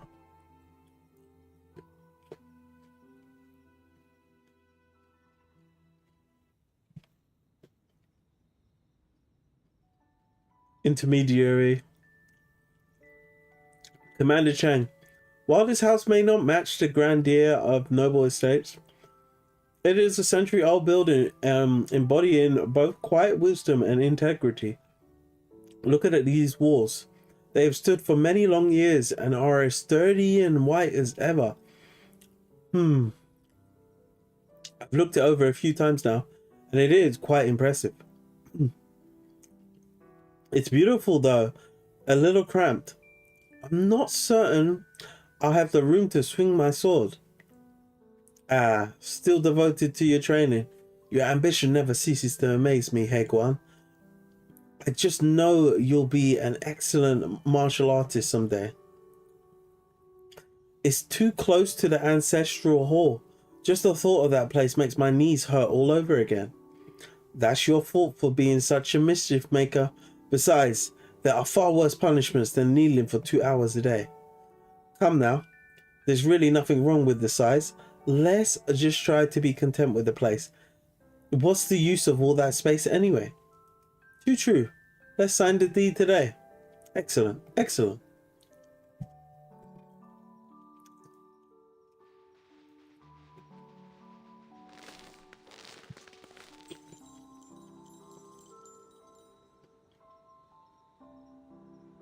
Oh my, look at those flowers flying high through the sky. Heguan. Oh, it's no trouble at all. The young master's magics are truly impressive, like scattering gold flowers to celebrate your new home. And I must say, congratulations once more. You've made the right choice. May your home be blessed with peace, your family flourish, and wealth fill your halls.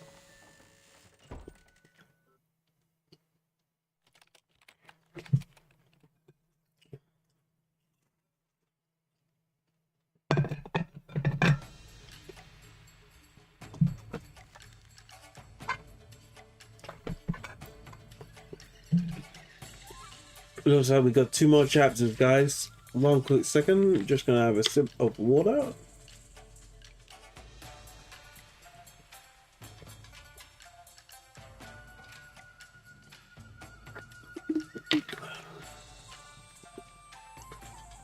Oof. I don't know how much more story they got to tell. It might be worthwhile if, you know, Cheng goes home and actually sees his mother in the present day. It looks like they're shaping up the story for us to go and have a sad ending where Cheng's mother on her deathbed, to be honest. So you better get ready for it, guys. You better get ready for it, because that is where the story is heading. Okay, how have I not finished this?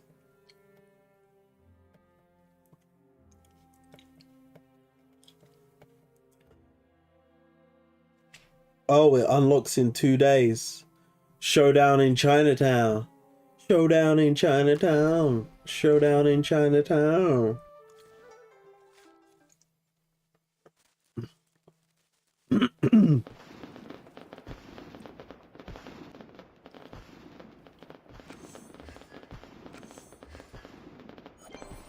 Take a moment. Corvus Bond at 85. Not bad.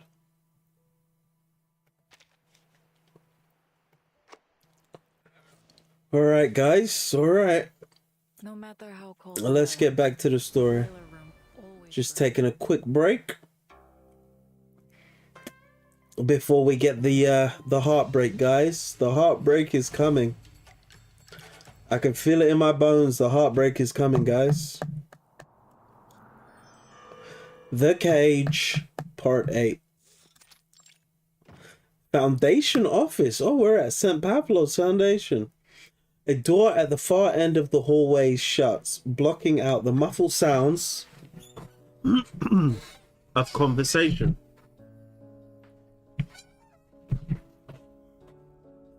As the 400-year-old tale comes to an end. Oh. Oh, so this has been a retelling of the story by who? As a 400-year-old tale comes to an end, its listener scratches her head. Ah! Paper Heron is at St. Pavlov Foundation.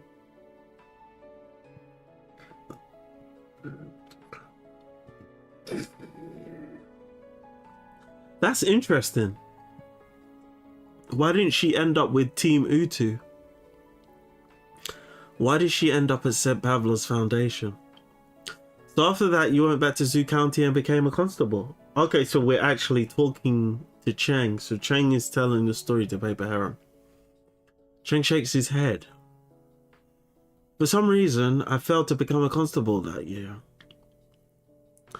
I gave the iron shuttle to Li Hufeng, and he only smiled. But when I met you, it seemed you'd already been a constable for quite some time, arresting people, shouting orders. You were actually rather skilled at it. I was lucky.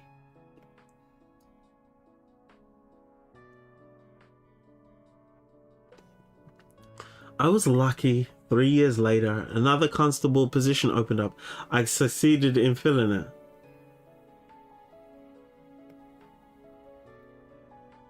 Huh?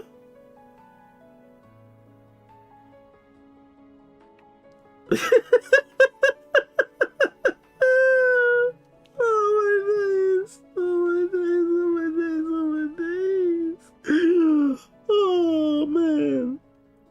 Oh, I was lucky. 3 days later, another constable position opened up. I succeeded in filling it.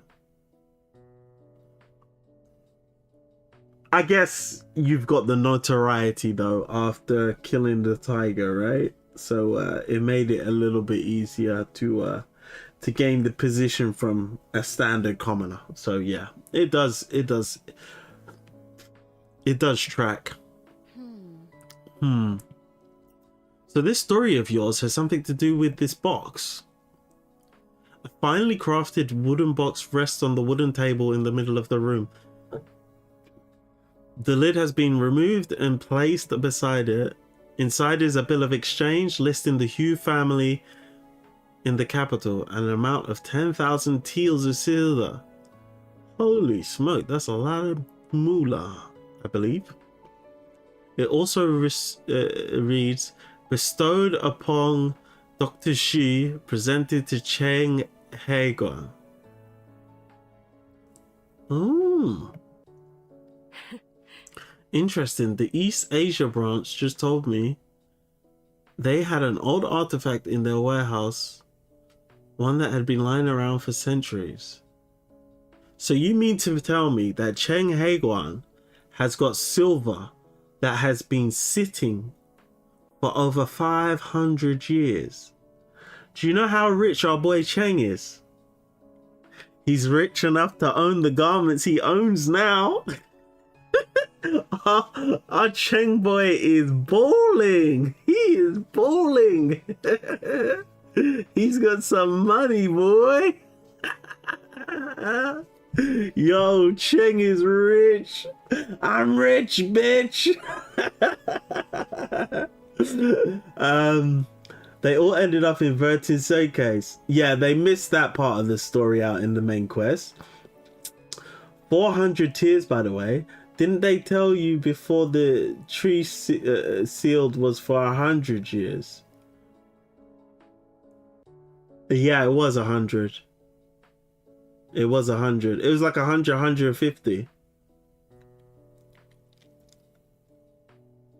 But it was... Wait, hold on a minute.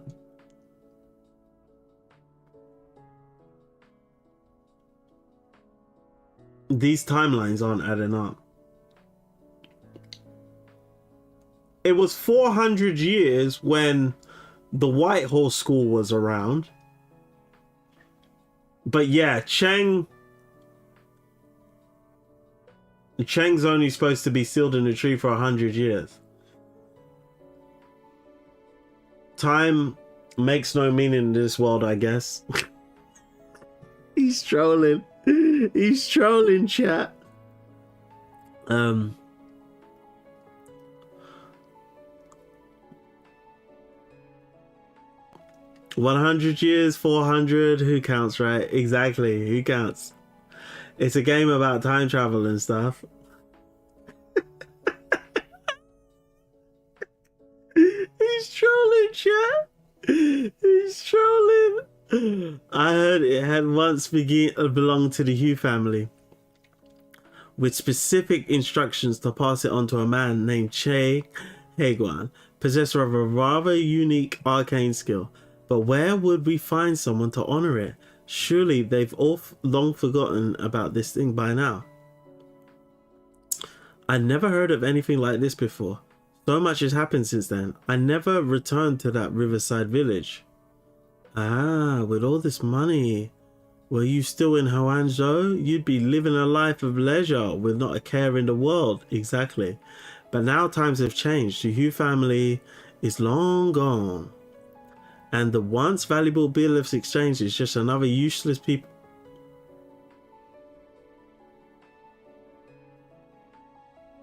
It's now useless scraps of paper.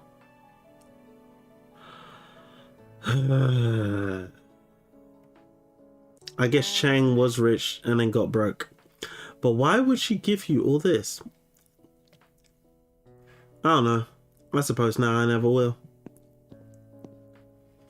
Paper Heron suddenly smiles as if recalling something. She gifted it to him because he didn't turn her in. She paces back and forth twice before finally walking to the door. Because he threw away his dreams for her. At the expense of his mother's life.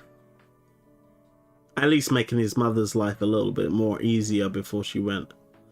And we also skipped over the reunion with Cheng's mother. So literally it just looks like Cheng knew his mother was dead. And then we never checked in on her.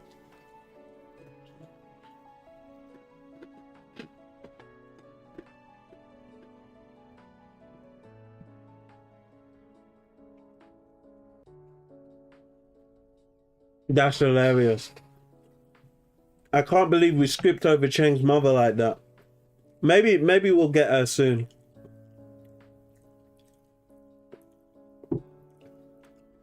Pepper Heron suddenly smiles as if recalling something. She paces back and forth twice before finally walking through the door. Don't worry. This elder, perhaps all she wanted from you was for you to live an unworried life. Yep. Either way, I'm done. Either way, I've done what was asked of me. I'll be on my way. Thank you for the story, Heguan.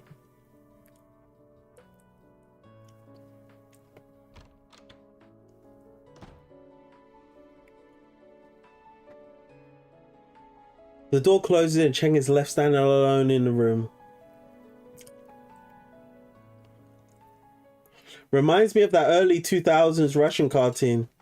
It's a story about this guy who lived in Soviet Union and owned a carousel business. The dude was insanely stingy, lived in poverty all the time. So long time after some kids discovered this carousel and a huge stash of money underneath, like generational wealth. So he saved all this money and it never actually even got... Oh, jeez. But it's all Soviet era money. Worthless paper after the Union had collapsed. Oh, no.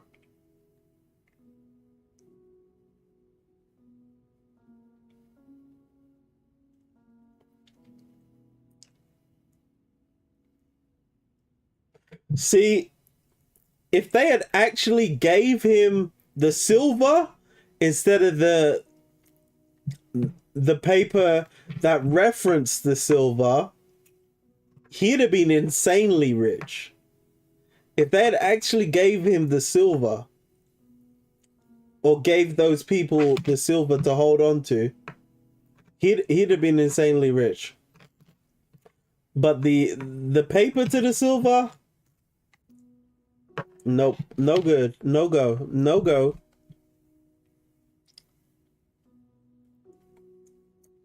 Are you leaving? Cheng nods as he finishes packing up his bundle. Yeah, of course. I need to go and see my mother. For the past 7 days, I haven't seen her, and she's expecting me home. Matters are settled here. I need to head back right away. Here, take this medicine. It will help with her cough. Oh, Thank you. about bloody time. I'm surprised you're letting me go. I thought at the very least you'd resent me for what happened with your father. He made his decision and he took responsibility for his actions. Sometimes I think you're much more alike to us bandits than your vaunted officials. Cheng puts the medicine in his bag and stops for a moment. No. Do not misunderstand me. If you return to banditry, I will show you no mercy. It doesn't matter what anyone's intentions were. Things happened as they did, and everyone has paid the This is price. for the best. Your price is to be a doctor, and mine is to be a constable. It is for the best. Wait, hold on a minute. You don't even know if you're going to be a constable yet. It's going to be another 3 years after this before you become a constable. You had no hand in all of this. It's not your fault. You are not your father. I know, but that changes little. You probably think me a rambler by now, but why not stay in the village, Live the life of a tiger-slaying hero. Why go back and put up with all that scrutiny? Yeah, you know. Cheng is gonna have the absolute pick of the litter when it comes to the women. Like, the women are gonna love the tiger tamer. The offer is tempting. Slaying that tiger was indeed exhilarating. But what do titles and glory matter to a hero that has more than himself to think of? One who has a beautiful white house in Zhou County where his mother still lives. One who is the son of Chang. It is that hero's duty to protect that little white house. And how can he leave before the walls are repainted white? But In the end, I'll always be the son of a bandit. Constable or bandit? They're only words. Agreed. no. They're more than just words. They're a gateway to the martial arts, to handfuls of silver, and to life-saving medicine. Just as the art enjoyed by elites and the common folks differ, so does their etiquette. Outside the home, one listens to teachers and superiors. Inside the home, one follows the manners of one's mother. The people of the county hold the works of sages and scholars as unquestionable truths. One must hold compassion and kindness for others, even when in crisis. One must carry integrity, justice, and honesty, even when in poverty. But none of them hail the brute who saved the village from a tiger. True righteousness can only be delivered through true righteous When I become acts. a constable, I'll be fair and do right by the people. This I swear. Were I in charge of the militia here, I never would have let that tiger wreak havoc for so long, and I wouldn't have let any people die. Nor would I have let those refugees starve. None of this would have happened. You'll need to be a great general if you're to stop it from ever happening Of course it can again. be done. Once I become a constable, I will rise through the rank. Militia captain, regional commander, becoming a general will be within my grasp. If only all it took was grand words, eh? But that's not how the world works. She shakes her head. But then again, if you can truly live a life of wealth and glory, I suppose that's not such a bad compromise. She smiles, a hint of melancholy in the curve of her mouth. Officials have always had beautiful homes. Perhaps your parents hoped as much for you. But should things go awry someday, you know where to find me. I'll help you. Oh, and she left the money for him.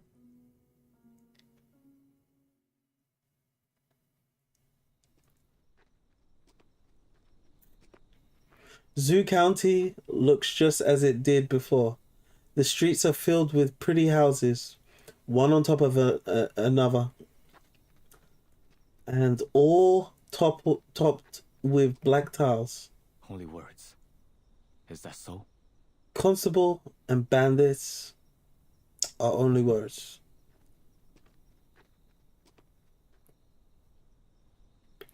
I've been away for so long. I wonder how things are at home. Exactly. Cheng passes beneath 3 Pythang, and the familiar sight of his home comes into view.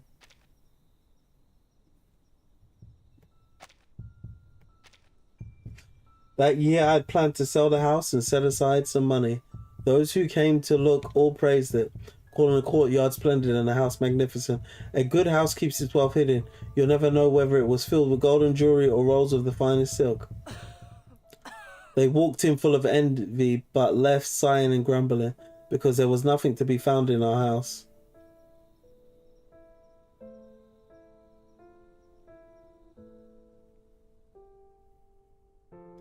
Because a tomb is a house for the dead. And the home can be the same for the living. Ooh. Ooh. Damn, that's cold. A tomb is a house for the dead, and a home can be the same for the living. Ooh. That's cold. This ancient house has played host to countless masters, and now it adds one more to its history.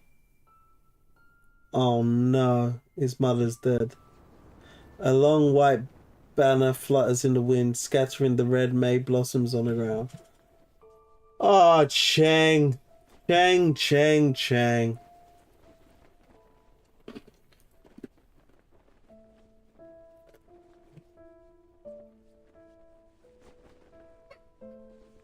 You didn't get back to her in time.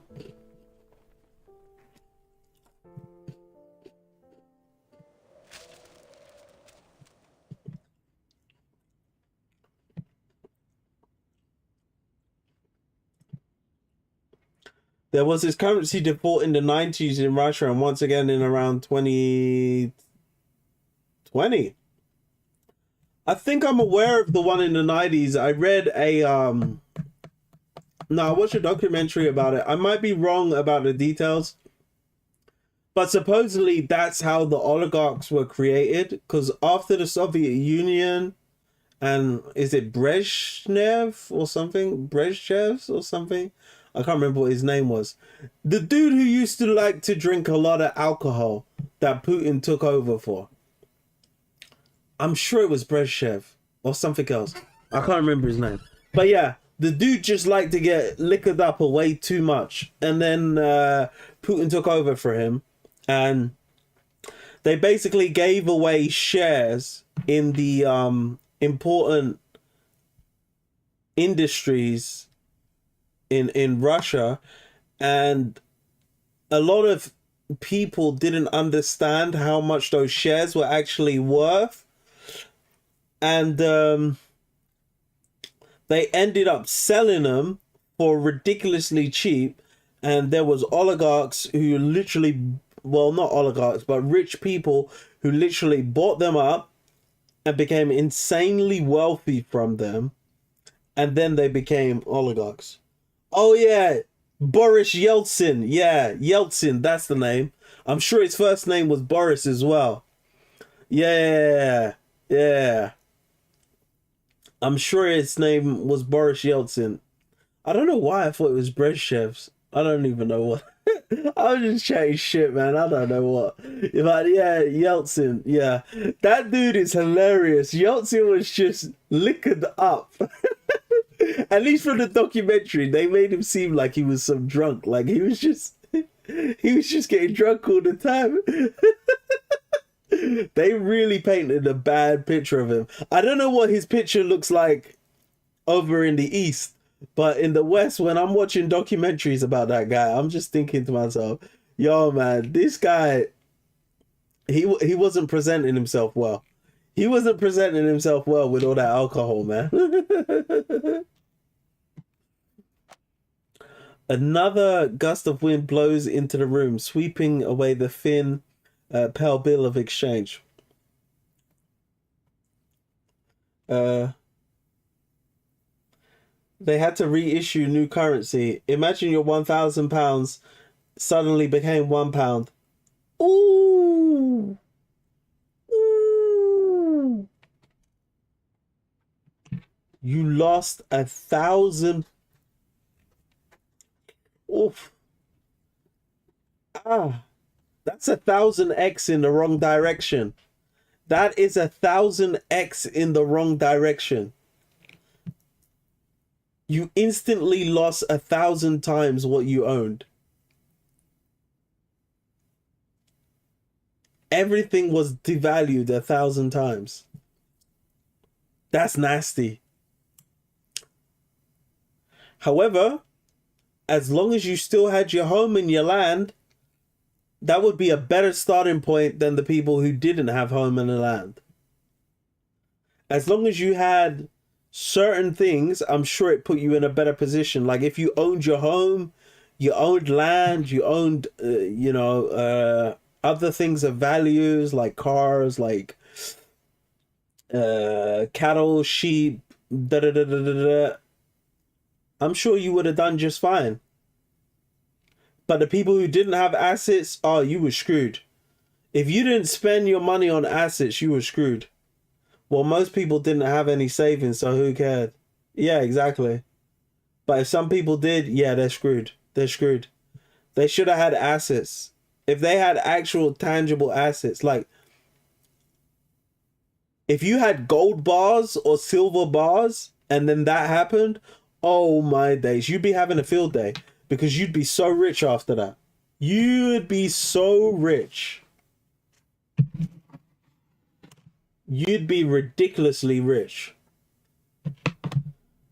Same stuff happened before Crimea annex. The currency halved in price over a couple of days. Ooh. No way. I didn't know that.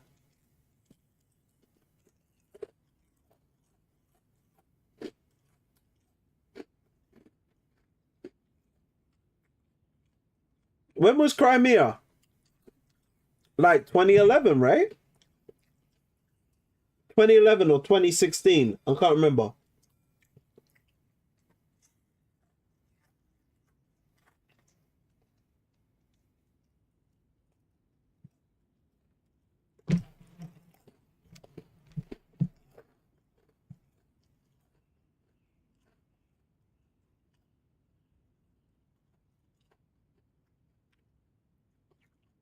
Used to buy a game for $60.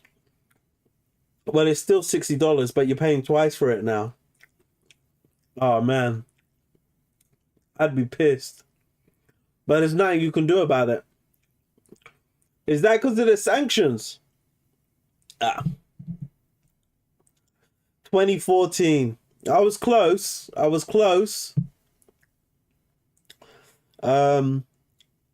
Yeah, I'm guessing that's because of the sanctions then. Seeking victory in the wrong place only invites further misfortune. The bill floats out the window, soaring higher and further like a bird in flight, until it goes beyond the range of his arcane skill, becoming a barely visible white dot in the distance. Paper Heron pokes her head around the door. Oops. My memory is terrible, you know. There's something else I forgot to mention. I bumped into some folk from the East Asia branch of the Vigilis Bureau. They're looking to recruit you. Oh, Cheng's gonna go and work alongside Black Ibis. Oh yes, we might get a story in the future with Cheng and Black Ibis. About that. You know of them, right? Their job is like that of a constable's, catching thieves, writing reports, and that sort of May thing. I ask? Anyway, I'm just passing along their message, so what do you think? Yeah, hell yeah. Hell yeah. What, to go and work along Black Ibis? Say less.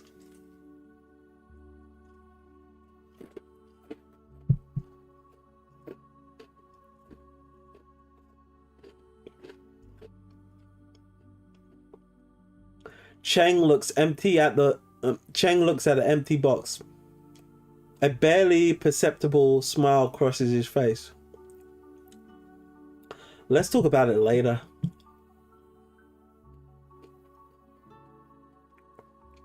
He remembers an old house, a white house, a house that welcomed life into the world, a house that bids farewell to those who pass.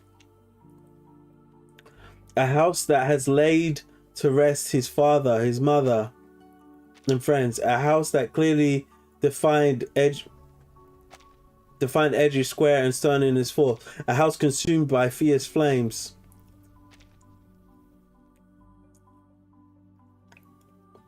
I could never find what I'm seeking in that home. So I burned it down and left. That's not quite the reason you destroyed it.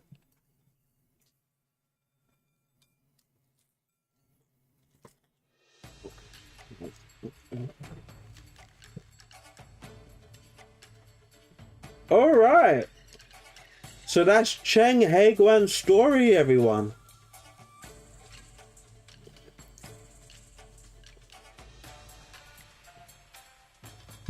It was pretty good.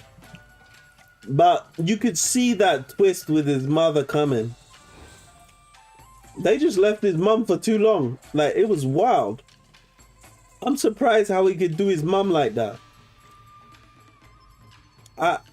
Just Cheng Heguan. Cheng Heguan, why would you do that to your mother?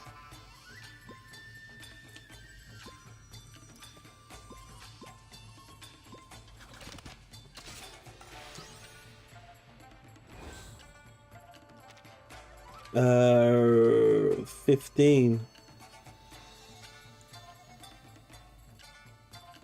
Yeah.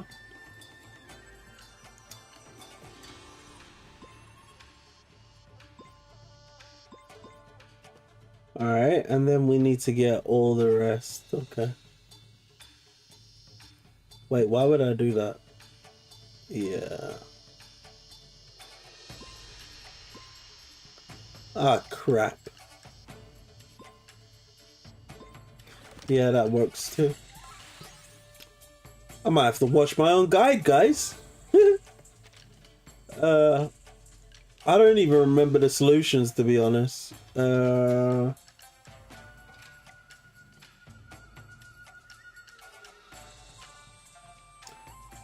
Hold on a minute. I'm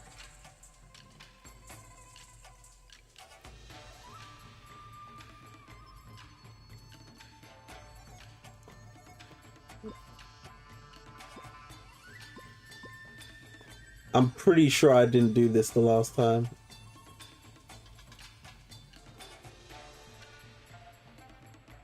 Yeah, I can do this. Yeah, that works. That wasn't the solution I created last time, but that works as well.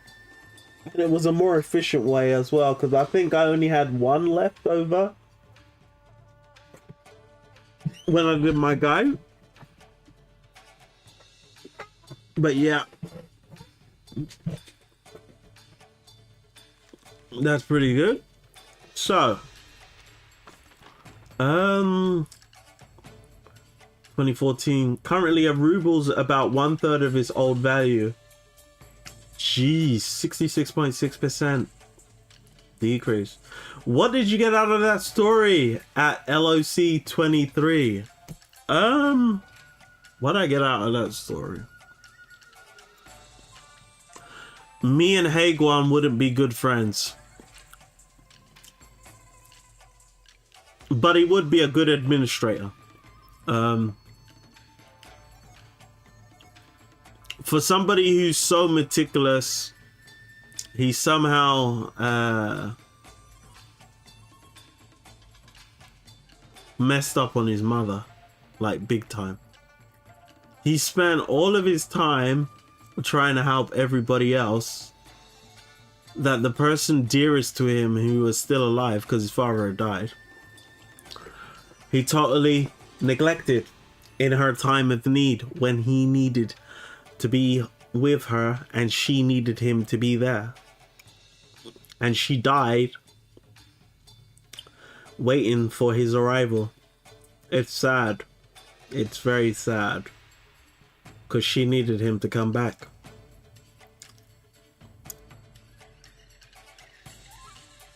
And he ended up going home with medicine she would never take.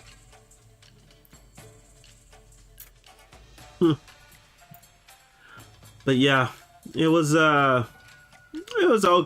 It was okay. You know. What did you think of it? It was an okay story.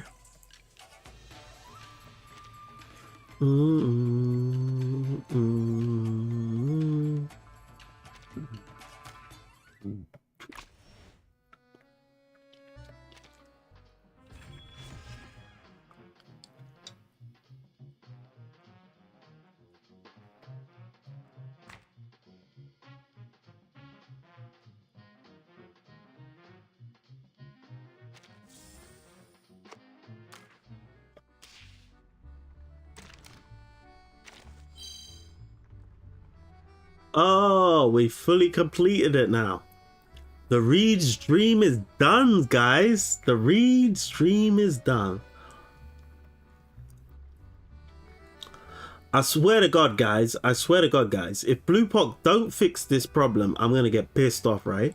Because you see how I've got all of these, right?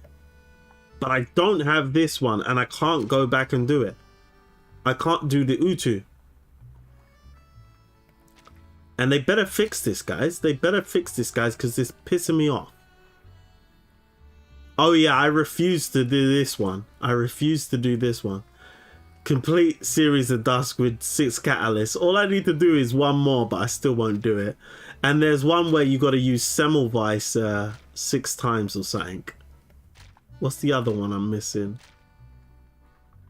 Is it just a catalyst?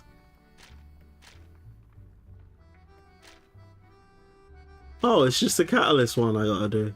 Oh, okay.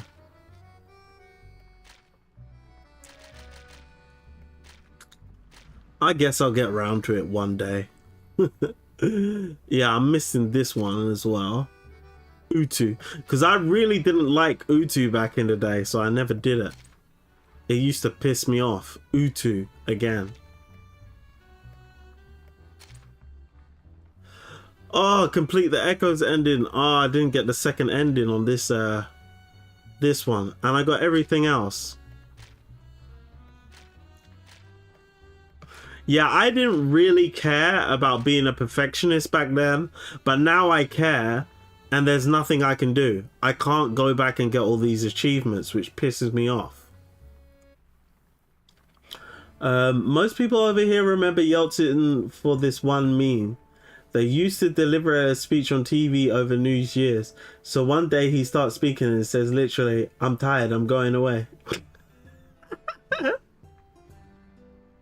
The story most likely resonates with CM people more. I think it's about following authority versus vigilantism or doing what feels right. Yeah. Nah.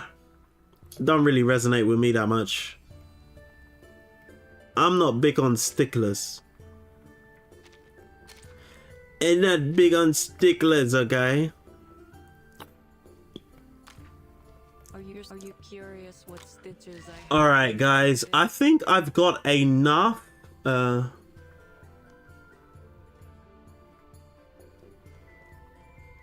Like, Cheng respects authority in main story, but then gets disillusioned when faced with corruption. Exactly. Oh no, what's going on? There's corruption in my perfect understanding of the universe. Oh no.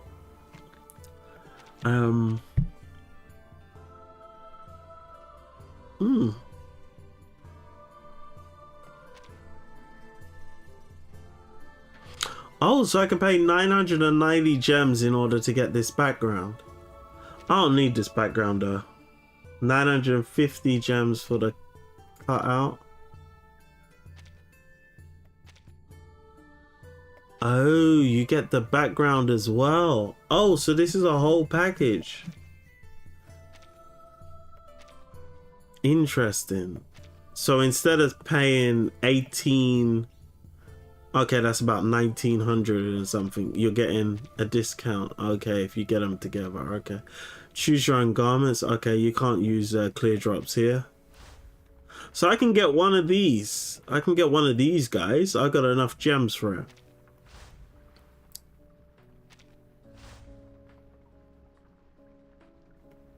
What do you think, guys? Which one should I get? Let me know. Drop down in the comments section and I'll pick it up one day. All right?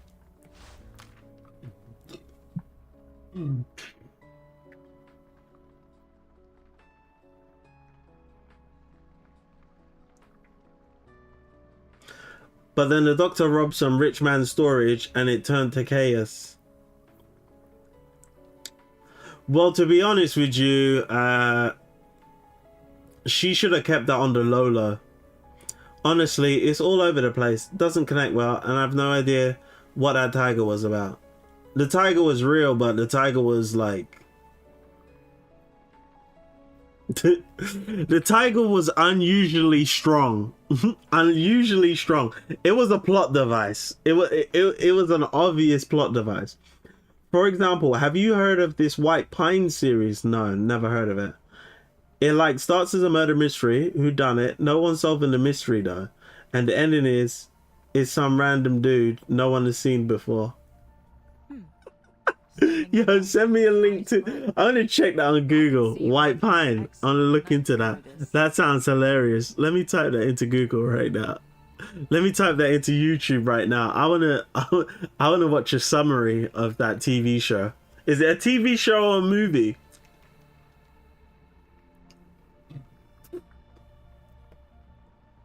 That actually sounds hilarious, dude. White Pine. All right, I'm gonna look that up.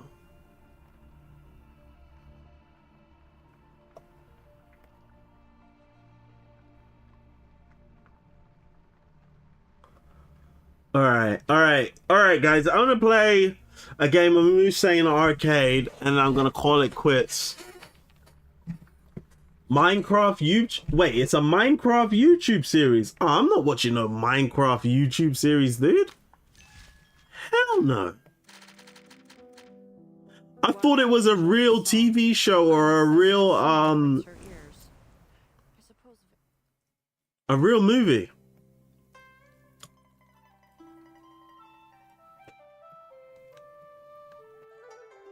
I didn't know it was a Minecraft thing.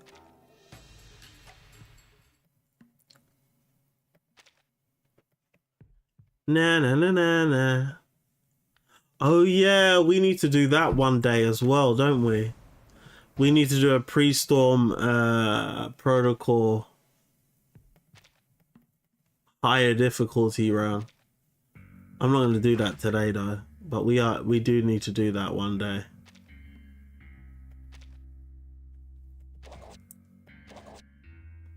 Oh, these actually cost different amounts. Okay, yeah. So this is the most expensive one. Obtain 1 clay explosive every time you set out. Okay, that isn't really, you know.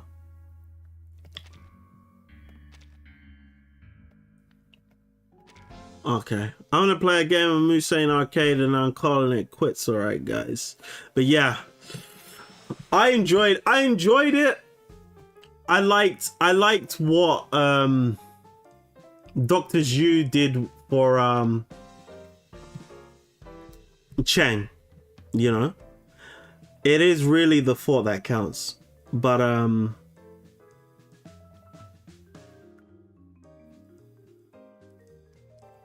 could I have done without that story?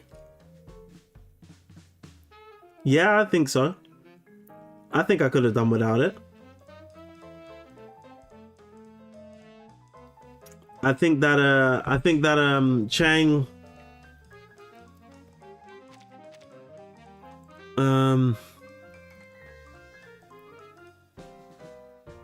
I don't look as favorably on Cheng as I did at the end of the main story now that I've done his side story. His side story has made him look worse to me.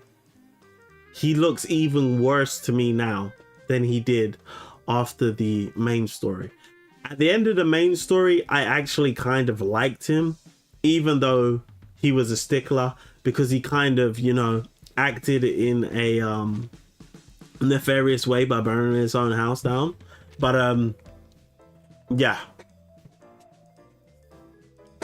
his side story has really made me not like him as a character, as a person. But I do have to bear in mind that the main story is set after the side story, therefore his personality has changed and he's more fun. But I would have liked to have done the side story before I did the main story, because now I'm left with this feeling of I hate Cheng. Even though I know he's grown because the main story comes afterwards, I still think he's a dick. I still don't like him. I used to watch a lot of weird stuff, not much into mainstream media. Okay, fair enough. I don't know why you thought I would know a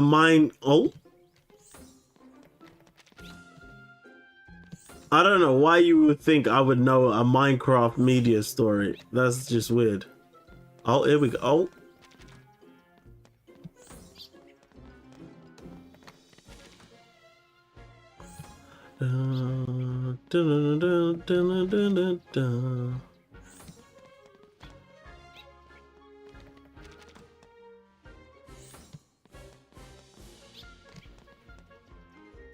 Okay, so where's this green? Okay.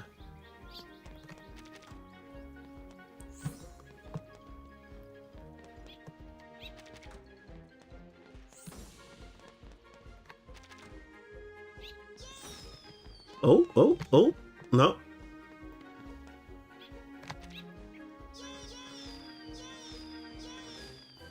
What?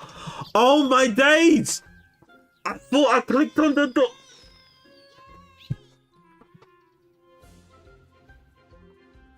I can't believe that just happened. I thought I clicked on the door. Oh my days, that is crazy, guys. I actually thought I clicked on the door.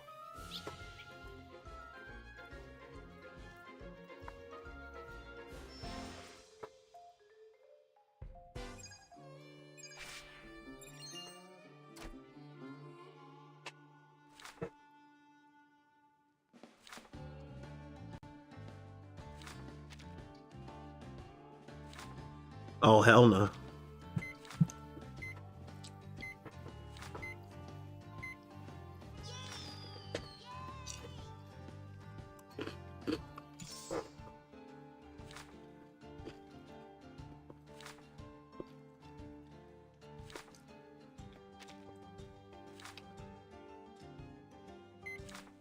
Are these guys just playing randomly?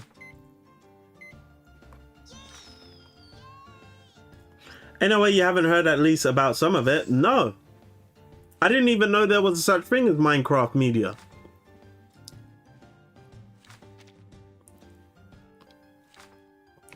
Damn, I'm absolutely crushing these guys.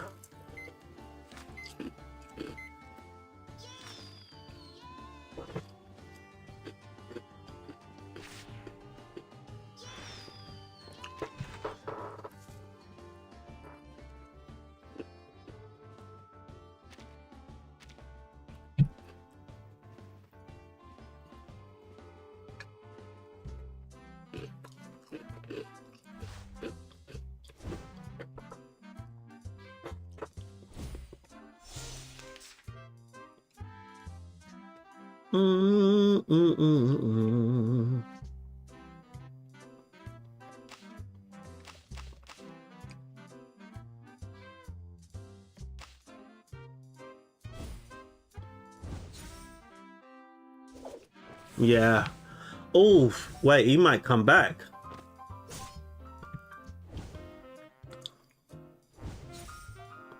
Nah, he can't come back. He can't come back. See you, buddy. Thanks for playing, though.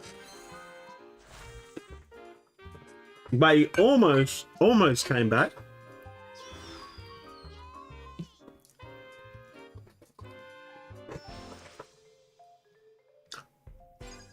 Nah, I didn't watch none of that stuff, bro.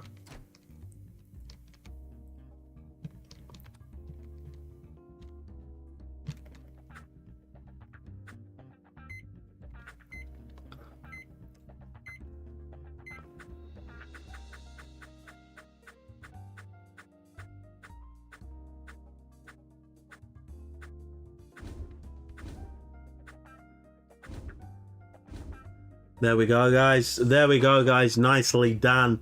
Nicely done.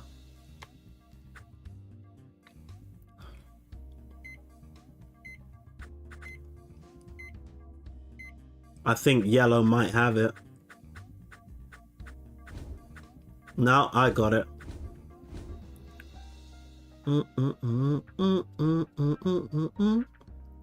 What's going on?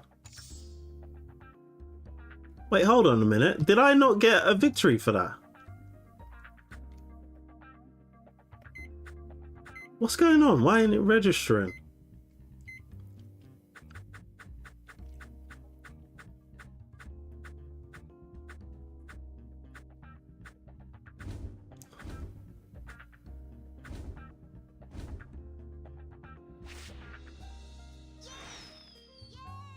I literally won every single round. All right.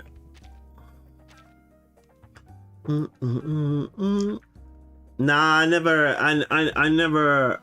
I'm aware of Machinima and Sea Nanners. I used to watch a bit of Call of Duty stuff on Machinima, but yeah, I'm not really big on that.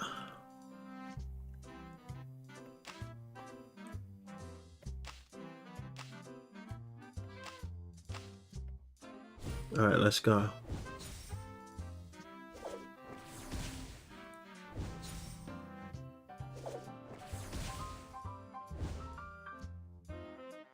Yeah, I've won, but I almost lost there. Joking. You never had a chance. You never had a chance, buddy. You never had a chance. You're up against the LOC, the Lord of Chaos. You know what I mean? You never had a chance, buddy. You never had a chance. Oh no, not this game.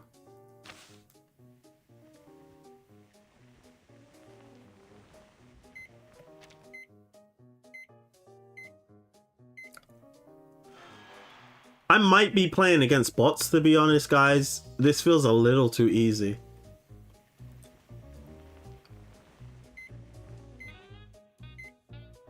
Oh, geez, they beat me by far.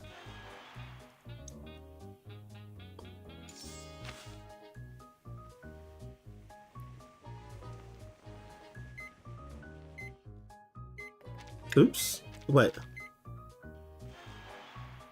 That was terrible. That was terrible. Oh, it is. That was bad. That was bad. That was absolutely terrible.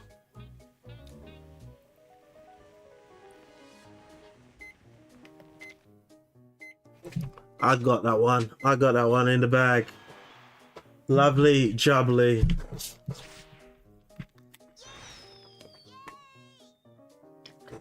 And that's another purple card for me. They don't...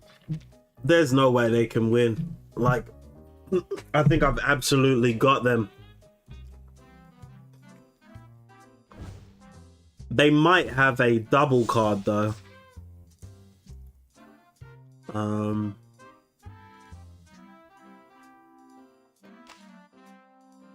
Throw one of these in. And throw one of these in. Oh, they didn't even use any papers. I thought they would have been smart. But they didn't really stand a chance. And that's it, guys. That is it. All right, that is it, guys. We're gonna win. We're gonna leave this stream on a high note of being the absolute champion. All right, guys, an absolute champion. That is how we're gonna leave this stream. But I hope you all enjoyed Cheng Heguan's story today, guys. I'm really disappointed that Cheng Heguan left his mother to rot like that in her final moments. I really dislike that he got absolutely so consumed in all the other things he was doing that he completely forgot about his mother. That was extremely disgusting to me. However, that's just his nature, and you know, let's hope that he has become a better person. But that is pretty much what I picked up from the story. It was an alright story, you know. It showed a tale of him being a righteous person and how he comes along on the path of becoming a constable, how he does have the ability to discern whether doing the right thing will actually do more harm. Obviously he lets the doctor get away with what she's done in the past, and obviously forgives her as well for the predicament she put his father in, and in turn him, essentially, by ruining his family name. But yeah, it was a pretty good story all in all. It's just a little bit of a tearjerker what happened with his mother at the end of the day. All right, guys, but hopefully you all enjoyed the stream and you enjoyed the telling of the story, and I hope you all have a great evening. We've got another stream on Thursday where we will be covering the what were we doing on Thursday, to be honest, guys? I need to double check myself. Thursday we're going to be doing a stream on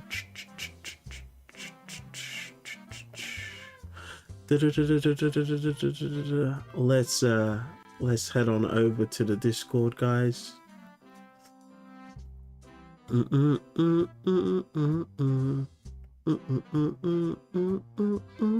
Oh, we'll be doing Tighter Thoughts, guys. Okay, we'll be doing Tighter Thoughts.